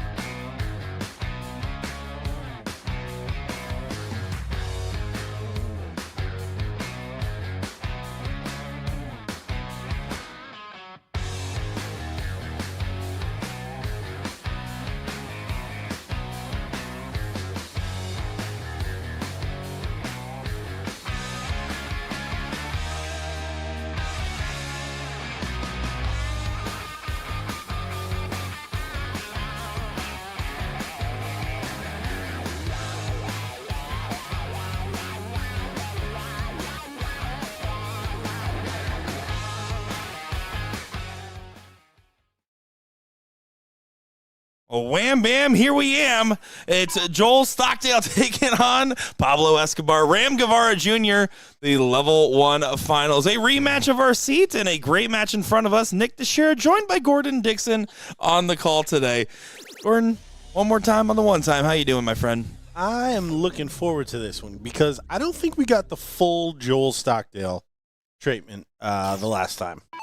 Well, I got a field report. Did talk with Brian Langley, who was bested by Mr. Stockdale in that third-place match. And let me tell you, he said, man, I was lining up the board the whole time after being George, and he was just lining up more. Yeah, we got a little bit of that over the shoulder there with theirs on a sideboard. But Joel definitely just not out at the running the last time he faced off against Ram. Ram opening with his marquee 160. So we'll see if he can continue that, which he certainly can. And there we are. He's on the niner. Yeah, this is 6 perfect darts from Ram Gavvara. He's promised us one. I did go up to him after the seat match, and I said, you weren't even close to a 9, man. And no, you didn't. Yeah, I did. I swear I did. And he's like, you're right. And he's going to have to hit the 9 with the way this is playing out right now, because that's a 12-dart set right here for Joel. Ram Gavvara, can you treat us to something special here? He's on. He's on. It's in the middle. Ram almost hits the 9. His second time getting 8 darts into it onto this tour. We saw it 2 weeks ago. I like this guy over the shoulder, too, in the green. Well, now the 12 gets to go. Did Ram have to hit the 9? Did Ram have to hit the 9? Double 14. And that's a big check and a big pop-off from Joel Stockdale. We got a live one, folks. I love it. I love it. The 9 doesn't go, and he doesn't come back to the board. How about that? Well, now Ram's going to go ahead and try to follow the same energy in this leg, thinking, well, all I did was miss into a single bull, and I got punished. Let's go ahead and do a little correction here.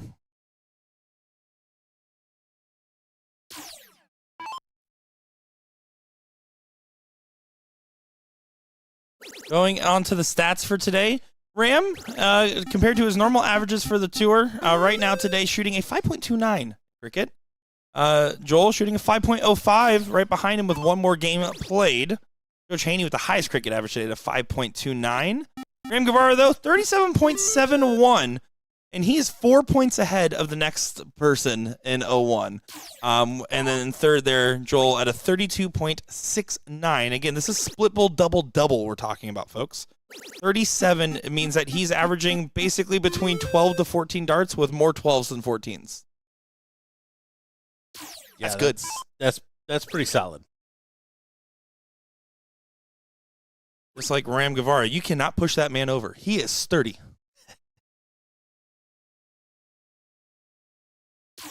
Stockdale still riding that high with a 6.5. Again, that seat match was his worst performance of the day that we have seen from him, and he is clearly proving that that was not the norm of how he's been playing, as you alluded to, Gordon.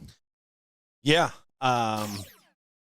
definitely. And I can't imagine that this is part of it, but Ram didn't get this from him the last time, so he may be caught a little flat-footed. I've definitely called Ram flat-footed as well. Would have preferred the swing there for Joel.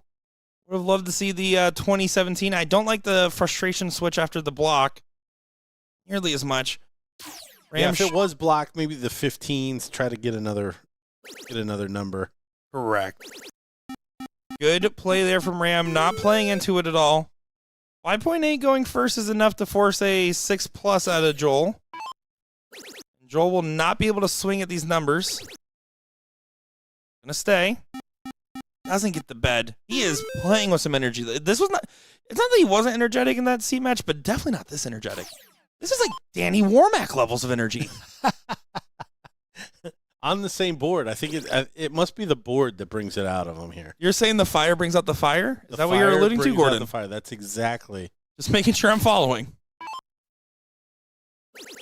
Better position for Joel. Better results from Joel. Ran the bed from Joel. This time he gets it. He says, Nick DeShera, I'm going to make sure you don't accidentally call me Joel again. Comes Ram.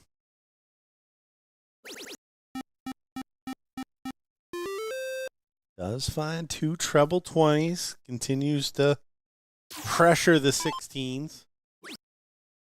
16s against 20s against Ram. Sounds diabolical. He does find the close on the 20. So now 16s versus 17s. Calling it diabolical. The D word I would use is dubious. I am going to try to take the 15s. This is some good play. They're playing with a nice pace. They're having fun with this matchup, and a lot of things are going right for both their games. But here's the swing. Here's the moment. Got the go sign. Does he steal third? No, he doesn't. He tries to stay on base. I think I like the momentum swing there. Yeah, you have to take a shot there. I mean, you're only going to get so many chances here. And that's the opportunity you left. That's the opportunity hit. You were able to see Ram not only get a tie in the points, but then push the point lead by grabbing the second house, giving him a free swing.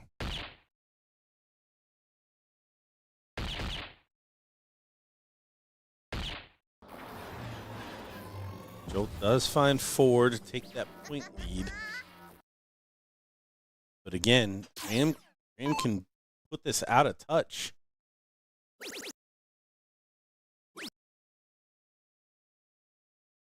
It's just enough, 58, 2 houses. But not as much as he would have hoped. Swing. If you have to move that much in the bowl, swing. Clicks on the top side. Still somehow gets a double, by the way. Wow, he's been doing that every time we see him. He's able to get under darts, which is pretty incredible. Ram's continuing to try to put this out of reach. This time, getting more success on that last start. Yeah.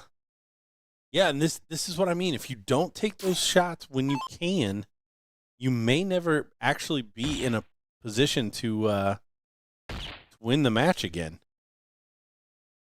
Now, Ram does get to start the bowl this time. If not, he pushes. A single will get him out of reach again. And there you go. Ram Gavvara does make this one apiece. That got dicey there. This is definitely still a very lively matchup. I don't think because Ram got a leg on the board that Joel's going to slow down. I am so sorry. I keep doing that. That Joel's going to slow down again. I think that this is going to stay in a similar gear here. I don't expect a breakaway to happen. For me, it's all about pace. When Joel's marching around, firing those darts off, it seems to be going much better for him. Again, we see him get underneath that first dart.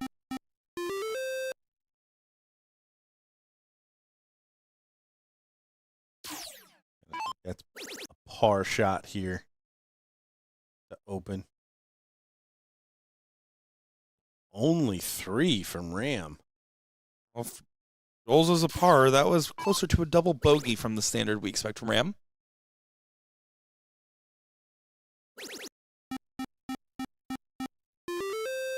Closed in 160.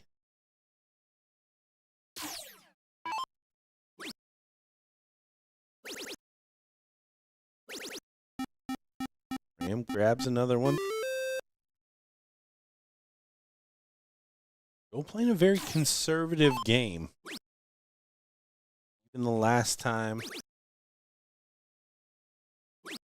I really think on times he's aired a little too conservative, and then on others he's aired oddly risky. Like that last start at the 18 there, I just prefer another 20.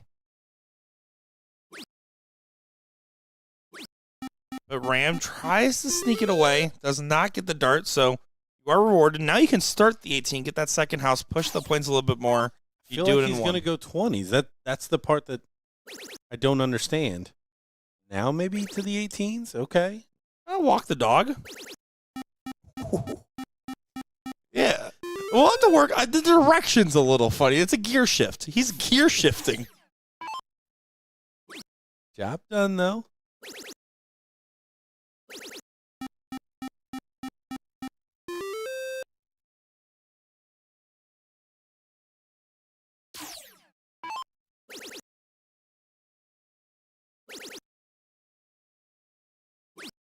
Oh, almost back to back.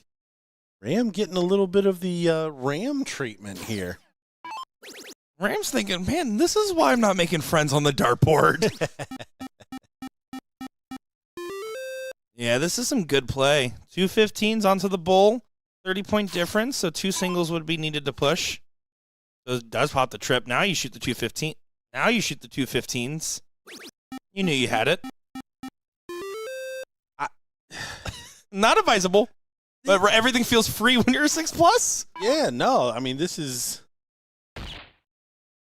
Yeah, I mean, it is what it is.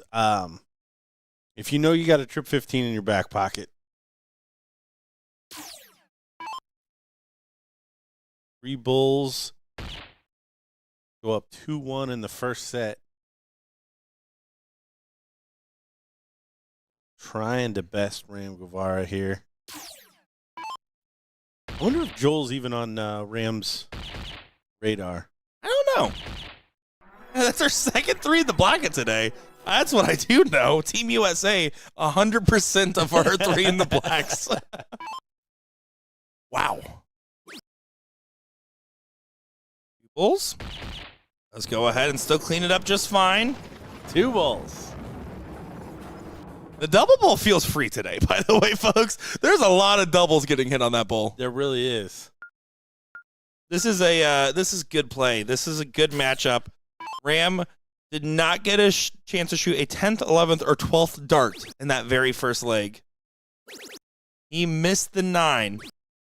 He will not get a chance for it here. Did he catch the dart in there? No, he didn't. Don't get to rethrow it then. I would have let it happen.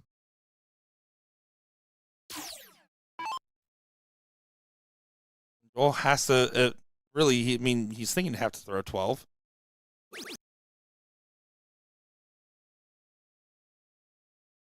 And a lot harder for himself. Good on him to stick in there, though. Would have been very easy to get frustrated and throw that last one away. And there's your opening. Only 54 points. Now all of a sudden, all is forgiven if you hit a 10 plus. You hit a max, then you're starting to get control back. Which he's getting under darts though. I guess I shouldn't call for the switch there. Now he does. Yeah, gained 40 some odd points there. Gonna need to continue to chip away here. And only a ton from Ram, so not the level that we've seen from Ram either. No, they're definitely both slowing down right at the same time. And he's right on the wire. There's nothing you would change, and he exactly follows in on those darts. One of those misses you should never shake your head at. I always see players shake their head when they near miss. Your miss is good. Take that, especially when it's well thrown. Low is tough because it never had a chance. Like leaving a putt short. Never up, never in. That's fair. Well, I always shoot my shot on Tinder. Never leave a putt short. Treble. This is the cover. Switch. Decent switch. Didn't find it. 6 darts from 92. Wow, and that's going to feel frustrating, honestly, that didn't go, I think, a little bit there. Just because you didn't get the opportunity for Joel. Yeah, I mean, Joel doesn't have an opportunity, so it's going to feel a little frustrating. Yeah. Just a little. Shouldn't matter. Just a little. Ram 3 clear at 32. Take us to a decider. Buries it. So here comes a cork. Very, very important cork here. Yeah, Joel with a 12 darter in 01. Ram missing the 9. Wow. This is a fun match. Kicks low. That's going to be the start for Stockdale. I am having so much fun watching this one. This is fun. No, this is good darts, man. I mean, this is classic last game of the night. Like, but they're not even dragging it out. I mean, they are playing some darts right now, man. This is fun. No, this aesthetically is a really good match. You want to shout out level 4 open singles winner, Justin Parker, 2-1 over BJ Wyatt. And Joel Stockdale starts perfect in the deciding leg of the first set, trying to double dip the man, the myth, the legend. Ram Gavvara, just slides into the 15. I thought they were going to answer, but it seems like there's a little bit of patent infringement going on right now. Can Joel follow it up to be on the 9er? Oh, those look so good. Those look so good, Joel Stockdale. He's on it. Those looked like they could have never missed. Those looked incredible. Ram Gavvara getting a taste of the similar medicine, except just going slightly the other way. This is tough. Falls with a 180, 161. To send it to a second set. A 9er to take the first set. Kicks it just a bit high. Gonna happen. Gotta find a 1. Good on the last, because Ram still will probably set up here or get really close to it.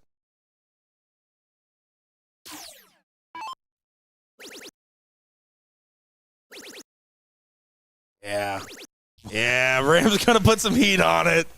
Oh, 180, 174 to leave 32. Joel has to take the 68. Ram's sitting on a 10. 11 or 12. Interesting. That's a good guide, though. Yeah, goes ahead and takes the first set. Oh, boy. And Ram's smiling, man. I mean, Ram's having fun. He's playing darts, too, right now. He's not giving it up. He is trying hard, and he is having fun with his opponent right now. This is what darts is about, folks. No, this is perfect. This is perfect. What a set from Joel Stockdale. So we'll see another cork.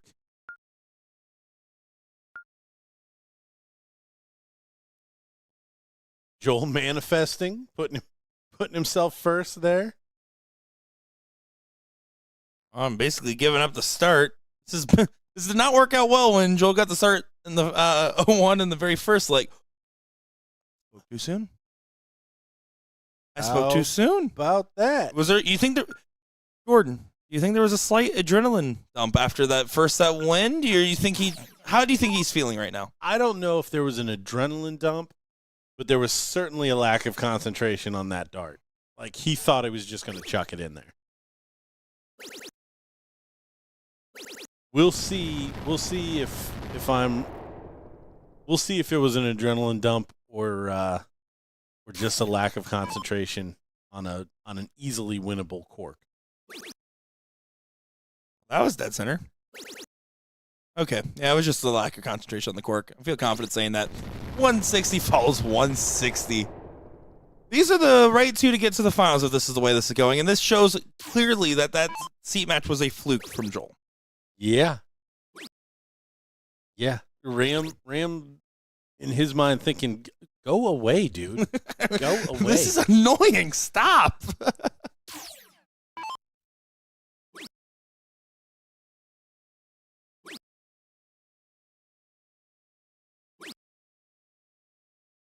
Okay. Both not finding a big trouble there.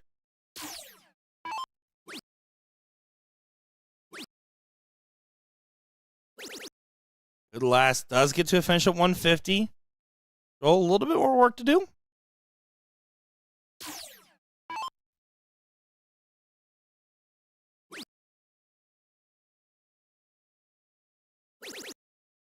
His ability to get underneath the darts. It's crazy. So he doesn't leave a finish. 6 darts from 150. This is the least amount of pressure we've seen in one of these 0-1 legs between these two in the finals. All the way down to double 10.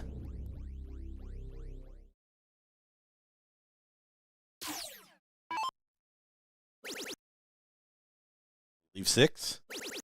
For the fans. He wanted to. He was going to. You shoot the 180 so that when the crowd cheers during your opponent's throw. It resets the odds a little bit there. See? All right. So Ram Gavvara wins the first leg again. Not in quite the fashion of the last one.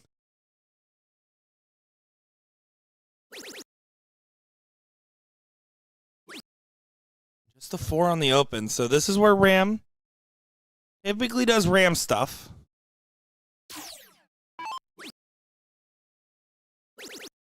Here's a switch. Oh, it looked loose out of his hand. It looks a little quick on the eyes, too. Watching the read. That was definitely a switch in the middle of the throw. That's a punishment. Stockdale.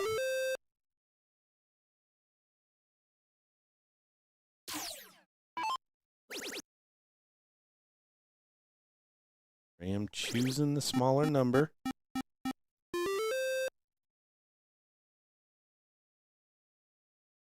Seen a couple of different things from Joel in this spot.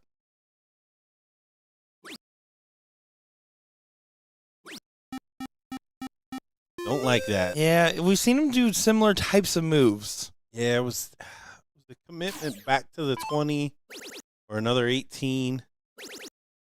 Now Ram steals your 18 mark. Yeah, I love this position from Ram. That's a very brilliant 9.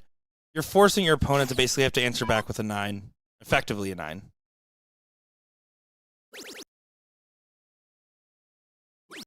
I can't switch there. You can't switch there either. You have to stay on the 16 there. And unfortunate clerical errors are happening. Now Ram gets the point lead back. And Ram's not going to mess with it either with the 2 houses. Yeah, this is, again, smart play. Smart play versus sketchy play right now.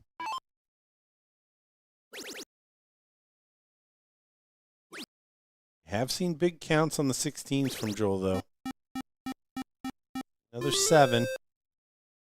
62-point deficit for Ram.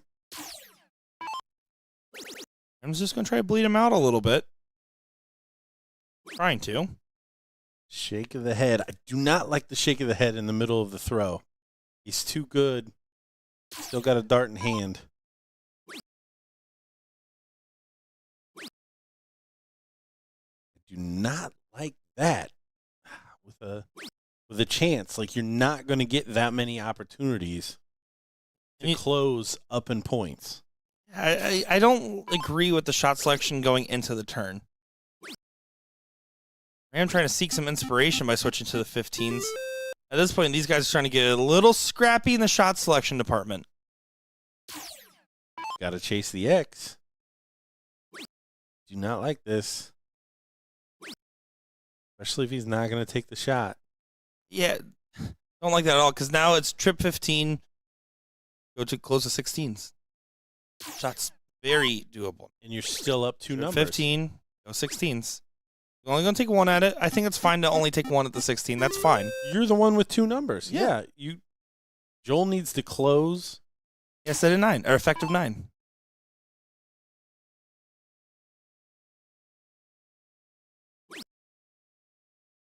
That's why it's so important to understand board management.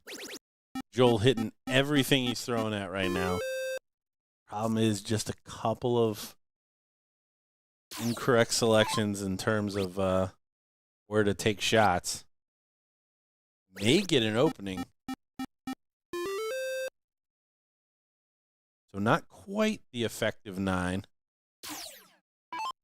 I doubt he takes a swing even if he hits a single. Finds the treble. It's Gonna stay there.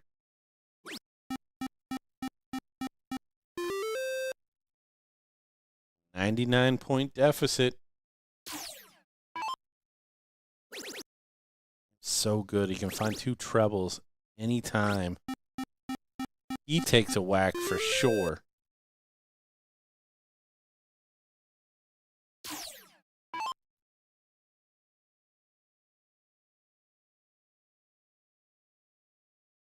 Oh, no.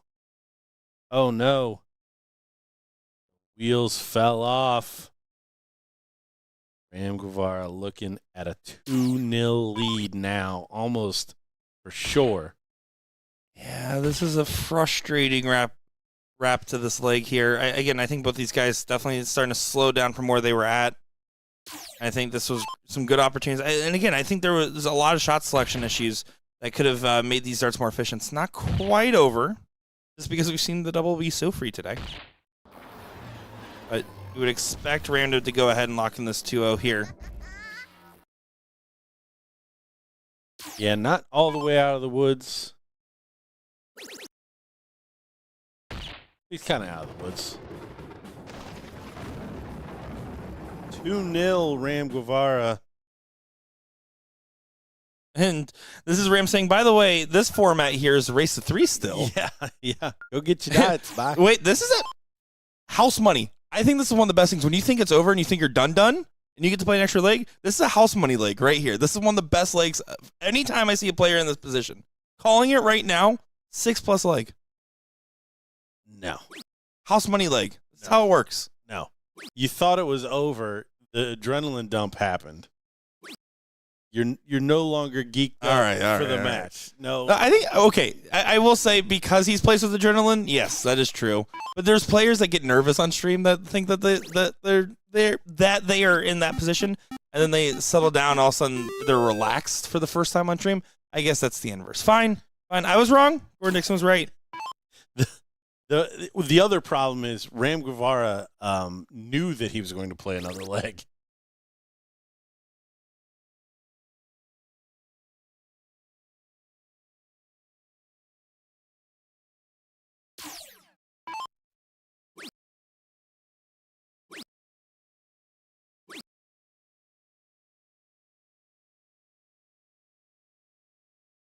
Ram closing out the 20. Joel an option. Take a shot. He's not. Still not.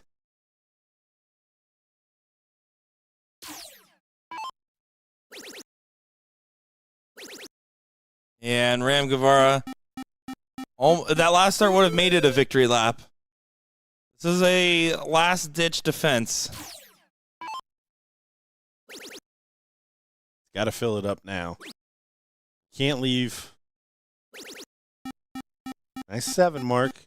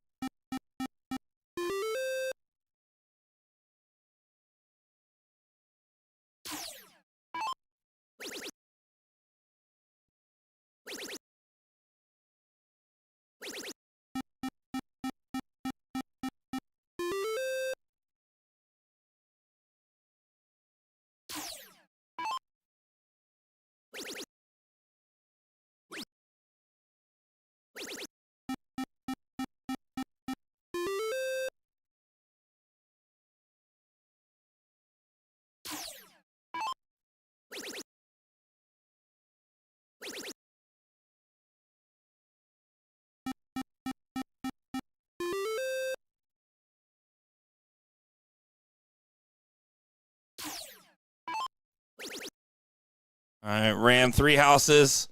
Taking away one of the 2 houses was the attempt. Does go back. Again, this is where the math gets tricky. I mean, you hit the pony. You're at 2 houses advantage going into the bowl. You take the first. He does not. So you're going for 2 and then 1, right? 2 and 1, right? You would think. I mean, it's a good shot.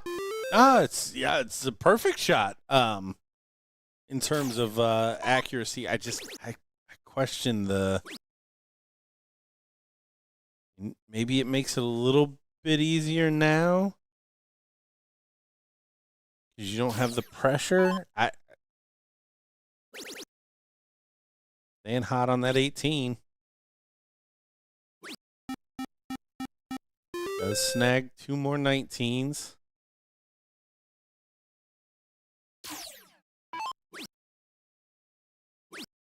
Yeah, Ram's going to put him to the test here.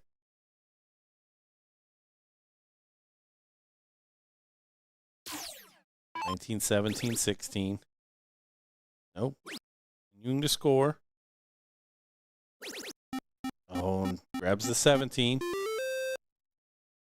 Oh, well. It's it's working out. I'm extending games against Ram when the same marks would have closed the game is just, I don't know. That's worrisome. But cheers to Joel. Joel has got his feet back underneath him here in this match. Looking like he's going to make it 2-1. The 0-1s have been very, very close.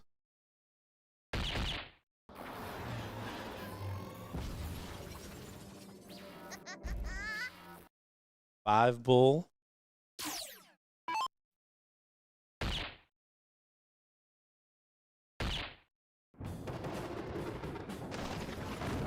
There it is. There it is. Not over yet. Now we get the rapid fire portion of this matchup. These guys playing 0-1. This has not been slouching from either one. No, and this is where the stats really separate.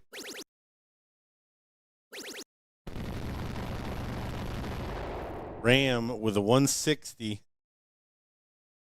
Joel matched him the last time.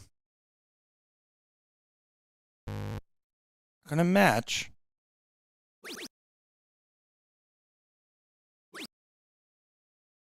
How about this from Joel Stockdale? I mean, he may not end up coming out on top here, but he has given Ram everything. He's laid it out that he could handle, and there's an opening. He hits a 140 right now, and they're both 6 starts away. Here's the 140. Here's the 140. It's not over. Who can go out in 6? Come on, one time.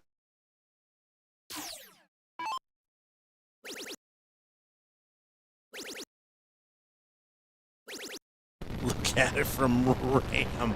174. Joel Stockdale to follow.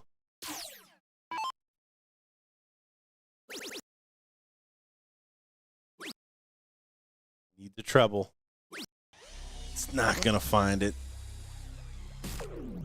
Ram may or may not need it, but 124 for the title. 4th single title of the tour. There it is. Wow. Ram Gavvara taking it home. Wow.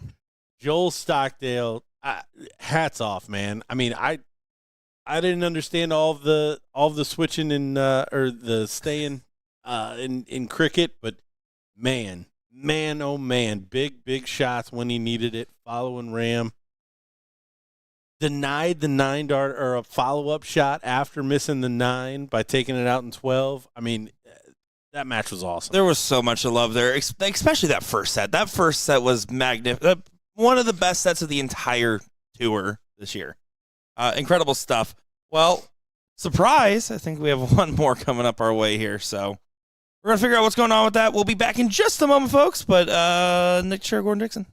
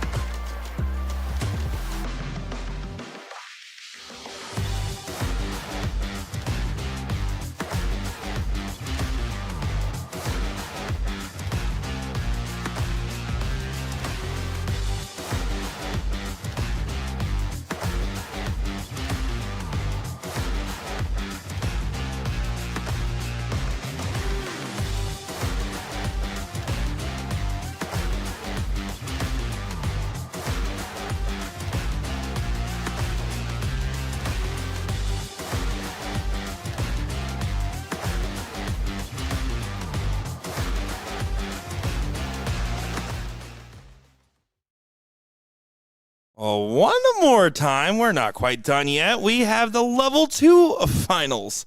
My mistake there. Looking forward to seeing this one. It's going to be Dick Weber to start things off, taking on Billy Gregory. We talked about Billy earlier. Mr. BullShooter himself, he's been to every single stop this tour. Something that is only true by myself and some of the tournament team at this point. So curious to see if that will translate into results here. Make sure Gordon Dixon on the call. Gordon, how you feeling? Yo, where's he been finishing? I know he's got a plaque at some point. I don't think there's been any first place runs. I couldn't quite tell you, if I'm being honest. I believe this is Billy's first stream appearance of the tour. Maybe a brief appearance earlier on. I'm curious to see what goes on here. I'm curious to see how it goes. Billy obviously putting the time on the board. We talked about it with when Marcus Sera was on the stream earlier, but when you go and put yourself in environments and tournament play and travel play more, it typically is indicative to increases in your game, not decreases, especially at less than the top level for sure. Well, yeah, match tested. Like that's that makes complete sense to me. It's like my commentary. The more I travel, better it gets. Right, Gordon? Back to the action. All right, Gordon. I even wore my outfit for you the other day. How dare you, commentary dad? Wore my outfit. Let's keep that. Let's not at 1:30.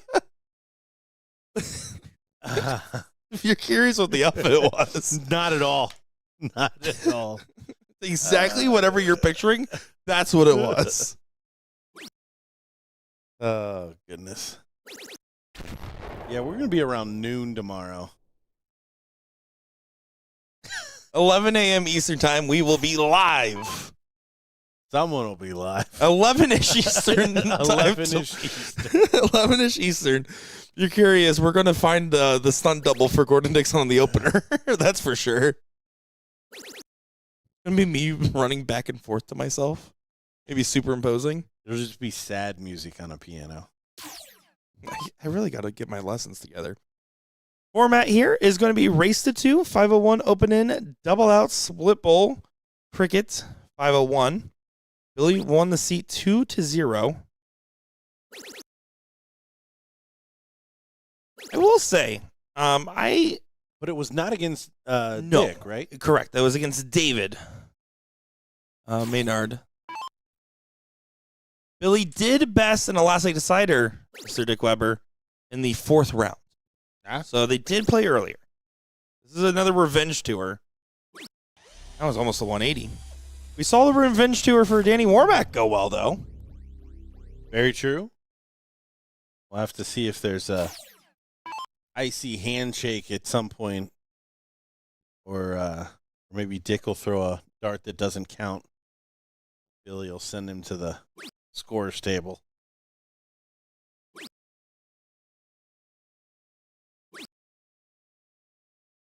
Michael, I don't know if we said it, but this is level 2.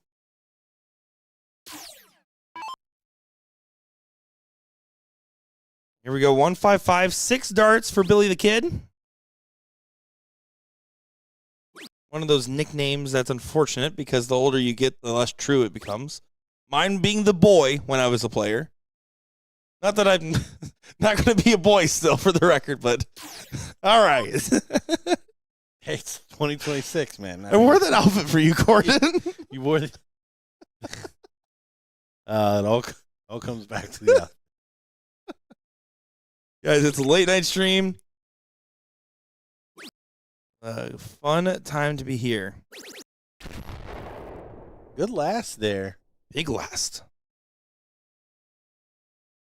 104.95 is under pressure. 57.38 should be the play. 45.50. Well, are we doing it that way or are we not? No. Oh, no. Tries the split. I don't like the first star if you're going to split. I would rather just have the 19 play. Yeah. I'd rather just have the 19 play. That was definitely that was a reflex. That was an old reflex from another format. Yeah, it might be the case. 104 now. doesn't get an opportunity. One go-ahead triple is the requisite. Yeah, 4 18s. There's 3 of them. There's 4 of them. 32. Big breath, Mr. Weber.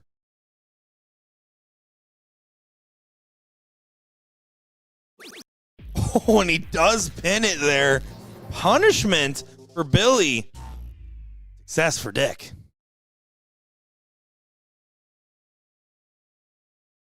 Wow. That was good nerve control there. You can see Weber was feeling it a little bit on that third dart, and he does go ahead and get it in. And the difference between the two shots for those watching along is, again, there was no first dart triple that would have left a double, which is why leaving the 50 for dart 2 makes sense there for the record. I know some people watching level 2 might have that question of why we criticize one and not the other. That's why.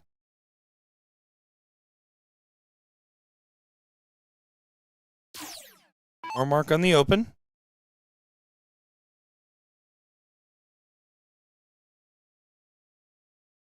Hall is thinning out. This is the last match going on in the entire hall. Do want to shout out, by the way, Catherine Hicks, women's level 2, does complete the double dip. So good on her. Congratulations. I believe every other match should be done. Asterisk, maybe the blind draw still going? Yeah, there we go. One other match going on. The 4th place of the blind draw. Of course.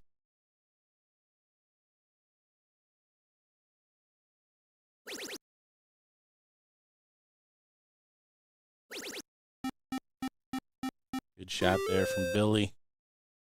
Starting to mount a pretty big lead here in this cricket early doors.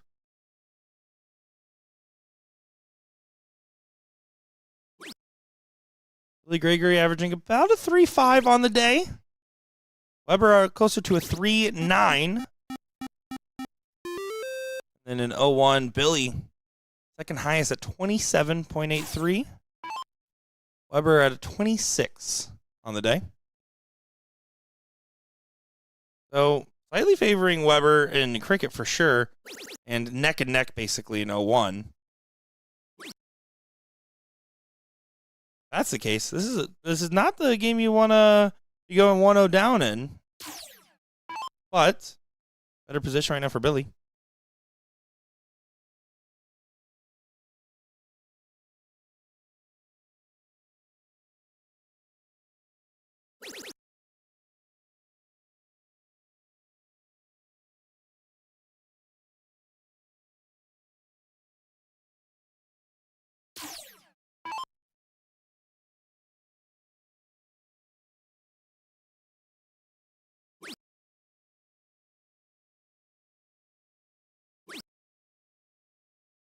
Good control. Discipline says the point. Good discipline. Yeah, good shot. Good switch over. Catches that big treble 20. A lot of pressure on Weber now. To find a couple of 17s. A treble 17. Preferably. You can see, again, I think he's just trying to settle himself each time.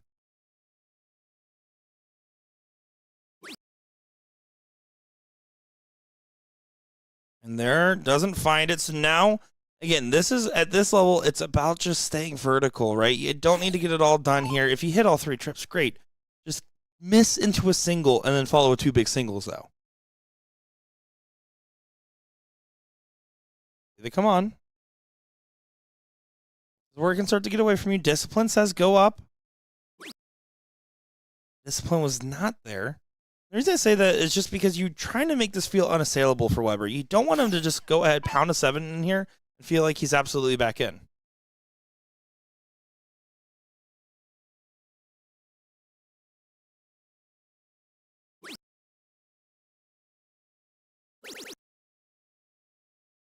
Does find a treble. Did a good job there. Of a Joel Stockdale find a way to get underneath it there. How Billy does.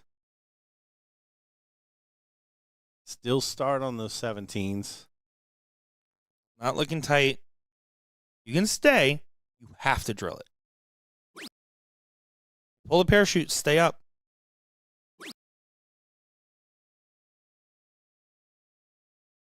Enough to make sure that a first star trip does not get the point lead.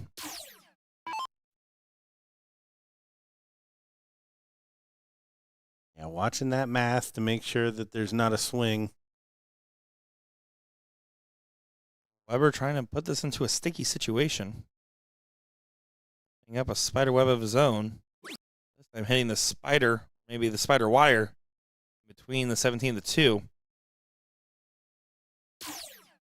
60 points. Again, miss true. Keep it vertical. That works.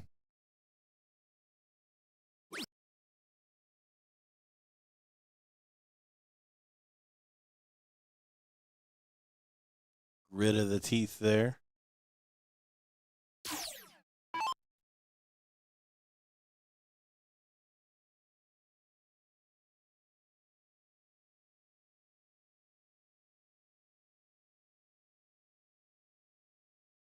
Haven't seen Dick play all day.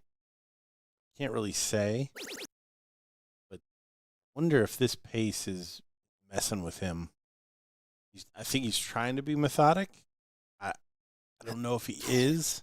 I mean, it's definitely nerves, right? I think there's a lot of nerves. When you start getting away from level 1, you start seeing it more and more. I think the pacing is a reaction to that. Billy definitely looking the most comfortable of the two of them. Again, he's shooting a 3.56 on the day. Up until that shot, he was shooting a 3.57. Now a 3.88. I like the look at the camera there. Fun fact, last stop, I was going around, I was getting candid photos. Every single time, Billy happened to be in the background of a photo when I grabbed cans in 2 different photo shoots. His arms were up in the air every single time, both of them. It wasn't even playing matches. He just liked that. So he just has a little bit of energy. He's one for the camera.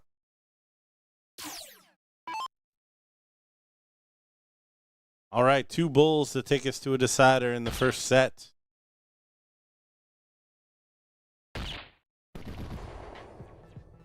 Well, that will do it. And Billy plays above average, while Weber plays below average for how they've been performing in the day in this leg. And Billy is the second best performer in 0-1 today in this division. Be interesting. Yeah, nice ton-plus finish from Dick in the first leg. Need to do it again. Nervy. Floated it. Roll the shoulders here.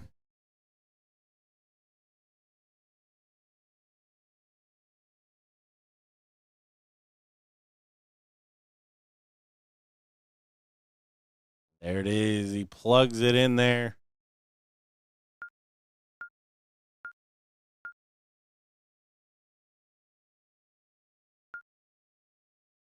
What will Weber do? What will Billy do? The goal is right here at the standard. You would expect, again, 27. You're expecting right around a 15 to 18 dart range. Closer to the 18.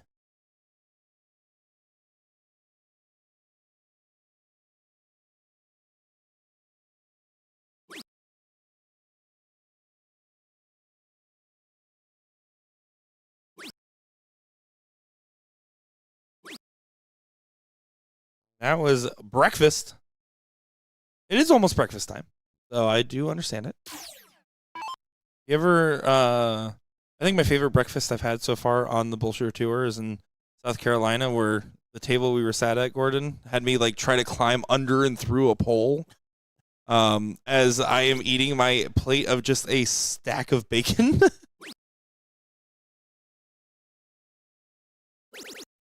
That's a 140 open. The nostril flare, like I love everything about it. You're a Billy Gregory fan? Yeah. I love everything about the reaction to that. Well, the hat's off now. Is this the secret missing Dick Weber's game? Yes, the answer so far. That might be the answer. Certainly hasn't hurt. I just think that's a better pace. Like him trying to like slow down and like I want the darts to go here. Like if that's not what he normally does, I don't think that's what he wants to do in this this spot. Back-to-back 140s would be huge. Almost was. But now you've taken just 97 points off the other direction, right? You're out. You're in front, going second. Yeah, he's essentially taking the darts here. I mean, short of a 180.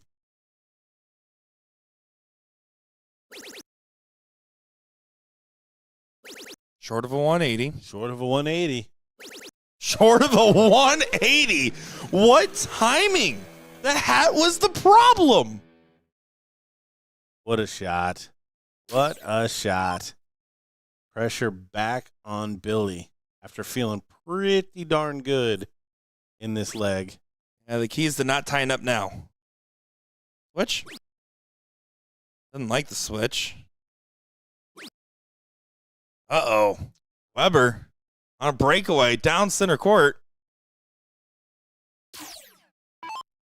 Shake of the head then from Billy.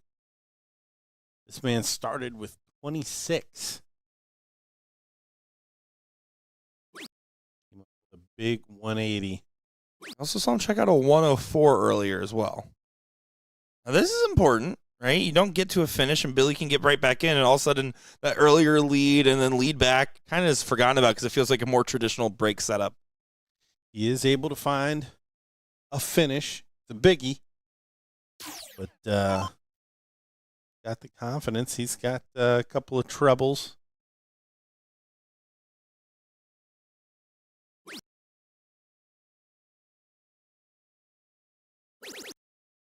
What a dart. What a dart. Ooh. I was surprised he stayed. It was just there's a lot of risk on the stay, but deflects into one of the things that does work out. Still in the control of Mr. Weber.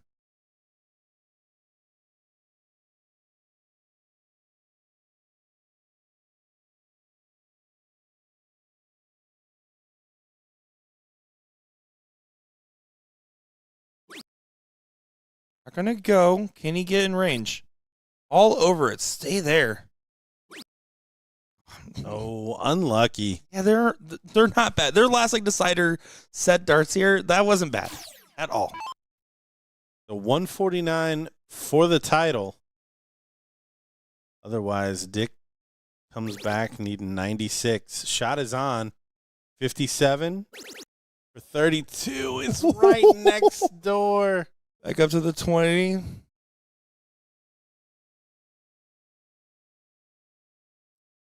think there's a big internal debate. 48. Not that one, but it does leave a double.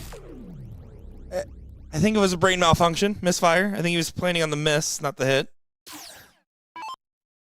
Still don't want 50 in this format with to leave. Because you're not going to shoot it.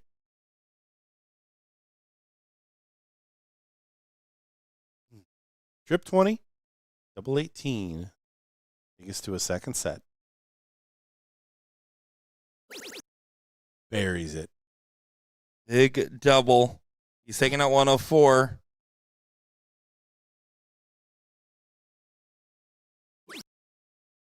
Oh, what a good miss. What a good miss. Caught this on the end of the 104. Double 16. Take us to another set.